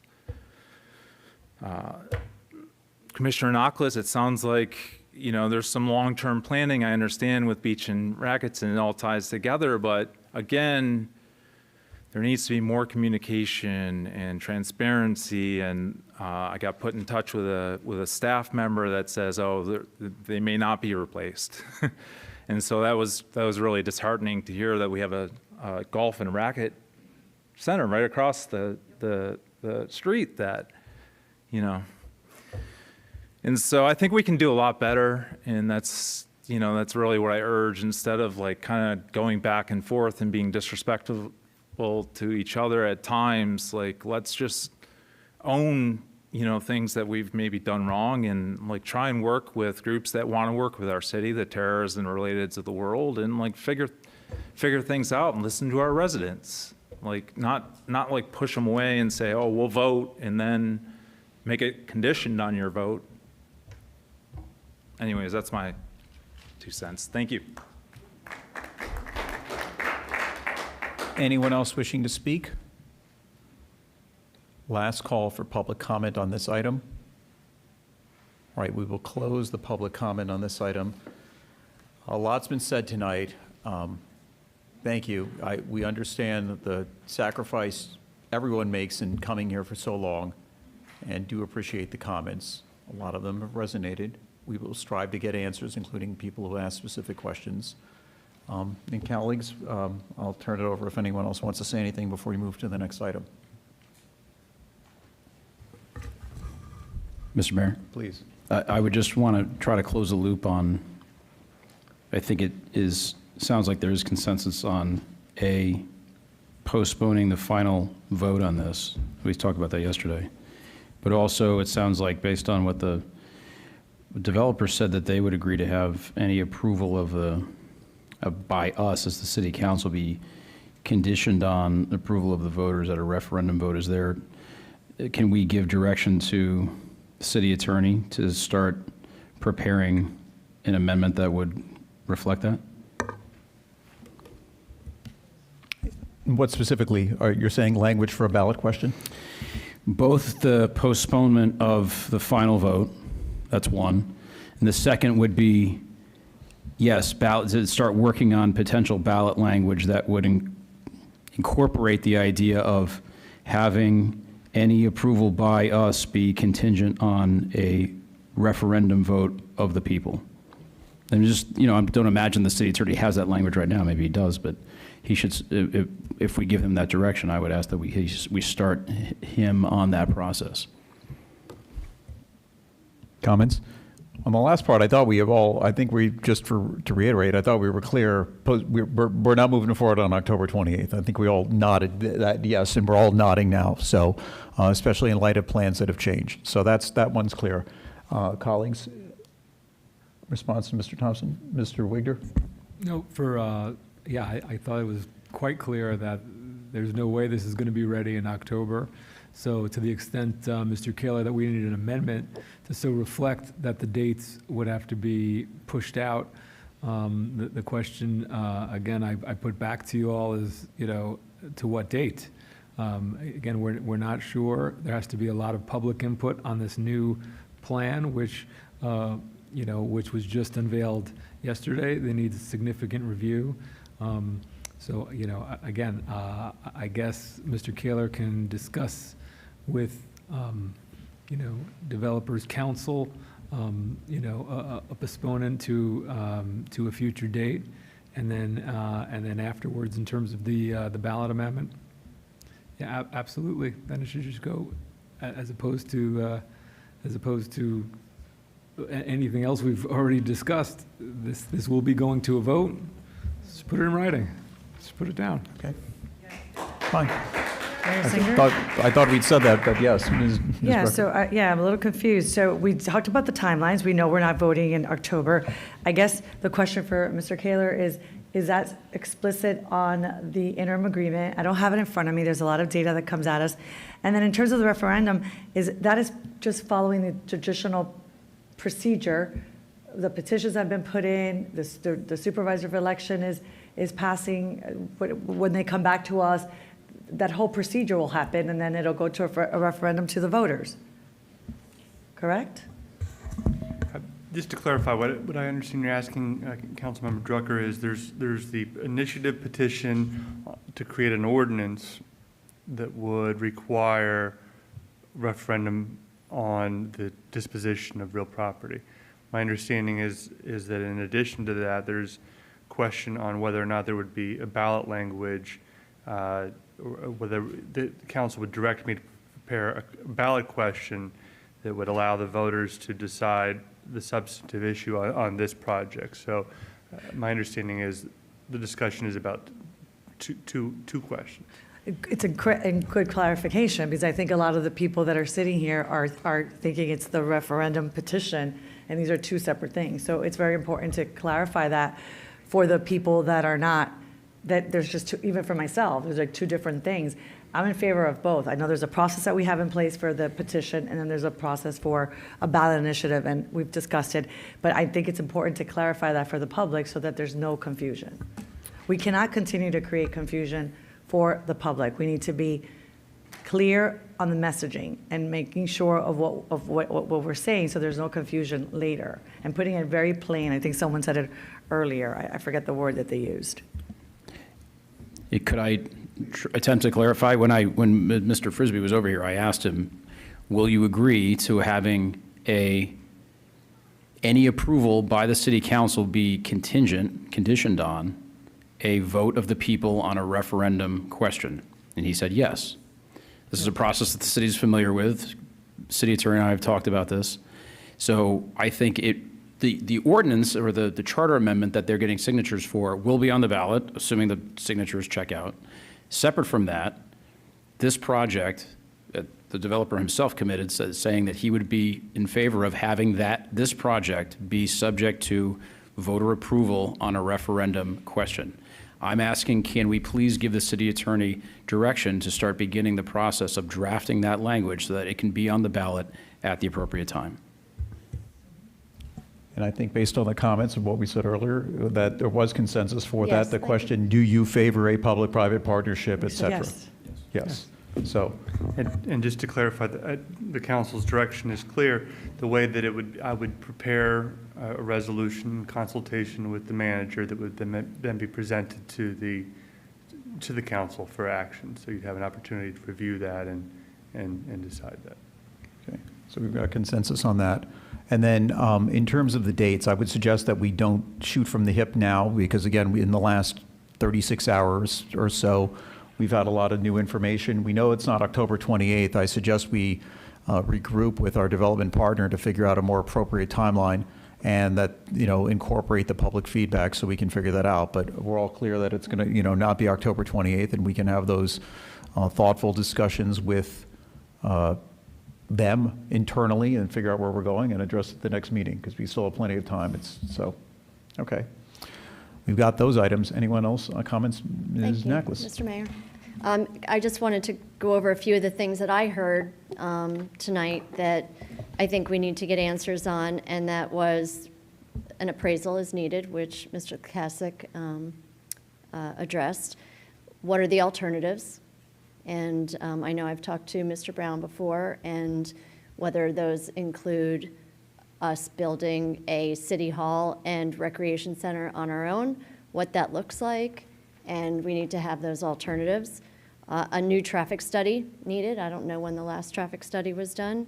What the phasing now looks like with this new plan or any different plan going forward, and what the parking looks like.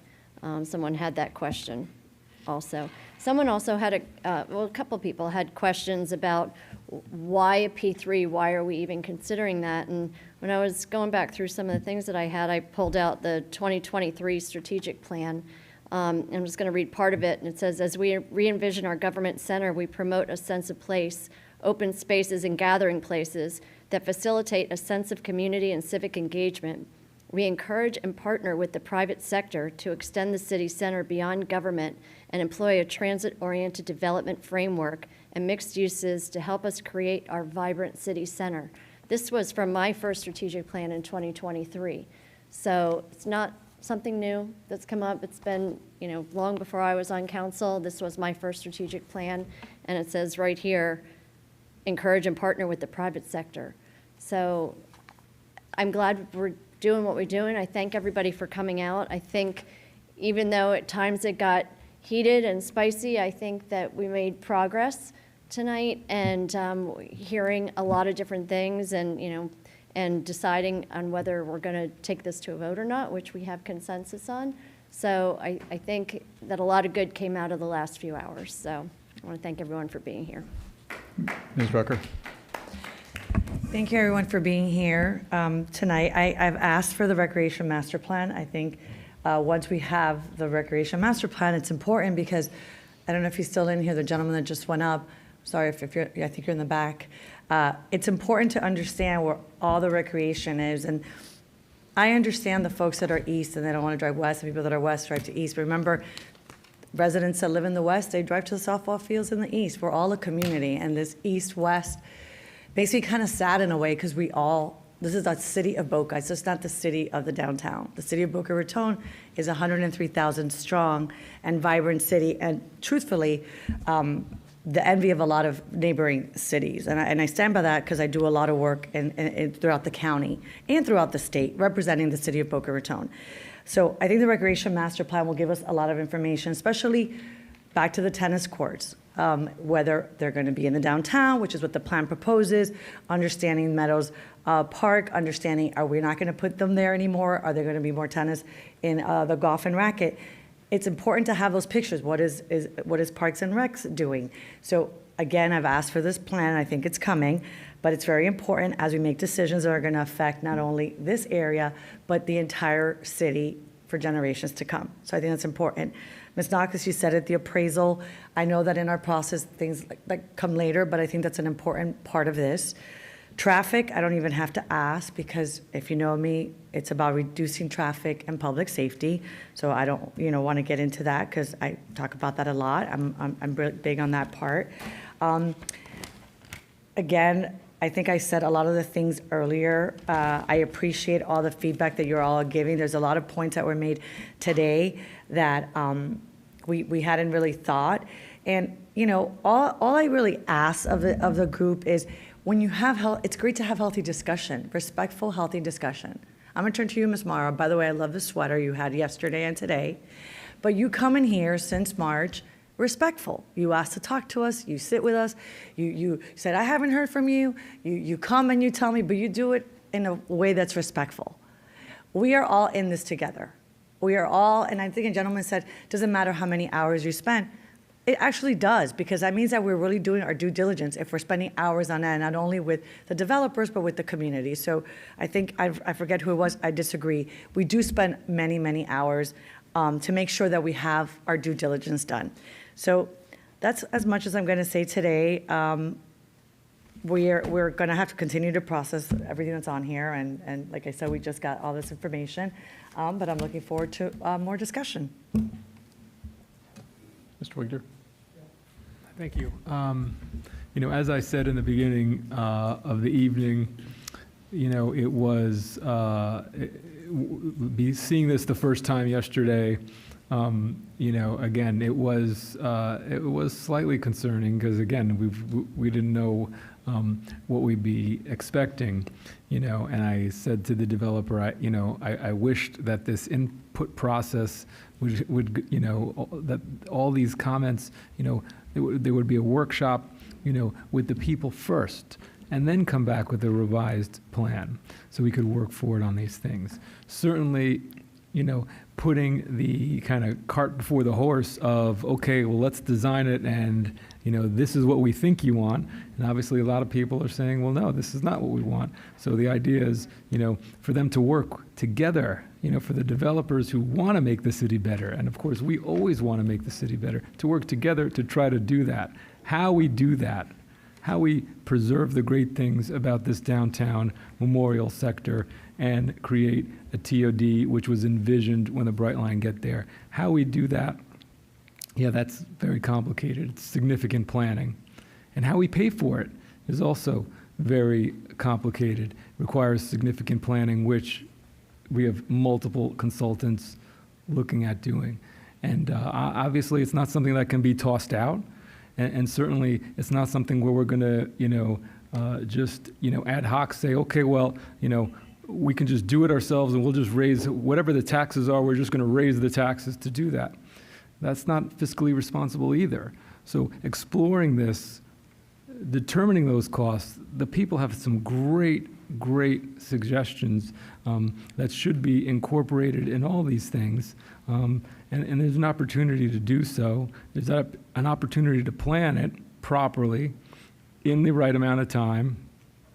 There's an opportunity to evaluate the cost-benefit analysis. And as we know, which we've agreed by the hard work of Mr. Perlman and his team, that the people are going to get to vote on that. But first, we're going to do the analysis on it. But first, we're going to do the analysis. But the point is, first we're going to do the analysis, so there's something to vote on that's, that we think is capable of moving forward. And I think that's, worthy of this, and that is the possibility to respect our future and to do something great there. Like I said, could be a fantastic parks, arts and parks district, with some mixture of uses to respect the TOD that many people on the council voted for many, many years ago. So again, still a lot of work to do. Complicated projects like this, they take a long time. That's okay, and we're happy to do it. And so, like I said, a lot of things in the air, a lot of things to talk about, to research. Really excited for public input that the developer's willing to do, and let's have those serious conversations like we did today, but have it then too, and see if we could pull this together to create something that we want, that we could be proud of, and which I think is what we all want. Thank you. And some of the later speakers talked about, again, the why. I won't repeat what I was saying about earlier about the trying to activate a space, address this part of downtown, which has been in the downtown plan since the 1980s. Just a word on costs, because someone else gave the history. We did have a plan in 2017. It was ambitious, it was expensive, and it didn't find favor among the council. I was on the council then and was not willing to spend the large sums for what was a large city hall. Then COVID came, and we paused everything because we rethought about how we'd go into office. And when 2023 came around, as Ms. Naklis pointed out, we started looking again at this whole campus here. So, what we have done is scale down. One person said we don't need the ceremonial city hall in downtown. The residents who spoke on this years ago were pretty passionate. We needed to have a connection to our downtown still. And yet we're looking to move some of the back office functions where people don't go off site to a new building. It was people felt very historic tied that, we have civic functions there in a flexible space that could accommodate more people and do some of the things that people talked about, along with a community center in the heart of it there. So that's what we looked for. We've been exploring a P3 because of costs. It's activation and it's costs. And tonight I've heard some renewed interest that might not have been there from residents about exploring more, just paying for it ourselves. But we've been trying to be fiscal stewards. We will continue to look at this, and I think these conversations have helped yield to a better process. It's still a work in process, and it's been going on for several years. We've been talking about this particular P3 opportunity for about a year, if not a little longer, and we'll continue. We said it's not going to be rushed. It's not. and we will pivot. I think, again, we're going to have some good conversations with I see our development partners still in the audience. They've done a lot in the last 2 weeks. I think we're going to have more conversations, and we'll pick this back up. So there will be a vote, and we will see where we go in between now and then, and things will continue apace. We will continue to evolve and evaluate and provide ideas and discuss them. And ultimately, the people will decide. So thank you all for being here on this item. We do still have other city council business, so if you want to exit now, feel free to do so. We'll pause for a moment. Otherwise, you're welcome to stay because we have a few other items to cover tonight.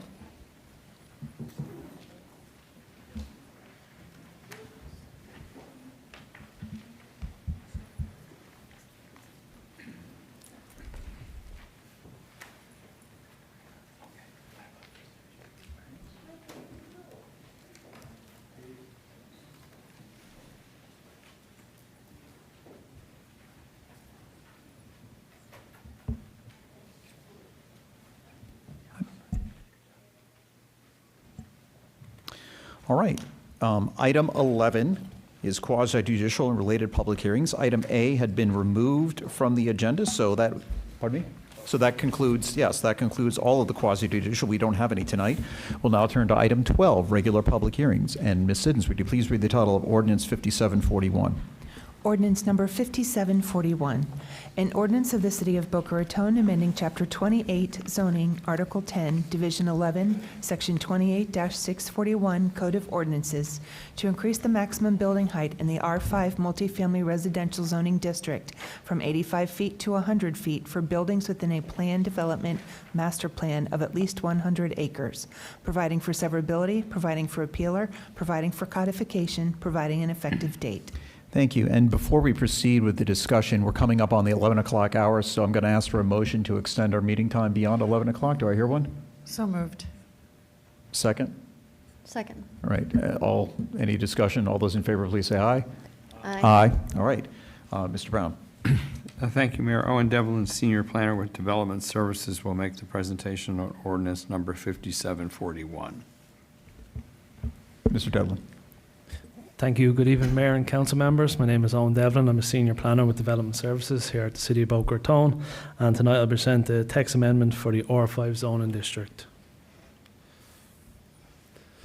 The request is by Boca Owners LLC, which is the owner of the Boca Resort here in the City of Boca Raton. The code section that's proposed to be amended is from Chapter 28, Section 28-641. On screen is the proposed amendment, the third point on screen. Everything that is underlined is the additional language that is proposed. The amendment will allow an additional height in the R5 zoning district for planned development projects that have a planned development master plan and are also 100 acres or greater, with the maximum height being allowed 100 feet versus what is there now is 85 feet. The allowance to increase the maximum building height in the R5 zoning district will be restricted to properties that have an approved planned development master plan or are a minimum of 100 acres in size. Section 28642 yards will continue to apply to increased heights resulting from this amendment. This will mean that a 100-foot building would have a greater setback than the 85-foot building that currently could be approved now under the code. All development parameters must continue to be met within the R5 zoning district. Staff found no inconsistencies between the proposed text amendment and the city's comprehensive plan. To build on the point from the previous slide, I've included the code section on the screen, which includes the additional setback requirements. So for anything over 25 feet in the R5 district, the yard should be increased. And when I say yard, it pretty much refers to setbacks. Should be increased by 1 foot for each 2 feet of height. So for example, a 25-foot building should have a front yard of 25 feet. An 85-foot building, which is allowed there under the current code, will have a setback of 55 feet. And if this is approved, a 100-foot building would have a setback of 62.5 feet. This went before the Planning and Zoning Board, who recommended approval 5-0. Development Services is also recommending approval. And that concludes my presentation. If you have any questions, I'm happy to answer. Thank you. Council members, any questions? Mr. Devlin, I understand that this particular applicant has a plan to site a building. Maybe it's a question, the applicant's counsel's here, right? I'll save it for the applicant's counsel. So, all right. We'll open up the public hearing. Anyone wishing to speak? Please come forward. Hi, good evening. For the record, Christina Belenke of Miskel Backman. It's a pleasure to be here before you this evening representing Boca Owner LLC. I do have a brief presentation if you'd like me to review it. It essentially mirrors a lot of what Mr. Devlin has already indicated. Essentially, Boca Owner LLC is proposing a text amendment to allow an additional 15 feet within the R5 zoning district for properties that are part of a master plan greater than 100 acres in size. The code already has protective measures, as Mr. Devlin mentioned, whereby for every increase in height, starting at 25 feet, additional setbacks are required. And so that's why when we're talking about a master plan of greater than 100 acres, it's sizable. So there are opportunities to provide additional setbacks in order to enhance protections to potential nearby residents. The Boca Owner property is particularly unique because it is surrounded by developments that are larger in scale. You have the tower on the resort property itself, which is over 200 feet in size. Many of the condo buildings along the intracoastal exceed 100 feet, including Meisner Grand. That was approved through a height variance back when that was allowed. And then on the west side, you have the developments within the DDRI, which are permitted by right to be 9 feet and 100, or 9 stories and 100 feet, and can increase beyond that if they're a qualified development. So with that, I'm happy to answer any questions that you may have this evening, and certainly appreciate your time. Thank you. I'll ask. The proposed, I know this is not a site plan and that would have to have independent review. Correct. But what's being talked about is something on an existing building, and can you update us on where you are with, I believe the condos to the east have expressed some support? Yes, we have been working closely, particularly with Meisner Grand. Initially, we were proposing to locate the new residential building fairly close to their existing property and their condominium. We've since worked out a shift in the location of the residential building further to the west, in the general vicinity where the maintenance area is today. And we do have a letter of support from Meisner Grand. They were happy with those changes, and we worked closely with them throughout the process. All right, thank you. Council members, any other questions? All right, thank you. This is a public hearing. Anyone wishing to speak on this matter? Last call on ordinance 5741. We'll close the public hearing. We'll entertain a motion to adopt. So moved. Second. Thank you. Any further discussion? Then Ms. Siddons, please.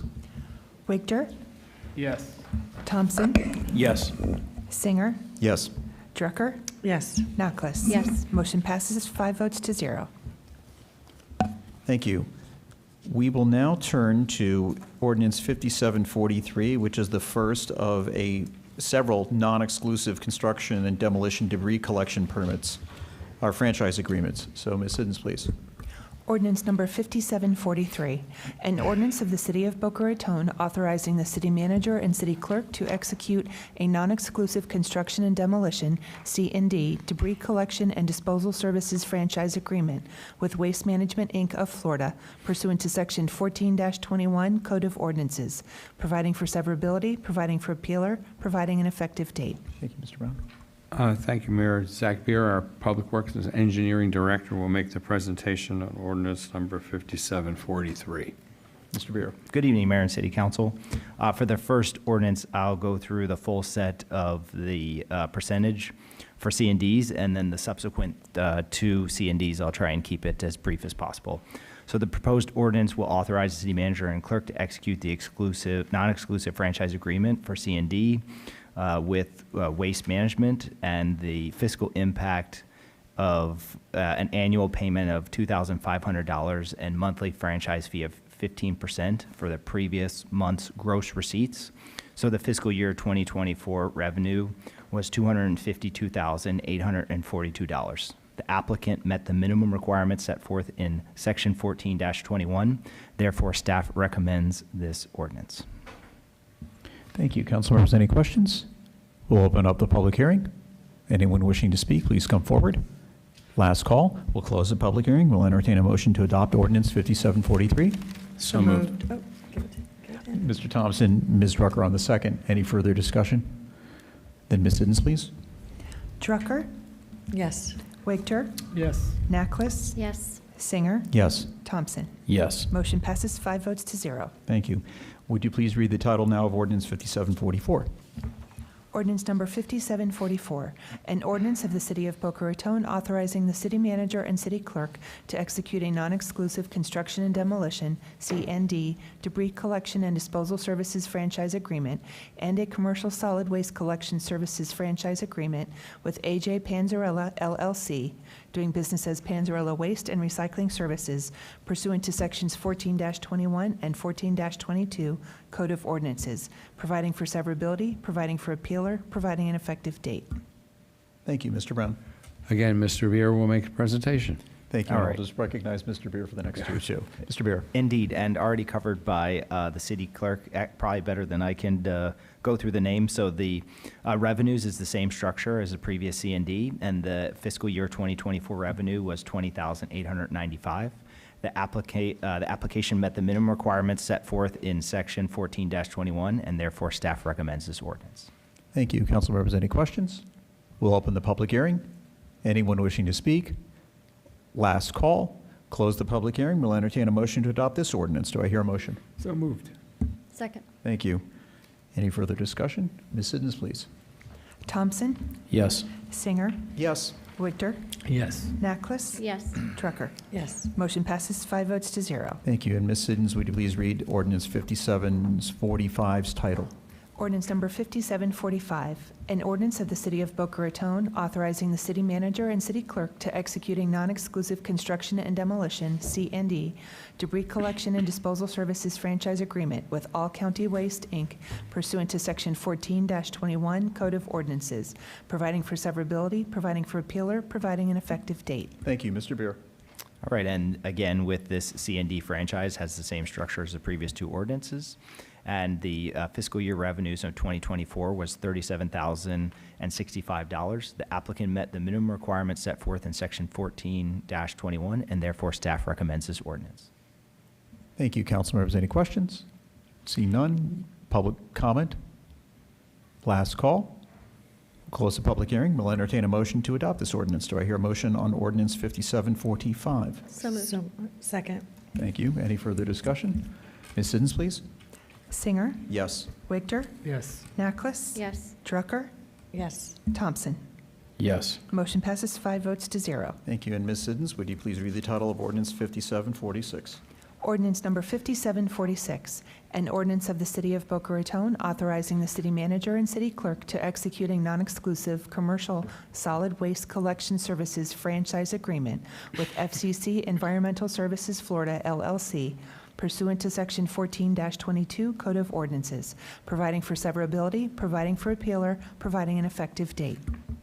Thank you. Mr. Beer. I appreciate it. And with this, the commercial solid waste collection revenue consists of an annual payment of $15,000 and an 8% franchise fee. The fiscal year 2024 revenue for this was $61,662. The applicant met the minimum requirements set forth in Section 14-21, and therefore staff recommends this ordinance. Thank you. Council members, any questions? Nope. Then open up the public hearing.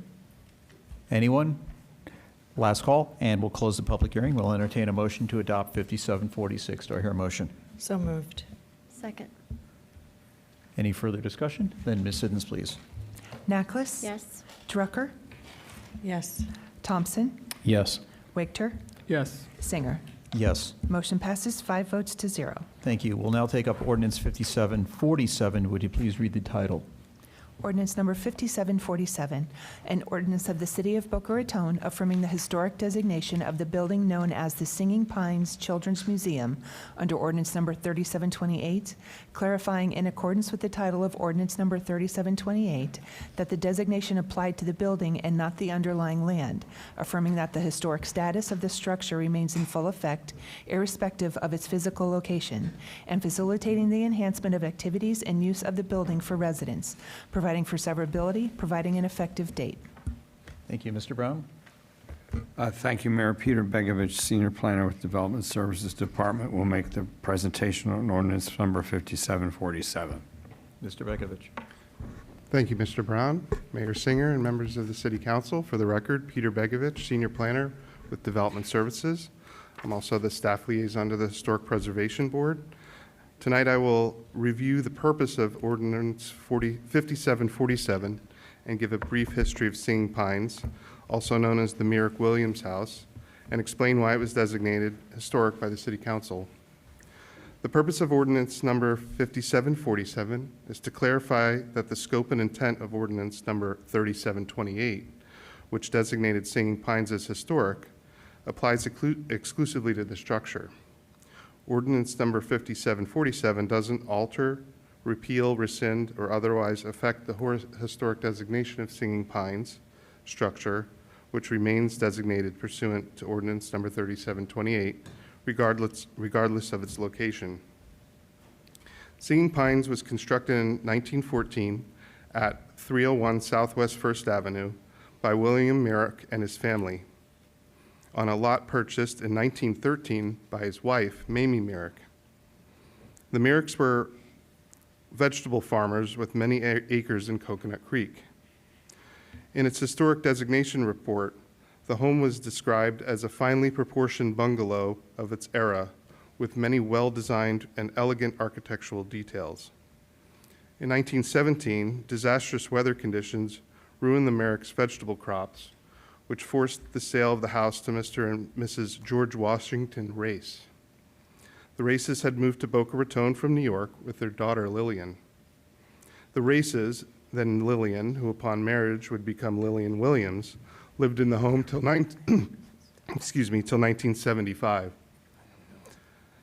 Lillian's significance in the city was documented in The Life of a Boca Raton Woman by Ella Elizabeth Hoyst in the Spanish River Papers, published in spring of 1986. That's a scholarly publication by the Boca Raton Historical Society. It's on their website. It's easy to find if you look up Spanish River Papers.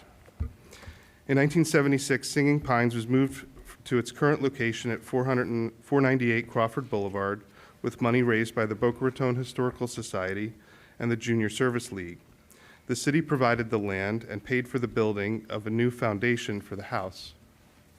In 1978, a restoration of the home was undertaken by the Junior Service League, or the Junior League as it's known, under the direction of the Smithsonian consultant George W. Watson, local interior decorator Marjorie C. Watt, and Kara Montgomery, a consulting curator for the Norton Gallery in West Palm Beach. In 1979, Singing Pines Museum opened to the public. The museum, later known as the Singing Pines Children's Museum, would operate until 2019. On August 2nd, 1988, the Historic Preservation Board found that the Singing Pines Museum building was exceptional due to its architectural design, association with the pioneer era and Boca Raton's past, and history as the residence of significant citizens of the city, and called for its designation as a historic site. On October 11, 1988, the City Council adopted Ordinance number 3728 designating Singing Pines as a historic site.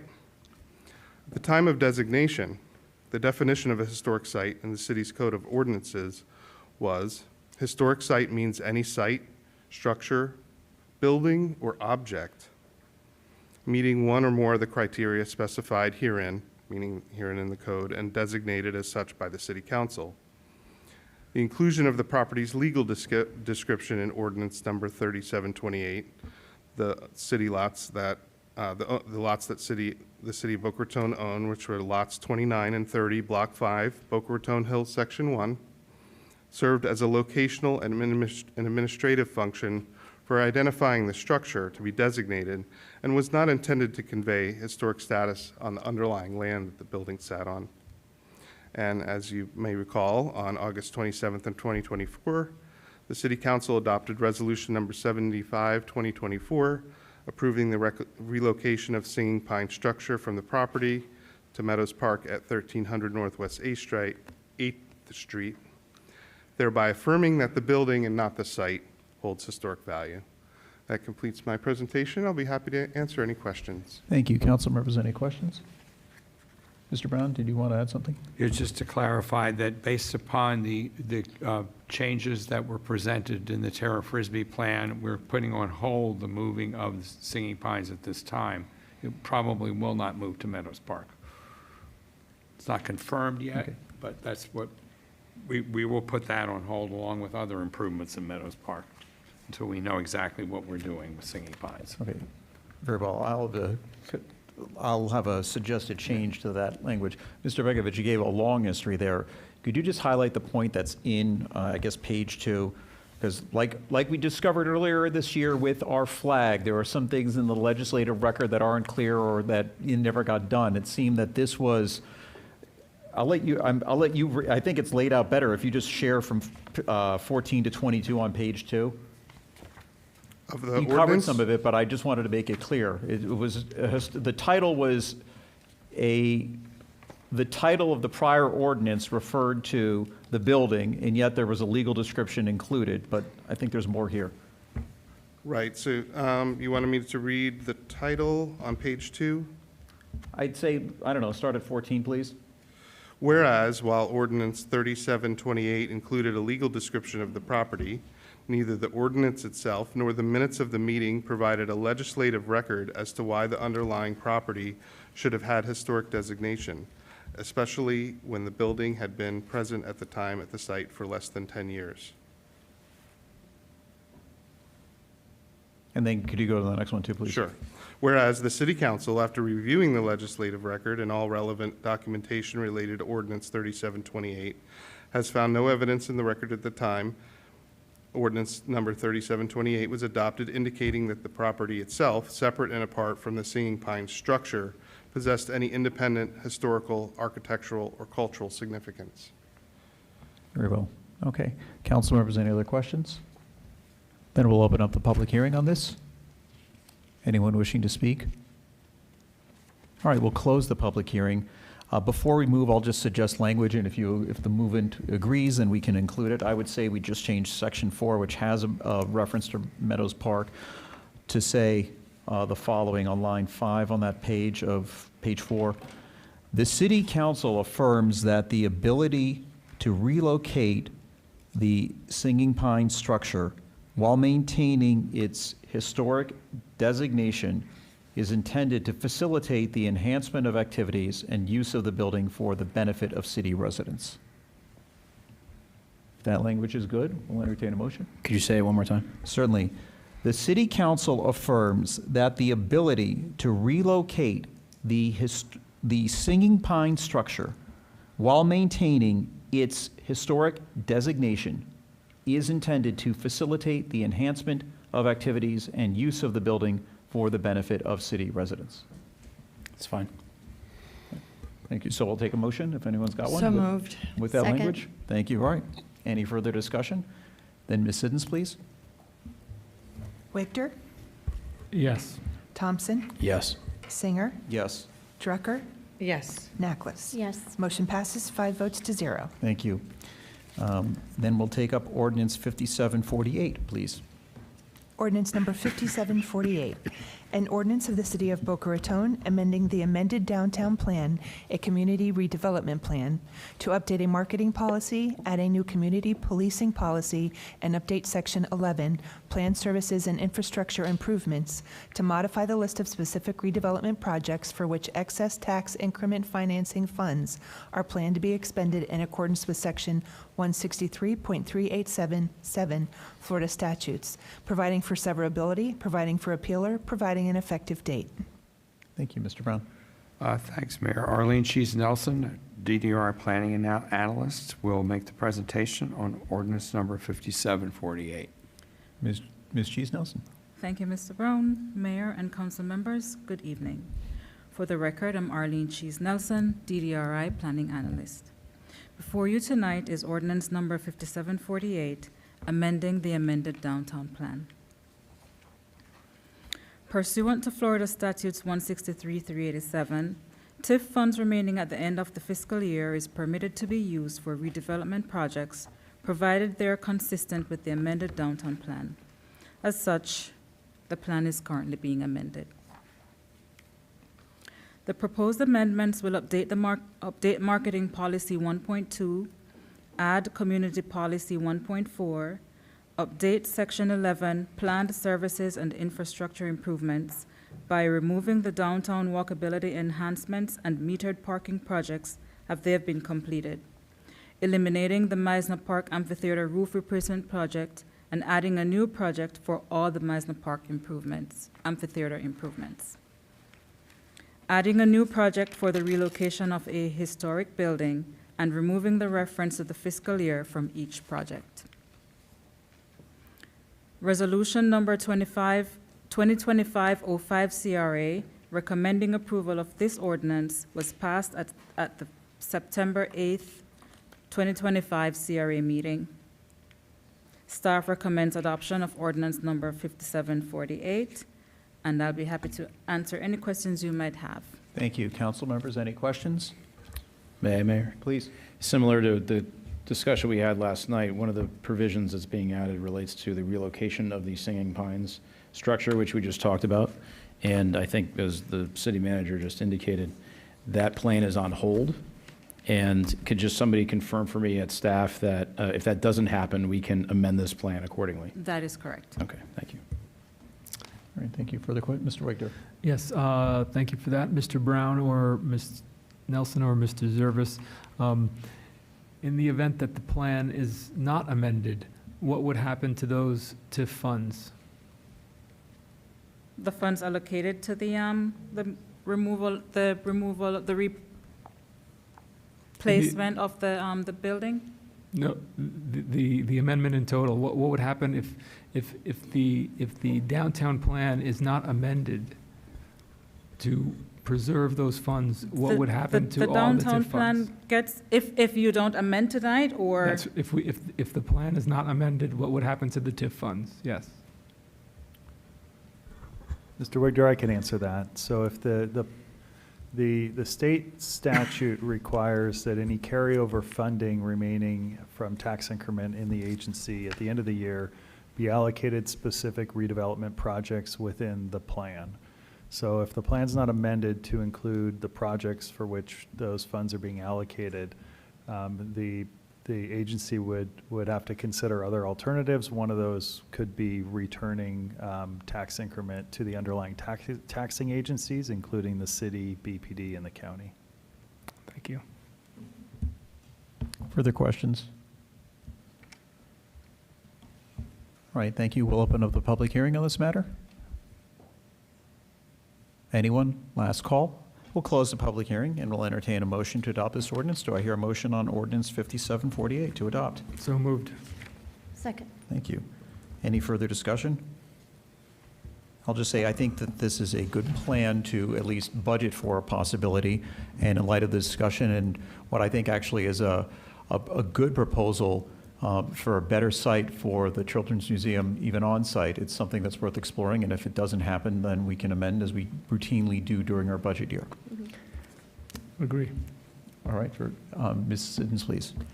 Drucker? Yes. Wigder? Yes. Naklis? Yes. Singer? Yes. Thompson? Yes. Motion passes 5 votes to 0. Thank you. We'll now take up ordinance 5749. Would you please read the title? Ordinance number 5749, an ordinance of the City of Boca Raton authorizing pursuant to Chapter 13, Article 3, Sale of City Property, Code of Ordinances, the sale of an easement for telecommunications purposes over approximately 0.493 acres of city-owned land within Spanish River Park, located at 3001 North Ocean Boulevard, authorizing the execution of a purchase and sale agreement, authorizing the execution of an easement deed pursuant to such purchase and sale agreement, providing for severability, providing for appealer, providing an effective date. Thank you. Mr. Brown? Thank you, Mayor. Aaron Sita, the Deputy Director of Development Services, will make the presentation on ordinance number 5749. Ms. Sita? Thank you. Good evening. The item before you is the sale of the underground easement for Spanish River, within Spanish River Park. Telxius Cable USA is requesting to purchase an underground easement to install an underground telecommunication cable, an undersea cable at Spanish River Park. All infrastructure will be completely underground, as stated. So Article 3 of Chapter 13 of the Code of Ordinances related to the sale of city-owned property requires that the adoption of an ordinance by City Council requires review and recommendation by the Planning and Zoning Board, a current fair market value by an independent third-party appraiser, which was conducted by the Urban Group, LLC, which estimated a purchase price of just a little over $2.6 million for the sale of the easement, not property, just the easement.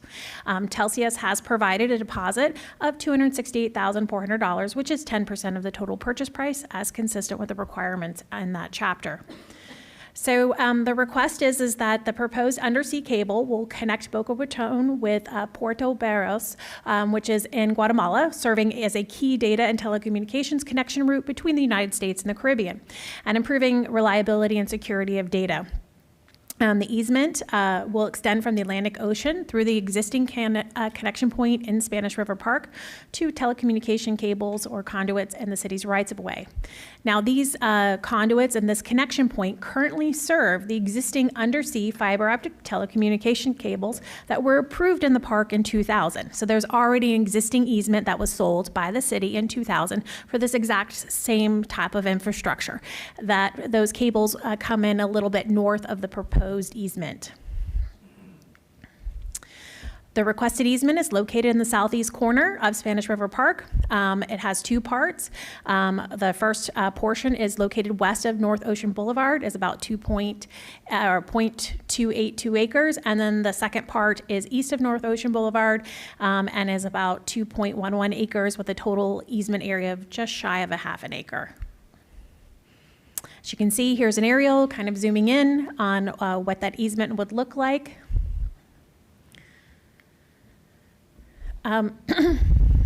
The Urban Group's appraisal report in May 2025 again valued the easement at just over $2.6 million, which is the agreed upon purchase price, and that is consistent with the requirements of Chapter 13.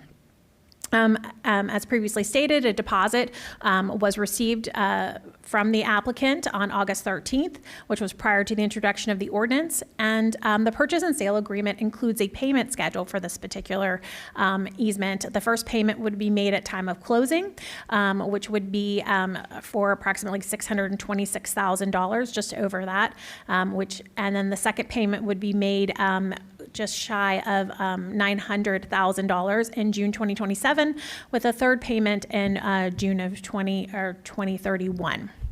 The sale of the easement is required prior to the applicant moving through the Florida Department of Environmental Protection state approval process, so they need to have this in hand. So this is why they're requesting the sale of the easement now, to confirm that they have ownership or the ability to install this infrastructure if it is permitted by the state. The applicant has required or provided all required documents. This complies with the sale of requirements for the sale of city-owned property in our code. The Planning and Zoning Board has recommended approval after review and study of the proposed sale at their August 21st meeting, and staff is recommending approval of this sale of this easement. Thank you.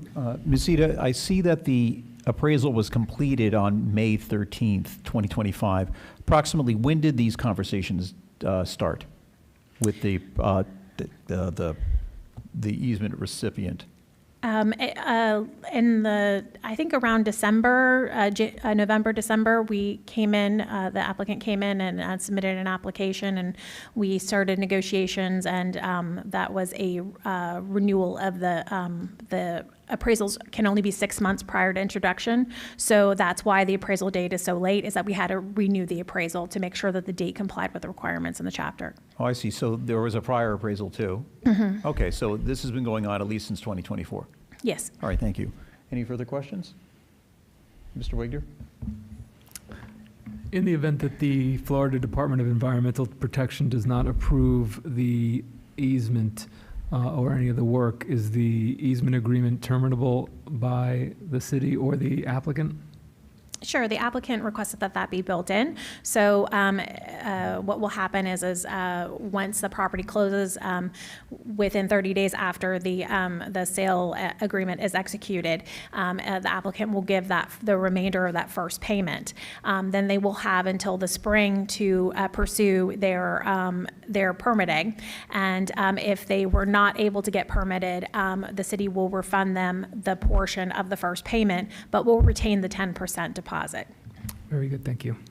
Further questions? All right, we'll open up the public hearing. I do have a card from Mr. Swaim. William Swaim, please come forward. Excuse me, William Swaim, 5545 Via Del Rey. I'm the manager of Broward ICW Investments, which owns a piece of abutting property to Spanish River Park. We were not notified of this potential sale of the Spanish River Park. Additionally, the property is zoned public land is PL District. PL District doesn't allow the city to sell land for this purpose. If you read the zoning requirements, it's only allowed to use it for parks, recreational facilities, police, fire stations, water, sewer, reclaimed water, stormwater facilities, and that's the only uses that can be done on this property. As you guys are well know that this company, as well as several other companies, were involved in litigation for years over them installing and the city issuing permits to install these types of cables on our property without our knowledge. And it took us 5 years to resolve that issue. I approached staff when I found this out, that the city was planning on doing this, to reach out and actually ask and say, can you confirm that these cables are not going to go across any of our properties? Staff did not respond. I tried to meet with the city attorney, Chris Fernandez. He didn't return any phone calls or didn't allow me to have a meeting. The reason this concerns us is, and I also asked Mr. Shad to provide me at least the area in which they were going so I could confirm that this wouldn't go across our property. I never got anything back from them. I approached Telexius at the last meeting, planning and zoning meeting, to give me assurances that they would not be going across my property. They declined to give me those assurances. In looking at the permitting with the state of Florida, they actually have my property highlighted as a pipeline zone. That concerns us. Additionally, I don't know if the city knows this or not, but I sent it to Mr. Shad, that they have plans for another cable to come into Spanish River Park that they haven't disclosed to the city as far as I can tell. But they applied for a new permit with the state of Florida, I think it was August 14th. All I'm looking for here is assurances that this cable will not come in contact with any of our properties, and the city will not issue any permits for these cables to go on any of our properties. We've spent a lot of years in court kicking people off our properties, and I don't want to have to go through that again. And I just want to make sure that if you guys go ahead and approve this, even though it's outside the zoning of the property, that there's some sort of condition that they will not, install this on other people's properties without their knowledge. Thank you. Anyone else wishing? Yes.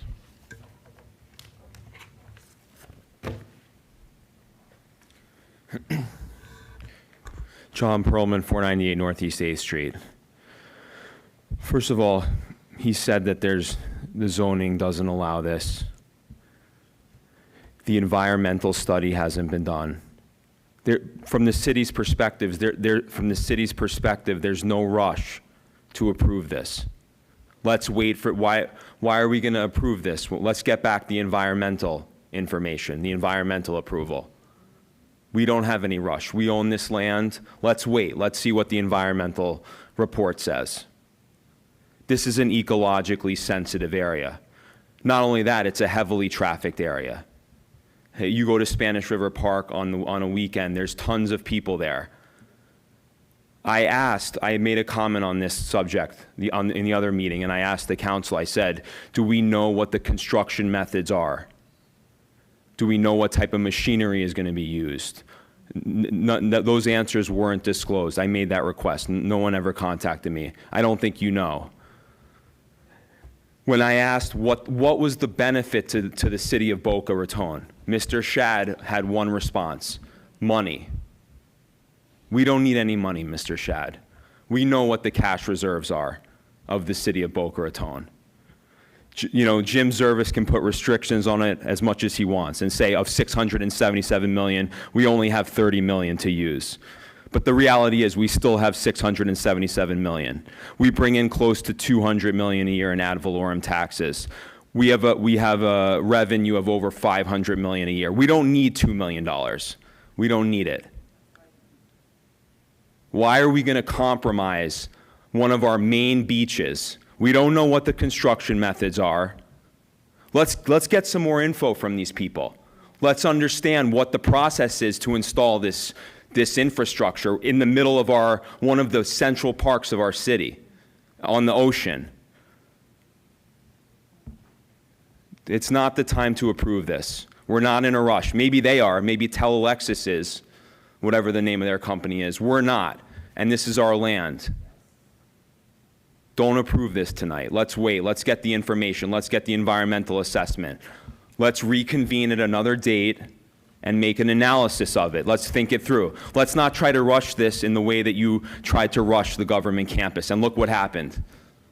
You have the biggest movement in the history of Boca, of Save Boca.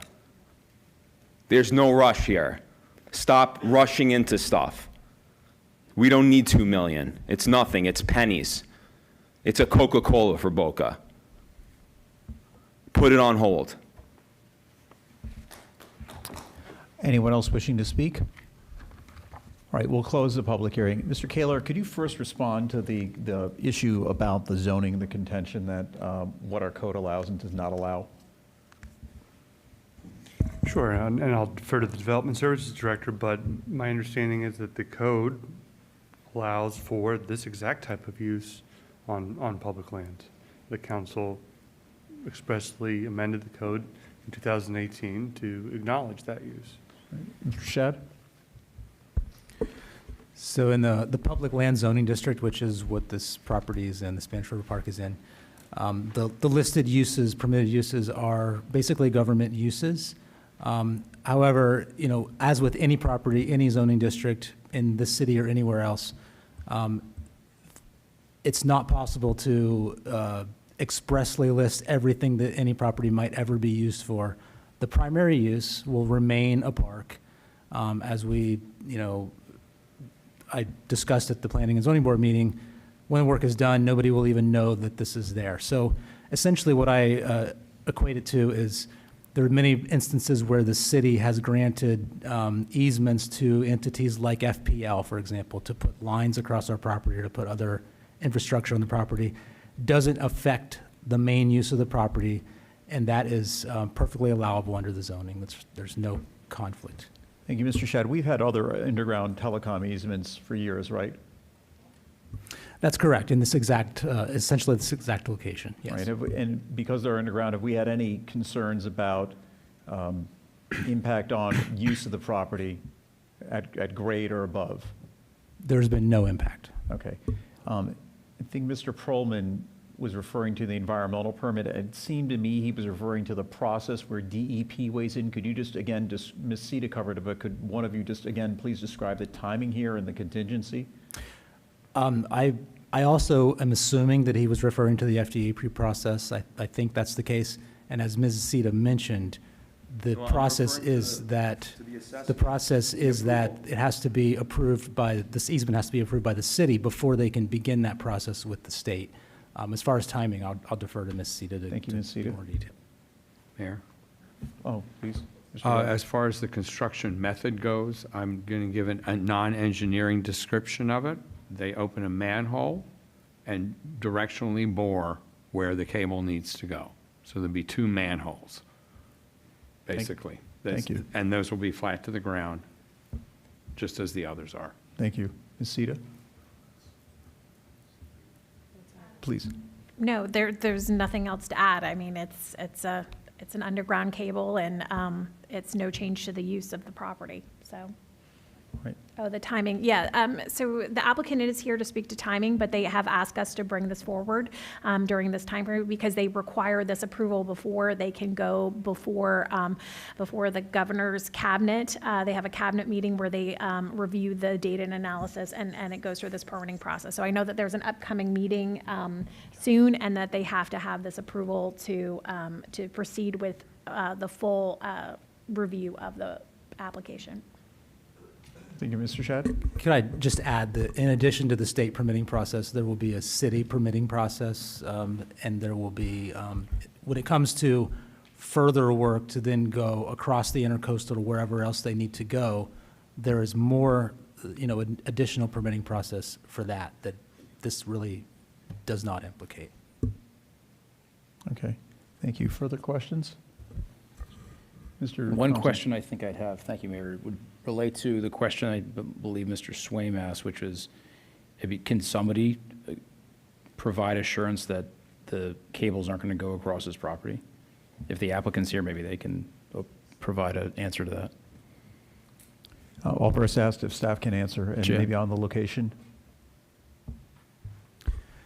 So Mr. Swaim mentioned ownership of an adjacent property, but we're not aware of that. It does not appear to be the case on the property appraiser information, et cetera. Nevertheless, the city will be extra careful in the permitting process to make sure we do not use anyone's property without their consent. Mr. Kaler? Mayor, the item before the council tonight is limited strictly to the easement within Spanish River Park as depicted on the maps by the staff. Further, and it also looked to me further that that it's going directly out into the Atlantic Ocean. Is that correct? That is correct, yes. Okay. Okay. Do we can open up the public hearing if, all right, let's. Just to answer the question, Guillermo Cañete from Telsius. I'm responsible for network planning. And to answer Mr. Swaim, on the other side, from the Spanish River Park to our building, we are not constructing anything new. We are using existing conduits and 16 infrastructure that has been there for 20 years and is in the right of way of the city. There is nothing new on this side from the Spanish River Park to our building in West Russell Street. Okay. Thank you. Any questions of the applicant here? All right, thank you. And Mr. Kaler, could you just read the relevant language from 28, what is it, 1308, that talks about utilities?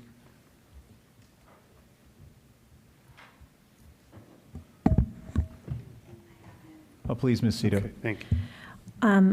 28-1308, city-owned intercoastal lands. All city-owned land adjacent to the intercoastal waterway shall only be used for public recreation, public boating access, and public streets, and uses accessory thereto.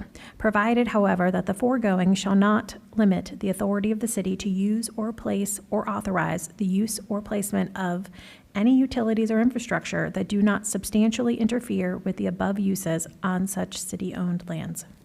And it's obviously staff's opinion that an underground telecom easement does not substantially interfere with the land. Correct, and there is already an existing easement there today for an existing undersea cable. So, as Mr. Canente said, the new cable will connect to the access point within the park, and that there is no change to the infrastructure from the park over to the city rights-of-way. Right, it was suggested that money is the only motivator here, and we can disagree about the merits of that, but isn't there a benefit of telecom service to residents?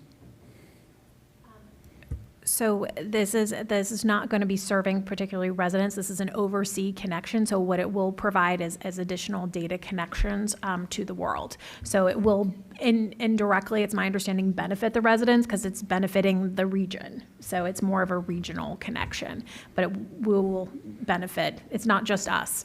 Right, that's what I was getting at. It benefits lots of people, including residents here. Thank you. All right. Any further questions? I have one, Mayor. Please.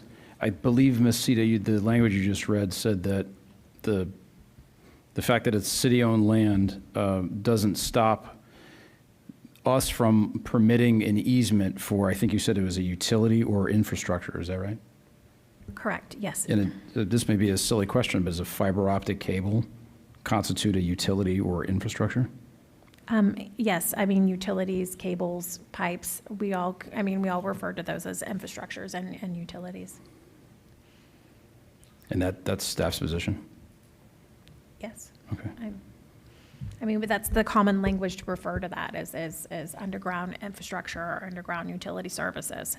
It's certainly infrastructure. I think there's no question about that. All right, further questions? All right, then we'll entertain a motion to adopt Ordinance 5749. Do I hear a motion? So moved. Second. Any further discussion? Mr. Thompson? Just to say that I have some questions remaining about this. I'm not sure that it, between the points raised by, well, predominantly the question that I think as, it remains an open issue in my mind anyway as to whether a fiber optic cable, which is not for our residents ourselves here, apparently it's helping folks in, I think, in South America or Central America, if that constitutes a utility or infrastructure. I hear you, Mr. Shad, that sounds like it might be, and I know you said that it exists there already. I don't know, I'm not seeing I'm not sure that this is something that I can support at the moment.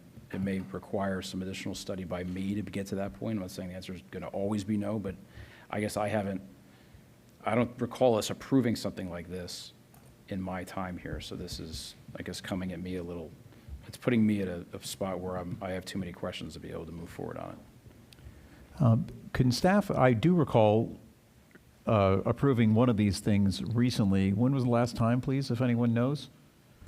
Sure. The sale of city-owned property for the easement that's just to the north was approved in 2000. Was there not one since 2018? Well, we often approve easements for all kinds of. I have the same memory that you do, that we did this. I can't give you the exact date, but it's definitely, I remember doing it. Excuse me, Mayor, there was a renewal of the 2000. The 2000 approval needed to be renewed, and I believe there was a change of, it was assigned from one party to another. So we had to approve an assignment as well as a renewal. There is an undersea cable that comes through into South Beach Park, just south of the old Marine Safety Headquarters, between Fire Station 3 and the restroom facilities building at the pavilion, that goes through Port Lamar and crosses the Intracoastal, goes into South Silver Palm Park, and goes into the telecommunications facility on South Dixie Highway. The one that exists in Spanish River Park crosses the Intracoastal, enters the city right-of-way, goes to Dixie Highway, and goes up into the South Congress Industrial Center. So there are two. The second one is the one that was renewed, I believe, in 2018. All right, thank you. And I have notes too. Mr. Shad, we were corresponding about something else, but you referred to a Tyco easement in Spanish River Park in 2018. Is that the one? Yes. Yeah. Can we find out I'm just curious of the date in 2018 when that was. We can. I can't right this minute. Have it. They're bringing back that. So some of those easements are expiring. So they are bringing back, you will see a right-of-way agreement come back before you at the next meeting, renewing those right-of-way agreements with Telsius. Right. And the date in 2018, if you have it? While you're looking, I'll ask another question. I also see we granted an easement to FPL on 601, 701 West Palmetto Park Road last year. Could you talk a little bit more about that easement, and did it involve any fiber optics? I'm sorry, I don't know the details. Okay.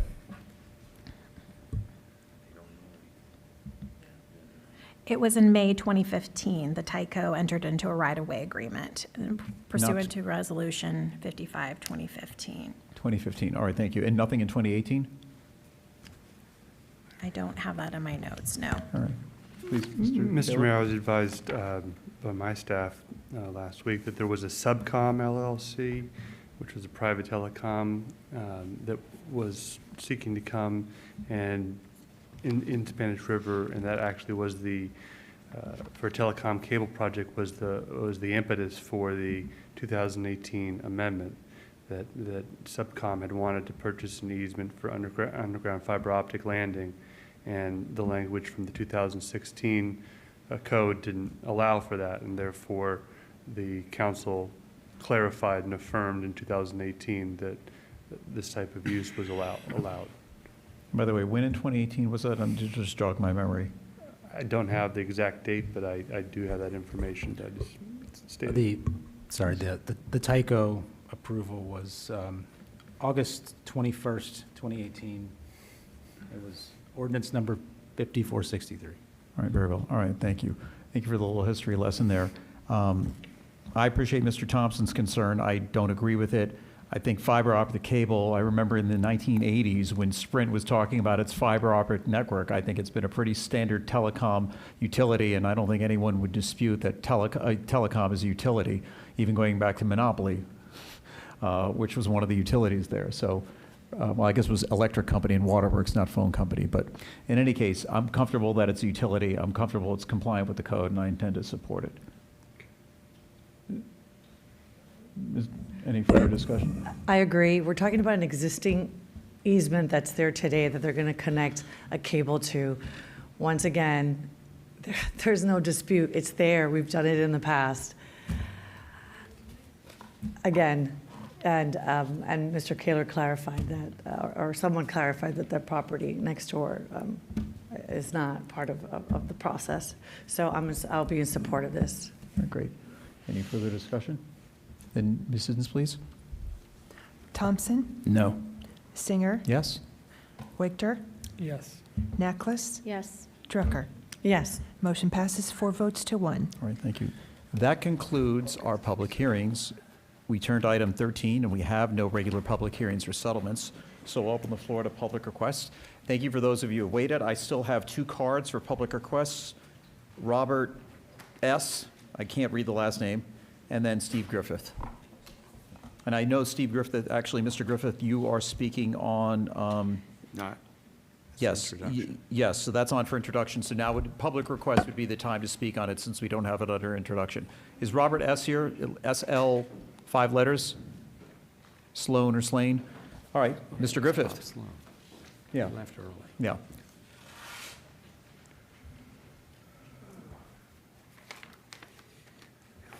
Good evening. Steve Griffith, 123 North Ocean Boulevard, Boca. I'm here in regards to the biannual review. I know the general employees are under their union negotiations at this time. I'm hoping the city and the general employees that are negotiating can come to a decision on regards to putting a COLA in place, not a lump sum, but a COLA like the 2 other branches which they receive after they do 20 up to 45 years of service here, instead of waiting umpteen years to get a lump sum. By that time, it's just way too late. So I'm just hoping the city can work with the union and try to put something in place, just like they did as example, we have a drop plan from 5 years to 7 years. It went from 5 to 7 years. And then that included all the city employees to get that same benefit. And 2 years ago in October, there was another benefit that was introduced. It's called the supplemental plan. That goes into effect immediately after you leave the city, after you retire. This went into place, and it affects police, fire, executives. Why weren't the general employees included into this additional benefit? Why were we excluded? We all work for the city. We all have earned the right to get this additional benefit like those other branches. And it's just not right that we were excluded. And this additional benefit really could, the retirees could really utilize this extra benefit for health care, whatever it is. Everything's going up substantially. Homeowners insurance, windstorm insurance, food, you name it, everything's going up. So it's really important that these employees, previous employees, receive this additional benefit. And instead of kicking the can down the road again, year after year after year after decade, and try to do something for the people that have worked for your city 20 up to 45 years of service with the general employees. We are also like, I worked here for 40 years as a lifeguard supervisor, and we are first responders. I have responded to many, many emergencies, and all the way up to a shooting on the beach. So if, I know that we're not under the first responders, but we're first responders. So, it's, everything changes, and, but really try to put this benefit, supplemental benefit, towards the retirees. And thank you, Mr. Griffith. Okay, Yeah. and just in closing, it's not a union issue. Anything they have to do is vote on it, yes or no. So, good night. It's been a long one. See you later. Thank you. Don't leave just yet, Mr. Griffith. If you just hang out 1 minute, I think Mr. Brown will respond. You get up a seat if you like. Anyone else wishing to speak? Last call for public request. First, by the way, thank you. We know how long you've served. You and your family collectively have over a century of service to the city, so thank you. And we know that you've spoken on this issue before. Mr. Brown, though, I have a sense of what we'll be saying as we have in the past. Right. The question of the supplement, Steve, was not negotiated. The fact is, this is a matter of negotiation. It's a benefit that needs to be negotiated, just as the COLA would be. We have commenced negotiations with the SEIU as of yesterday. It wasn't a very productive session yesterday, but nevertheless, we've commenced negotiations. And part of those negotiations will be discussing these issues. It's a benefit that has to be negotiated, as we've said in the past. So I encourage you to keep involved with your contacts with the SEIU to have this benefit looked at in balance with the other benefits that the union may be seeking. We do want to look toward a COLA and a supplement as well, but it needs to be balanced with the other demands of the union and the resources of the city. Thank you. All right. Could I add something quickly? I think this has come up here a few times. I think Mr. Griffin has come and spoken about this issue a number of times, as well as others from SEIU. And I want to reiterate that I think some others up here have said the same thing, that I think it is important that if this disparity existed, it should be addressed, and we should find a way to address it as part of this next negotiating cycle. I hope that is clear, at least from my perspective, to staff. That is the staff's clear intention, yes. All right, thank you. Any further comments? All right, then we'll turn to introduction of ordinances. And Ms. Siddons, would you please read the title of Ordinance 5750? Ordinance number 5750, an ordinance of the City of Boca Raton relating to the General Employees Pension Plan, providing for a one-time lump sum payment paid for certain retired or disabled general employees, providing for a appealer, providing an effective date. Thank you. Who would like to introduce this ordinance? Mr. Mayor, I'll introduce ordinance number 5750. Thank you. And we'll turn to Ordinance 5751.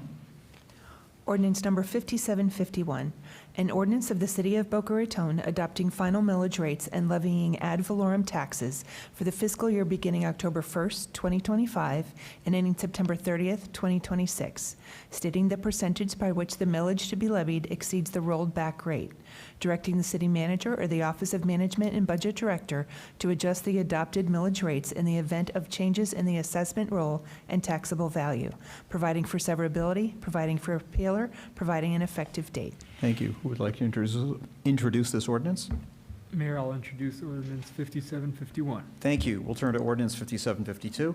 Ordinance number 5752, an ordinance of the City of Boca Raton adopting a final budget and appropriating funds for the fiscal year beginning October 1st, 2025, and ending September 30th, 2026, providing for severability, providing for appealer, providing an effective date. Thank you. Who will introduce this ordinance? Mayor Singer will introduce ordinance 5752. Thank you. That concludes our introduction of ordinances.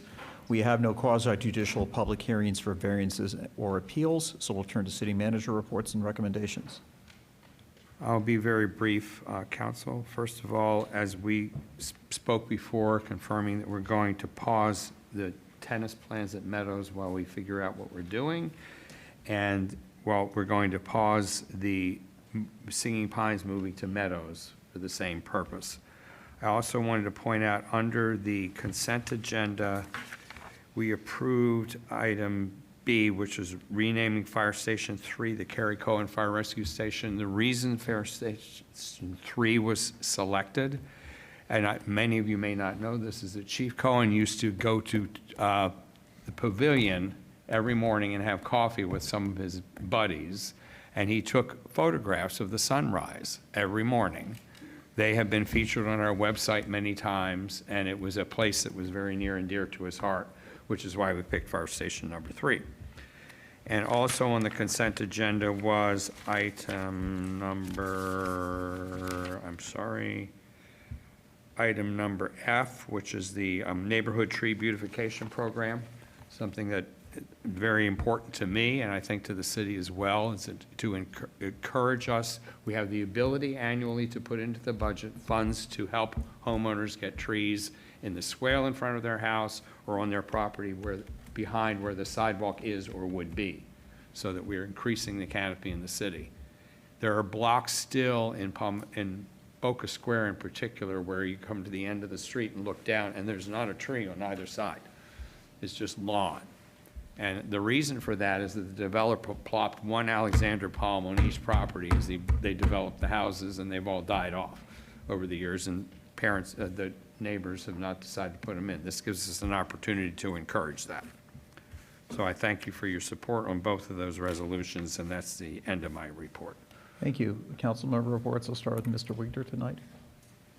Thank you. Just briefly, before this meeting, we had a long session at the Palm Beach County League of Cities where we also had to choose a new executive director due to the previous executive director's retirement. So there was a lengthy interview process.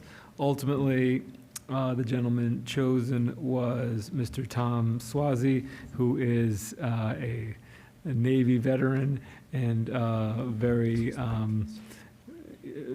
seasoned policy advocate, who will be working with the league to advocate for the cities and home rule up in this very, very important session in Tallahassee, and certainly thereafter, and we look forward to his service. Thank you.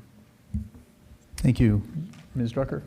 So very briefly, earlier today, I was invited by District 3 of Palm Beach County by Commissioner Joel Flores, who is the first Hispanic elected to the Palm Beach County Commission, to honor a proclamation for Hispanic Heritage Month, which will kick off September 15th to October 15th. Obviously, as everyone here knows, I'm the first Hispanic on this council, so just going to be attending several events throughout town. You'll see some of the things that are happening to honor the Latin community, not only in the business and education and throughout. And on Friday, the Hispanic bus tour will go around Palm Beach County, showcasing some of its leaders. And I wanted to give a special shout out to FIU Dean Nayales Luna, who is on the bus this year, and she is the Dean of Social Services at FAU. Go Owls. Thank you. Thank you. Ms. Necklace? Thank you, Mr. Mayor. I just want to take a moment to thank everyone again for the constructive discussion that we had tonight, even though it was long. I think we got a lot of things done tonight, and I also just want to wish a happy early 25th anniversary to Mark and Fran Wigder. It'll be their anniversary not very long. Thank you. Mr. Thompson? I don't believe we had asked Mr. Kaler if he had a report tonight. Maybe he didn't. So You know what? We didn't. Thank you. Thank you, Mr. Thompson. No report. Thank you, Mr. Thompson. Well said, Mr. Kaler. I, too, have no report. All right, thank you. Just a few items, since they were mentioned, will end before the anniversary. Thank you to FAU, which had a ceremony at its home football opener celebrating the city's 100th anniversary. Mr. Brown, thank you for your initiative on the tree planting ordinance. That's something we discussed when you first came aboard.